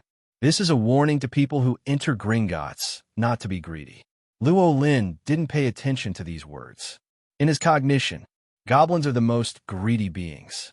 Their values are completely different from humans. It is believed that the rightful owner of anything is its maker, not the buyer. In other words, anything made by fairies. In the eyes of the goblins, the pocket belongs to them. The wizard pays a fee to buy it, and what he buys is the right to use it, not the ownership. If a wizard bought something they made from a goblin, wait until they die. The goblin thought these things should be returned to them. If you pass it on to your next generation or give it to other wizards, it is considered stealing, and they are very persistent about getting their belongings back. Never give up easily. For this value, Luo Lin couldn't decide whether this was reasonable or unreasonable, but he definitely disagrees. Roland's thoughts are, what he buys with money is his, and no one could take it away from him. Professor, as the only wizarding bank, Gringotts must be safe, right? Justin couldn't help but ask. Luo Lin nodded. If Hogwarts is the safest place in the wizarding world, then Gringotts is the second safest place. Justin thought thoughtfully. Hogwarts is because of Dumbledore. What is Gringotts because of? I don't know about that. Maybe it's because there is a dragon guarding their vault. Luo Lin answered casually. Evil dragon? Justin suddenly became interested. Wanting to continue questioning, Luo Lin had already entered the second door. He had no choice but to follow. Entering Gringotts, two goblins immediately bowed to them. Take them to a large marble hall. There were over 100 goblins in the room, sitting behind the long counter. There are some differences from banks in the Muggle world, but the difference is not particularly big. Justin was so dazzled. So many goblins at work. Some are checking coins, some are checking gems, and some are writing something in the ledger. What surprised him most was that there were countless doors in the entire large room, and he couldn't even count them. I don't know where these doors lead. Goblins guide visitors to Gringotts through these doors. Luo Lin took Justin directly to a counter. He is a new student enrolling this year and needs to exchange some galleons. Justin took out his 500 pounds. After hearing that pounds were exchanged for galleons, the goblin sitting on the high stool behind the counter was obviously not that enthusiastic. She reached out and took Justin's pound. 500 pounds can be exchanged for 50 galleons. Do you confirm exchange? The goblin confirmed. Justin nodded quickly. Exchange. Okay. The goblin put away the pounds, counted 50 galleons from a drawer behind the counter, and handed them to Justin. Please confirm the quantity. When Justin saw a gallon for the first time, he couldn't wait to count them. 50 pieces, no more, no less. No problem. Good customer. Welcome to visit next time. The goblin's tone was extremely calm. Justin was in high spirits and didn't pay much attention. Luo Lin wouldn't care even more. He is not a petty person. As long as you don't steal his money, he won't be angry at all. Justin took the galleons and counted them happily. Counted over and over again. Luo Lin didn't care about him and just let him out of Gringotts. With money. Next, it was time for Justin to do his shopping. There is no shortage of items on the list. And the first stop they want to go to. It's Madame Malkin's robe shop. Madame Malkin's robe shop. The full name is Lady Malkin's Robe Store. It can basically be regarded as an exclusive cooperative enterprise of Hogwarts. Hogwarts students all have their uniforms made here. The store also sells dress robes and travel capes. This is not the only store selling clothes in Diagon Alley. There are also Tuafan clothing stores and second-hand robe shops. Needless to say, second-hand robe shops sell second-hand clothes. The positioning of Tuafan clothing store is different from Madame Malkin's robe store. This is a high-end store, in addition to buying school uniforms. Those pure-blood wizards who consider themselves noble will be more inclined to buy clothes in Tuafan clothing stores. When Luo Lin brought Justin here, there was no one in the store. When the short and fat Madame Malkin saw their arrival, a smile suddenly appeared on her face. But after noticing Luo Lin, her smile became slightly stiff. But as a businessman who opens a store, Mrs. Malkin quickly adjusted her mentality and came to the two of them. This is Professor Rasma. Welcome to my robe shop. Hello. Luo Lin greeted her. Madame Malkin then turned to Justin. Dear, you are a student who will be enrolling this year. Do you want to buy Hogwarts school uniforms? Justin nodded. Then come in with me quickly. You happen to be the only customer at this time. We will be finished soon. Madame Malkin led the way inside. Justin looked at Luo Lin. After Luo Lin indicated that it was okay, he followed. This was the first time Luo Lin came to Madame Malkin's robe shop. He went inside and took a look. It's no different from a store in the Muggle world. Go into the back hall. It was just Justin. Lady Malkin stood beside him, trying on his clothes. Madame Malkin made Justin stand on the footstool, pulled a robe over him, and pinned it to fit him. The whole process took no more than 10 minutes. Already tried, dear. Soon, Justin paid the money and got his own school uniform. This put him in a pretty good mood. When I walked out of the robe shop, I had a smile on my face. Finished buying school uniforms. Luo Lin took Justin to Flourish and Blot's bookstore again. They need to buy textbooks for school here. Flourishes and Blots is not an exquisite bookstore. It looks just as ordinary. The bookshelves here are filled with books, reaching to the ceiling. There are all kinds of books inside. There are books filled with all kinds of strange symbols. There are books with very special materials. There are also extremely large books. There are also some wordless books. While Justin was shopping for textbooks, Luo Lin flipped through a few books at random. Then he found that he couldn't understand most of it. After all, His knowledge of wizards in this world is extremely limited. The level may not be as good as that of a Hogwarts student who is about to graduate. It seems that I still need to study harder in the future. Otherwise, it would be a bit embarrassing if you were too ignorant. Luo Lin put the books down after reading them. He has no intention of buying a book. If you want to read these books, there's no need to buy them. There are many more books in the Hogwarts library than this. He is now a professor at Hogwarts. He was allowed to browse even the restricted book section, let alone those ordinary books. He could watch it any time he got back to Hogwarts. No need to spend this wasted money. The textbooks are all fixed. Justin quickly got his textbook. Luo Lin can see it. Justin was tempted to look through it now, but he still held back. Professor, what should we buy next? Roland thought about what was on the list. There are also pots, glass or crystal vials, a telescope, a brass balance, and of course the most important thing, the magic wand. Well, if you want to have your own pet, you can also choose to buy an owl or a cat or a toad. Justin got even more excited when he heard about wands and pets. But there's also some confusion. Professor, how much do these two things cost? The price of a wand is fixed at 7 galleons. If you want to buy an owl as a pet, it should be 10 galleons. Cats and toads are cheaper. Although Luo Lin had never bought these things, he had already inquired about the prices before coming. I heard that the two together only cost 17 galleons. Justin's eyes lit up when he looked at the remaining gold coins in his hand. Great, then I want to buy an owl. Professor, do wizards have their own owls? Luo Lin nodded. Basically, unless those wizards have no money, they will all own an owl. After all, owls are very useful and can be used to send letters and other things. Here's words. Justin became more determined. Then I will buy an owl. As he spoke, he couldn't help but look at Luo Lin's shoulder. Blake was standing on Rollins' shoulders. He was a little curious. What is the difference between a bone owl and a real owl? But curiosity is curiosity. Justin really didn't dare to ask, even though he has basically overcome his fear of Black and Longbottom. But looking at the two skulls, I felt a little panicked.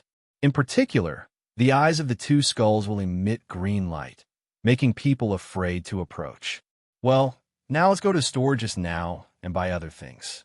Put the wand and owl for last. The two of them went all the way to the place where pots were sold. Justin chose a tin-plated pot that looked pleasing to the eye and also bought a good quality balance, a foldable brass telescope, and a crystal vial. Finished buying these things, Luo Lin took Justin to a pharmacy again, bought a standard dose of various medicinal powders. This will be used later in class. Walk out of the pungent-smelling pharmacy. Justin needs to buy something. Just the wand and the owl. Okay, let's go to Ollivander's wand store to buy you a wand. There, you can buy the wand that suits you best. Luo Lin said as he walked. Ollivander's wand shop? Is there only one wand shop here? Justin raised his own question. Not just here, but in the entire UK, there's only one wand shop, Ollivander's. All students going to Hogwarts need to buy wands here. Luo Lin's words made Justin's eyes widen. If you buy a wand from him, wouldn't that make him rich? Ha ha! It can't be considered getting rich. Luo Lin smiled. After all, the number of wizards is only a small number, and the number of young wizards who enroll every year is even less. A wand only has 7 galleons, so in fact you can't earn a lot. Of course, as a monopoly business, it will definitely make money. Ollivander's wand shop, a shabby and small shop. When Justin came here, he almost thought that Luo Lin had gone to the wrong place. But the sign at the door indicates that this is Ollivander's wand shop. Ollivander has been making exquisite wands since 382 BC. It's just that this golden signboard has peeled off, and it looks shabby no matter how you look at it. Justin looked at Luo Lin doubtfully. Professor, you just said that this place can make a lot of money, but why does it look so shabby? Luo Lin shrugged. I don't know. Maybe this is a craftsman's quirk. He really didn't understand why Ollivander's wand shop was made so small and shabby. Can't you spend some money to decorate it? To be honest, it doesn't cost much to renovate these stores. Not to mention, this is a magical world. There are many ways to renovate your store. However, Ollivander's wand shop has always remained like this. Luo Lin can only guess that Ollivander is showing that he is a 1,000-year-old shop. After all, The older and more shabby it is, the longer it appears to have a longer history. Luo Lin does not agree with this business philosophy. But for a monopolistic business, doing so does not seem to have any impact. It may even resonate with those pure-blood wizards, thinking that only such a wand shop is a good wand shop. The doubts in Justin's heart could not be solved. He glanced at a solitary wand placed on a purple cushion in the window by the door. I couldn't help but think in my heart, the wand he wants to buy won't be placed like this, right? Is this wand shop really reliable? With this doubt, the two walked into Ollivander's wand shop. Just walked in. They heard the jingling of bells.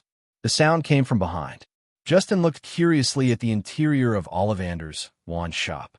There is nothing extra in the entire wand store except for a bench. There are countless long, narrow cardboard boxes stacked up in the wand shop. Looks like there are at least thousands of them. Those cardboard boxes are like the books in the bookstore, almost reaching the ceiling.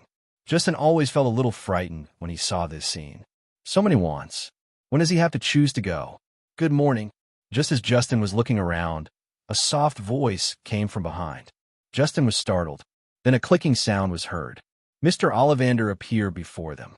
His big eyes looked so bright in the slightly dim store. As soon as I saw him, Justin couldn't help but feel a little nervous. Good morning, sir. Just call me Ollivander. Are you here to buy a wand? New student. I've never seen you before. Ollivander stared at Justin with sharp eyes. Justin nodded. Yes, Mr. Ollivander. Ollivander wanted to say something more, but suddenly he noticed Luo Lin beside him.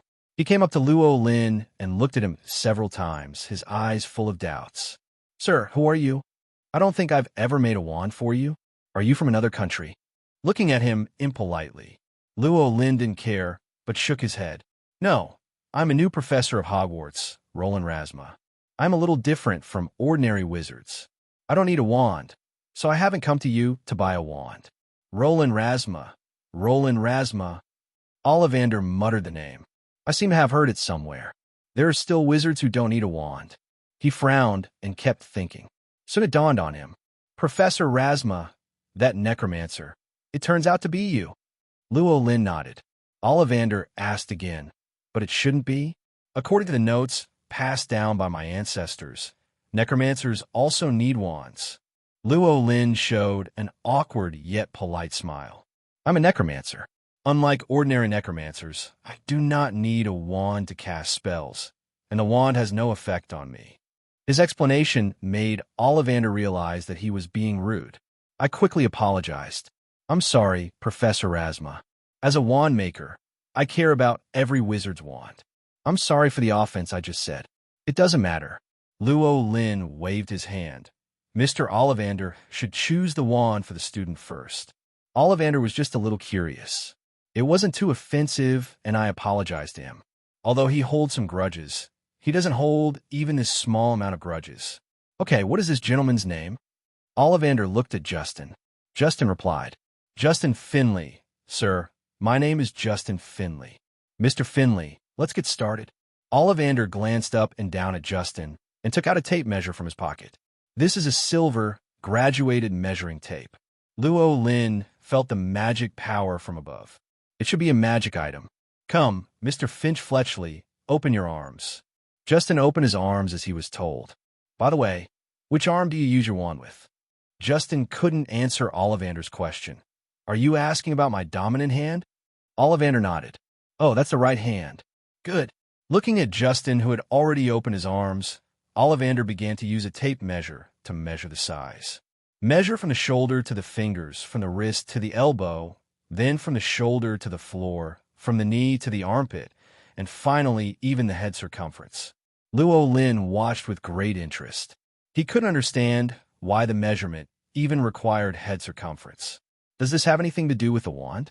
Ollivander was very serious, measured meticulously, and introduced while chatting. Every Ollivander's wand contains a powerful magical substance. That's the essence of it. Mr. Finley, Ollivander's wand is made of unicorn hair, phoenix tail feathers, and dragon nerves.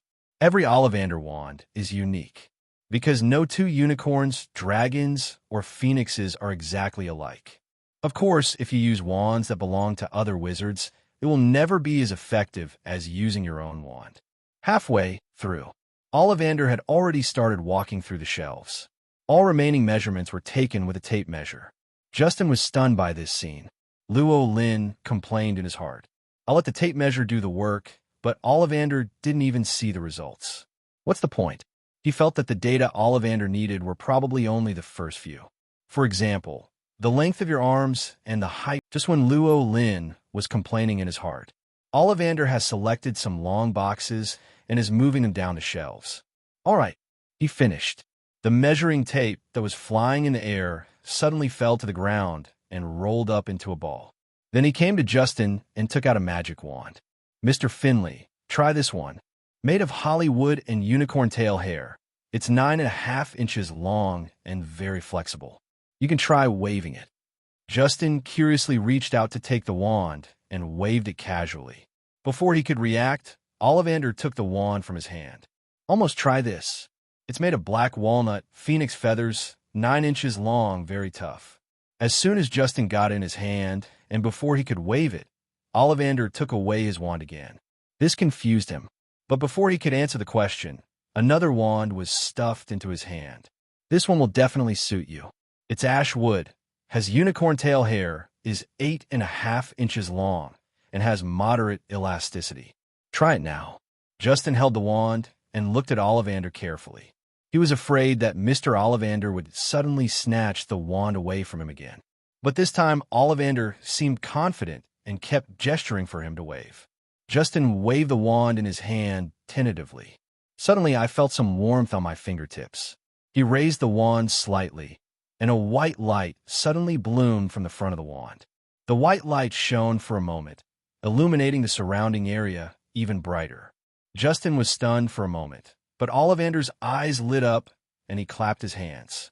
Okay, great, Mr. Finch Fletchley, this is the wand that's best for you. Ashwood, unicorn tail hair, this wand will always stick to its true owner. Never give it to anyone else, otherwise he will lose all power. Justin seemed to understand, but he knew that this wand could not be given away. But he had no intention of giving his wand to anyone else. Thinking of the wonderful feeling just now, Justin couldn't help but wave the wand again. The white light appears again. Gorgeous. Justin was shaken when he saw it, and a smile appeared on his lips unconsciously. Luo Lin watched this scene with interest. I find it really interesting to choose a wand. Do you want to buy a magic wand yourself to play with? After thinking about it, I forgot about it. His current wizard sub-professional level is too low to be of any use. I bought the wand and just put it there. The key is that the magic wands in this world have all kinds of magical properties. If he kept the wand in the storage space, he was afraid that it would undergo unpredictable changes. It's better to wait until he really wants to use the wizard sub-profession to buy a wand of his own. Justin loved his wand so much that he kept it in his hand and refused to put it down. After paying Ollivander 7 gold galleons, Rowling and Justin walked out of Ollivander's wand shop. Justin was still observing his wand and kept mumbling. This is my wand. I can use magic in the future. Luo Lin could understand his current excitement. But it was almost noon. Luo Lin wanted to have lunch. He had to finish his work as a messenger quickly. Yesterday, he got a recommendation from a hotel tenant that there is a very authentic Huxiao restaurant in Ealing, London. But it's only open at noon. He had to get there around 12 o'clock noon. It's already 11 o'clock. Finrayleigh, it's time to buy an owl next. Luo Lin reminded, drawing Justin's eyes away from the wand. Oh yes, there are owls too. The owl and the wand excited Justin equally. He put away his wand and looked at Luo Lin. Professor, let's go quickly. I can't wait to choose a beautiful owl. Luo Lin nodded and took Justin to the Ela Owl Shop on the north side of Diagon Alley. The Ela Owl Shop specializes in selling owls and a variety of food and utensils needed by owls. After entering the door, Luo Lin found that it seemed a little dark here. Maybe it's because owls prefer this kind of environment. He looked around. I found a variety of owls inside. Grass owl, brown owl, screech owl, snowy owl, gray forest owl. Luo Lin was dazzled by the sight of these owls. Justin was much more excited than him. Already trotting up to each owl, He began to observe which owl was more in line with his wishes. The clerk at the Ela Owl shop welcomed them, but it was obvious that she also recognized Luo Lin. Her expression was somewhat unnatural. Luo Lin didn't care, but waited for Justin to choose his own owl. Justin seems to have trouble choosing. He stayed in front of the two owls for about 10 minutes. You should be deciding which one to choose. Luo Lin did not rush. Owls are companions that always accompany the wizard, so they must be chosen carefully. Justin thought about it and finally chose a snowy owl. With Luo Lin's aesthetics, he considers the snowy owl to be the most beautiful of all owls. The head is round and small. The faceplate is not obvious. The eye sockets are large. The body is white. The claws are large, curved, and sharp, and there's an inexplicable cuteness when looking at people. He had seen a snowy owl in the zoo in his previous life. I also thought about raising one, but then I checked. It was discovered that the snowy owl is actually a national second-level protected wild animal. His idea was naturally shattered. In this life, it can be raised legally, but his thoughts have long since faded. Taking care of a live owl is too much trouble. It is more convenient to have undead servants like Black and Longbottom. Not only do you not need to take care of him, you can also work for him every day and help him with work. This is the most perfect pet in Luo Lin's heart. After Justin finished selecting the owl, he paid 10 gold galleons. He stared at the beautiful snow owl in front of him with wide eyes, and infinite joy arose in his heart. This snowy owl looks very energetic. Justin scratched his head and thought for a while, then gave it a name. You will be called Emily from now on. Emily, Emily. After giving the name, Justin became even more excited and kept teasing Emily. Emily, on the other hand, ignored Justin, raising her wings from time to time, looking a little disgusted. Justin didn't mind at all. He even used some of the remaining money to buy Emily a lot of owl nuts. After seeing the nuts, Emily was obviously a lot more friendly. Arrogant at first and respectful at the end. It makes people laugh when they think about it. Luo Lin couldn't help but think of this sentence. It seems that this owl is quite spiritual, but it's far behind compared to Blake. Think of this. Rowling couldn't help but touch Blake's skull on his shoulder. Justin finished buying Emily. Luo Lin's mission is completed. He did not stay long in Diagon Alley with Justin. Instead, he took Justin directly out of Diagon Alley. After saying goodbye to old Tom, Rowling asked Longbottom to carry Justin back to his home. Parting is about to happen. Justin was a little reluctant to give up. Luo Lin couldn't wait any longer. There are still 5 minutes until 12 o'clock. He was going to the Huxiao restaurant right away. Luo Lin took out a letter from the storage space and handed it to Justin. Here's your ticket to Hogwarts. September 1st, King's Cross Station. Specific information is on the ticket. It will be Station 9 and 3/4 then. You could just go in between Station 9 and Station 10. If you can't find it, just observe the people around you. There will be many wizards riding the Hogwarts Express by then. Train. Justin reached out and took the ticket and put it away carefully. Thank you, Professor Rasma. He bowed to Luo Lin. Luo Lin smiled. This is what I should do. Then let's see you again. Finished. Roland stood over Black. Blake quickly rose into the air and took him away from here. Move away from Justina. Luo Lin didn't stop and asked Blake to take him to the recommended Huxiao restaurant. The time is just right. A little past 12 o'clock. He arrived in time for lunch. Finish this meal. Luo Lin was very satisfied. It certainly lives up to its reputation. It tastes great, much better than what he fumbled to make. He decided to eat here at noon every day for the next period of time. Although the price is a bit expensive and you can only have one lunch, it's not often that you have such a satisfying dining experience. There are many dishes on the menu in the restaurant that Luo Lin wanted to try. It's almost mid-July now. Normally, the recruitment period for new students at Hogwarts is before August 1st. That is to say, Luo Lin has to send all the notices before the deadline. Certainly, Luo Lin's last notice was delivered on July 26th. It's a notice for Hermione. After serving as Hermione's messenger, Rowling can choose to return to Hogwarts. This period of time is almost enough for Luo Lin to experience all the dishes on the restaurant menu. Think of this. Luo Lin felt that when he ate at this Huxia restaurant in the next few days, he should order more dishes so that he would not miss certain dishes. Eat and drink enough. Luo Lin began to summarize his first task, from going to Justin's house to being separated from Justin.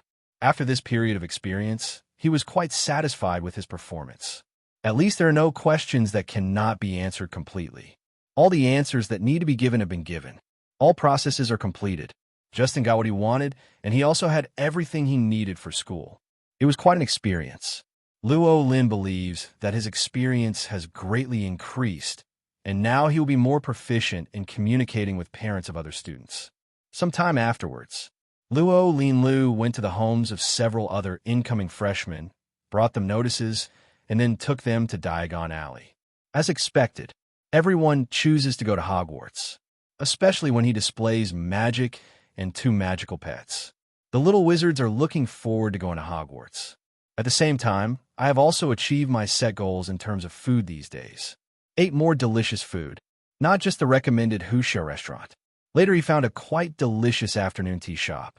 The various cakes, they're quite delicious. Rowling became increasingly skilled at being a messenger. On the last day, July 26th, I went to Hermione's house. He seemed quite relaxed. Just finish Hermione's side. Next, he can choose to spend time in Hogwarts directly or go to the Ministry of Magic first and then return to Hogwarts. Rowling stood on black and arrived at Hermione's house. Since today is a day off, Hermione's parents are not at work at this time. After Rowling knocked on the door, he met Hermione and Hermione's parents. Hermione has brown eyes and thick, fluffy brown hair. The most noticeable thing is naturally her rather conspicuous front teeth. In the confused eyes of Hermione's parents, Luo Lin made it clear why he was here. The eyes of the two people changed from curiosity to surprise to surprise. They had strong acceptance ability and accepted it all at once. Hermione looked very excited. She had long realized that she was unusual, but I checked a lot of books and couldn't find the reason. Now we can finally know what's going on, especially after knowing that Luo Lin is a professor.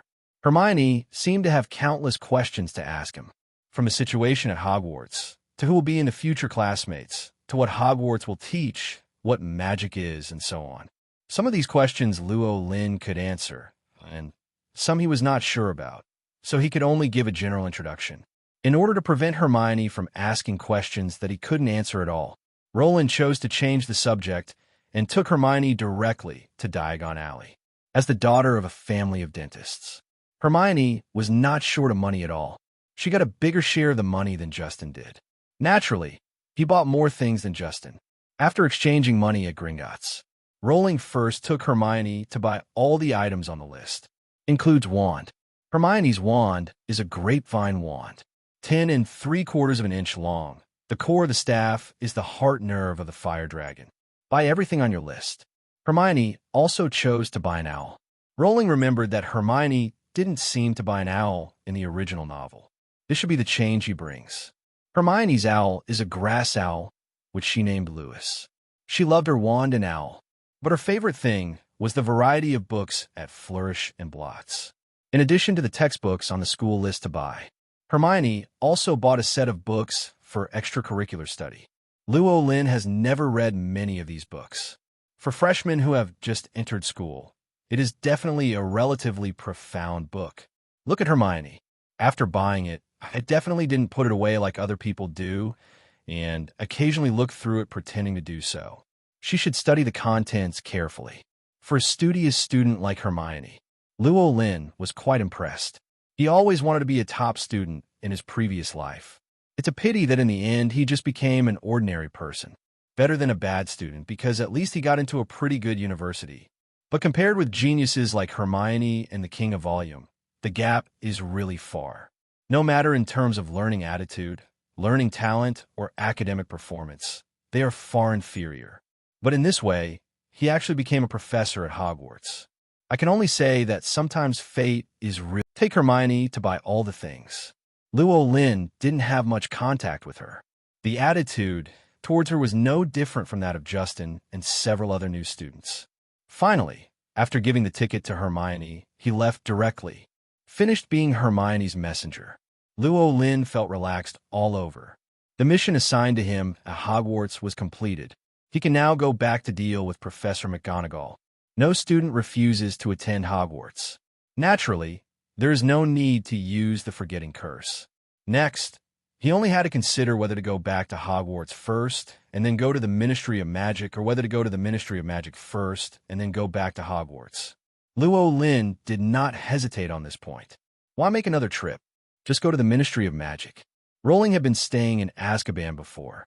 I don't go to the Ministry of Magic often, but in terms of familiarity, it is definitely more familiar than Hogwarts. Rowling still has some acquaintances in the Ministry of Magic.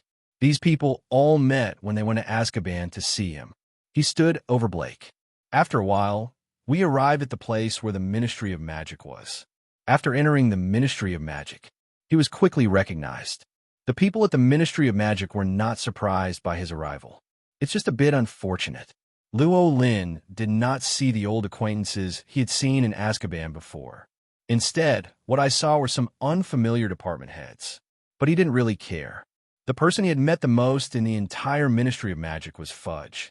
Without Fudge, there would really be no difference to him from the others. After saying hello to them, Luo Lin told the purpose of this trip. This time he came to the Ministry of Magic to ask for his salary.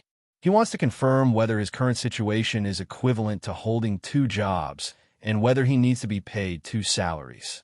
To his question, the people at the Ministry of Magic were also very happy. I paid last month's salary on the spot. Holding a bag of gold galleons, Luo Lin was very satisfied. As expected of the Ministry of Magic, it is so atmospheric. So he took the initiative to ask if he needed to go to Azkaban to do something. Rejected by the Ministry of Magic. People from the Ministry of Magic said that everything was fine in Azkaban and that he was not needed yet. Luo Lin didn't care about this. Anyway, apart from the luxurious lounge, there was nothing worth remembering about Azkaban. If you can get an extra salary without having to work, why not? After receiving his own salary and the subsidies of the undead servants, Luo Lin was ready to leave. However, he was stopped and given 2 letters and a key. He was confused. I don't have any acquaintances in the magical world. Who will deliver the letter and the key to him? Wait for him to return to the hotel. I opened the envelope and looked at it twice. Luo Lin understood what was going on, but at the same time, he was a little confused. The letter was given to him by Dumbledore at the Ministry of Magic. One of them was a letter written to him by Dumbledore. The other is a letter from Dumbledore to Gringotts. As for the key, it is naturally the key to Gringotts' vault. The content of the letter written to him was simple, but what he had to do was not simple at all. The content of the letter was to ask him to wait in London for a few more days. We have to wait until July 31st. The letter read, Hogwarts sent a notice to Harry Potter, but the mysterious book in the school shows. Harry hadn't seen the notice yet. This meant that someone had prevented the notice from being delivered to Harry. All Luo Lin needs to do is observe the situation of Harry's family. If Harry still hasn't read the notice on July 31st, he needed to let Harry see the notice with his own eyes and then let Harry decide whether to come to Hogwarts. Harry is different from other Muggle families, although he also comes from a Muggle family. But Harry's aunt and uncle both knew about the wizarding world, not a Muggle in the traditional sense. So Hogwarts did not arrange for Harry to have a professor as a messenger, but just asked the owl to deliver the letter to him. Now Harry had no chance to see the notice. This requires Hogwarts to take action. Hogwarts respects the wishes of young wizards, but only if they see the notice. Only after reading the notice can you decide whether to go to Hogwarts. Not to mention that this time the target is Harry Potter. The famous Harry Potter. Even an undead wizard like Luo Lin, who had been imprisoned in Azkaban for nearly a year, had heard this name countless times. Dumbledore had high hopes for Harry. Rowling even wondered if Harry Potter was unwilling to come to the wizarding world and become a wizard. Dumbledore will also use various means to get Harry to Hogwarts. After all, Harry's identity is different. He's the boy who lived, the hero who killed Voldemort. Many of Dumbledore's plans required a figure like Harry to carry out. And in this world, there is almost no one who can replace Harry. Rowling is, of course, somewhat interested in the protagonist Harry. But basically it's just like Hermione. Somewhat curious, but not wanting to have too much contact. To Luo Lin's surprise, this time Dumbledore took the trouble to him. It can't be called a trouble. It can only be said that Luo Lin did not expect that Dumbledore would not let Hagrid be Harry's messenger, but instead let him, a new professor who had just joined Hogwarts, do it. Dumbledore must have his own ideas about this. All Rowling could think was that Dumbledore was using Harry to test him. Let's see if he has any thoughts about Harry, or if he is on the Death Eater side. But how could he, a necromancer who had just awakened for a year, be connected to Voldemort? For deeper reasons, Luo Lin didn't think much. Anyway, Dumbledore is the principal, and if he is given a task, he just does it. It's not like Dumbledore didn't pay him a salary. There's nothing wrong with touching Harry. At this time, Harry was just an ordinary kid. Unlike when I was at Hogwarts in the future, I would basically encounter all kinds of troubles every semester. Rowling really doesn't like trouble. The worst thing he could do was not have more contact with Harry in school from now on. He was a defense against the dark arts professor and didn't have many opportunities to interact with Harry. After all, he is not Quirrell. Voldemort didn't grow on the back of his head either. Except for Harry. Luo Lin was even more surprised that Dumbledore actually asked him to take out the contents of Gringotts' vault, although the letter did not specify what it was. But Luo Lin, who had read the original work, certainly knew that it was the Sorcerer's Stone that Voldemort wanted to get day and night. The Philosopher's Stone is a magical alchemy item, able to convert all metals into gold. It can also be used to make elixirs of life. Luo Lin was not very interested in the elixir of life, but he was quite curious about its ability to convert gold. Hello, everyone! As we wrap up this video, I want to share a quick note. I have a Patreon account. If you'd like to support me and enjoy on-demand audiobooks, you can become a Patreon member. Alternatively, you can check out my Google Drive link, which has 500-plus novel audiobooks available through my Ko-fi or Patreon shop. I appreciate your support.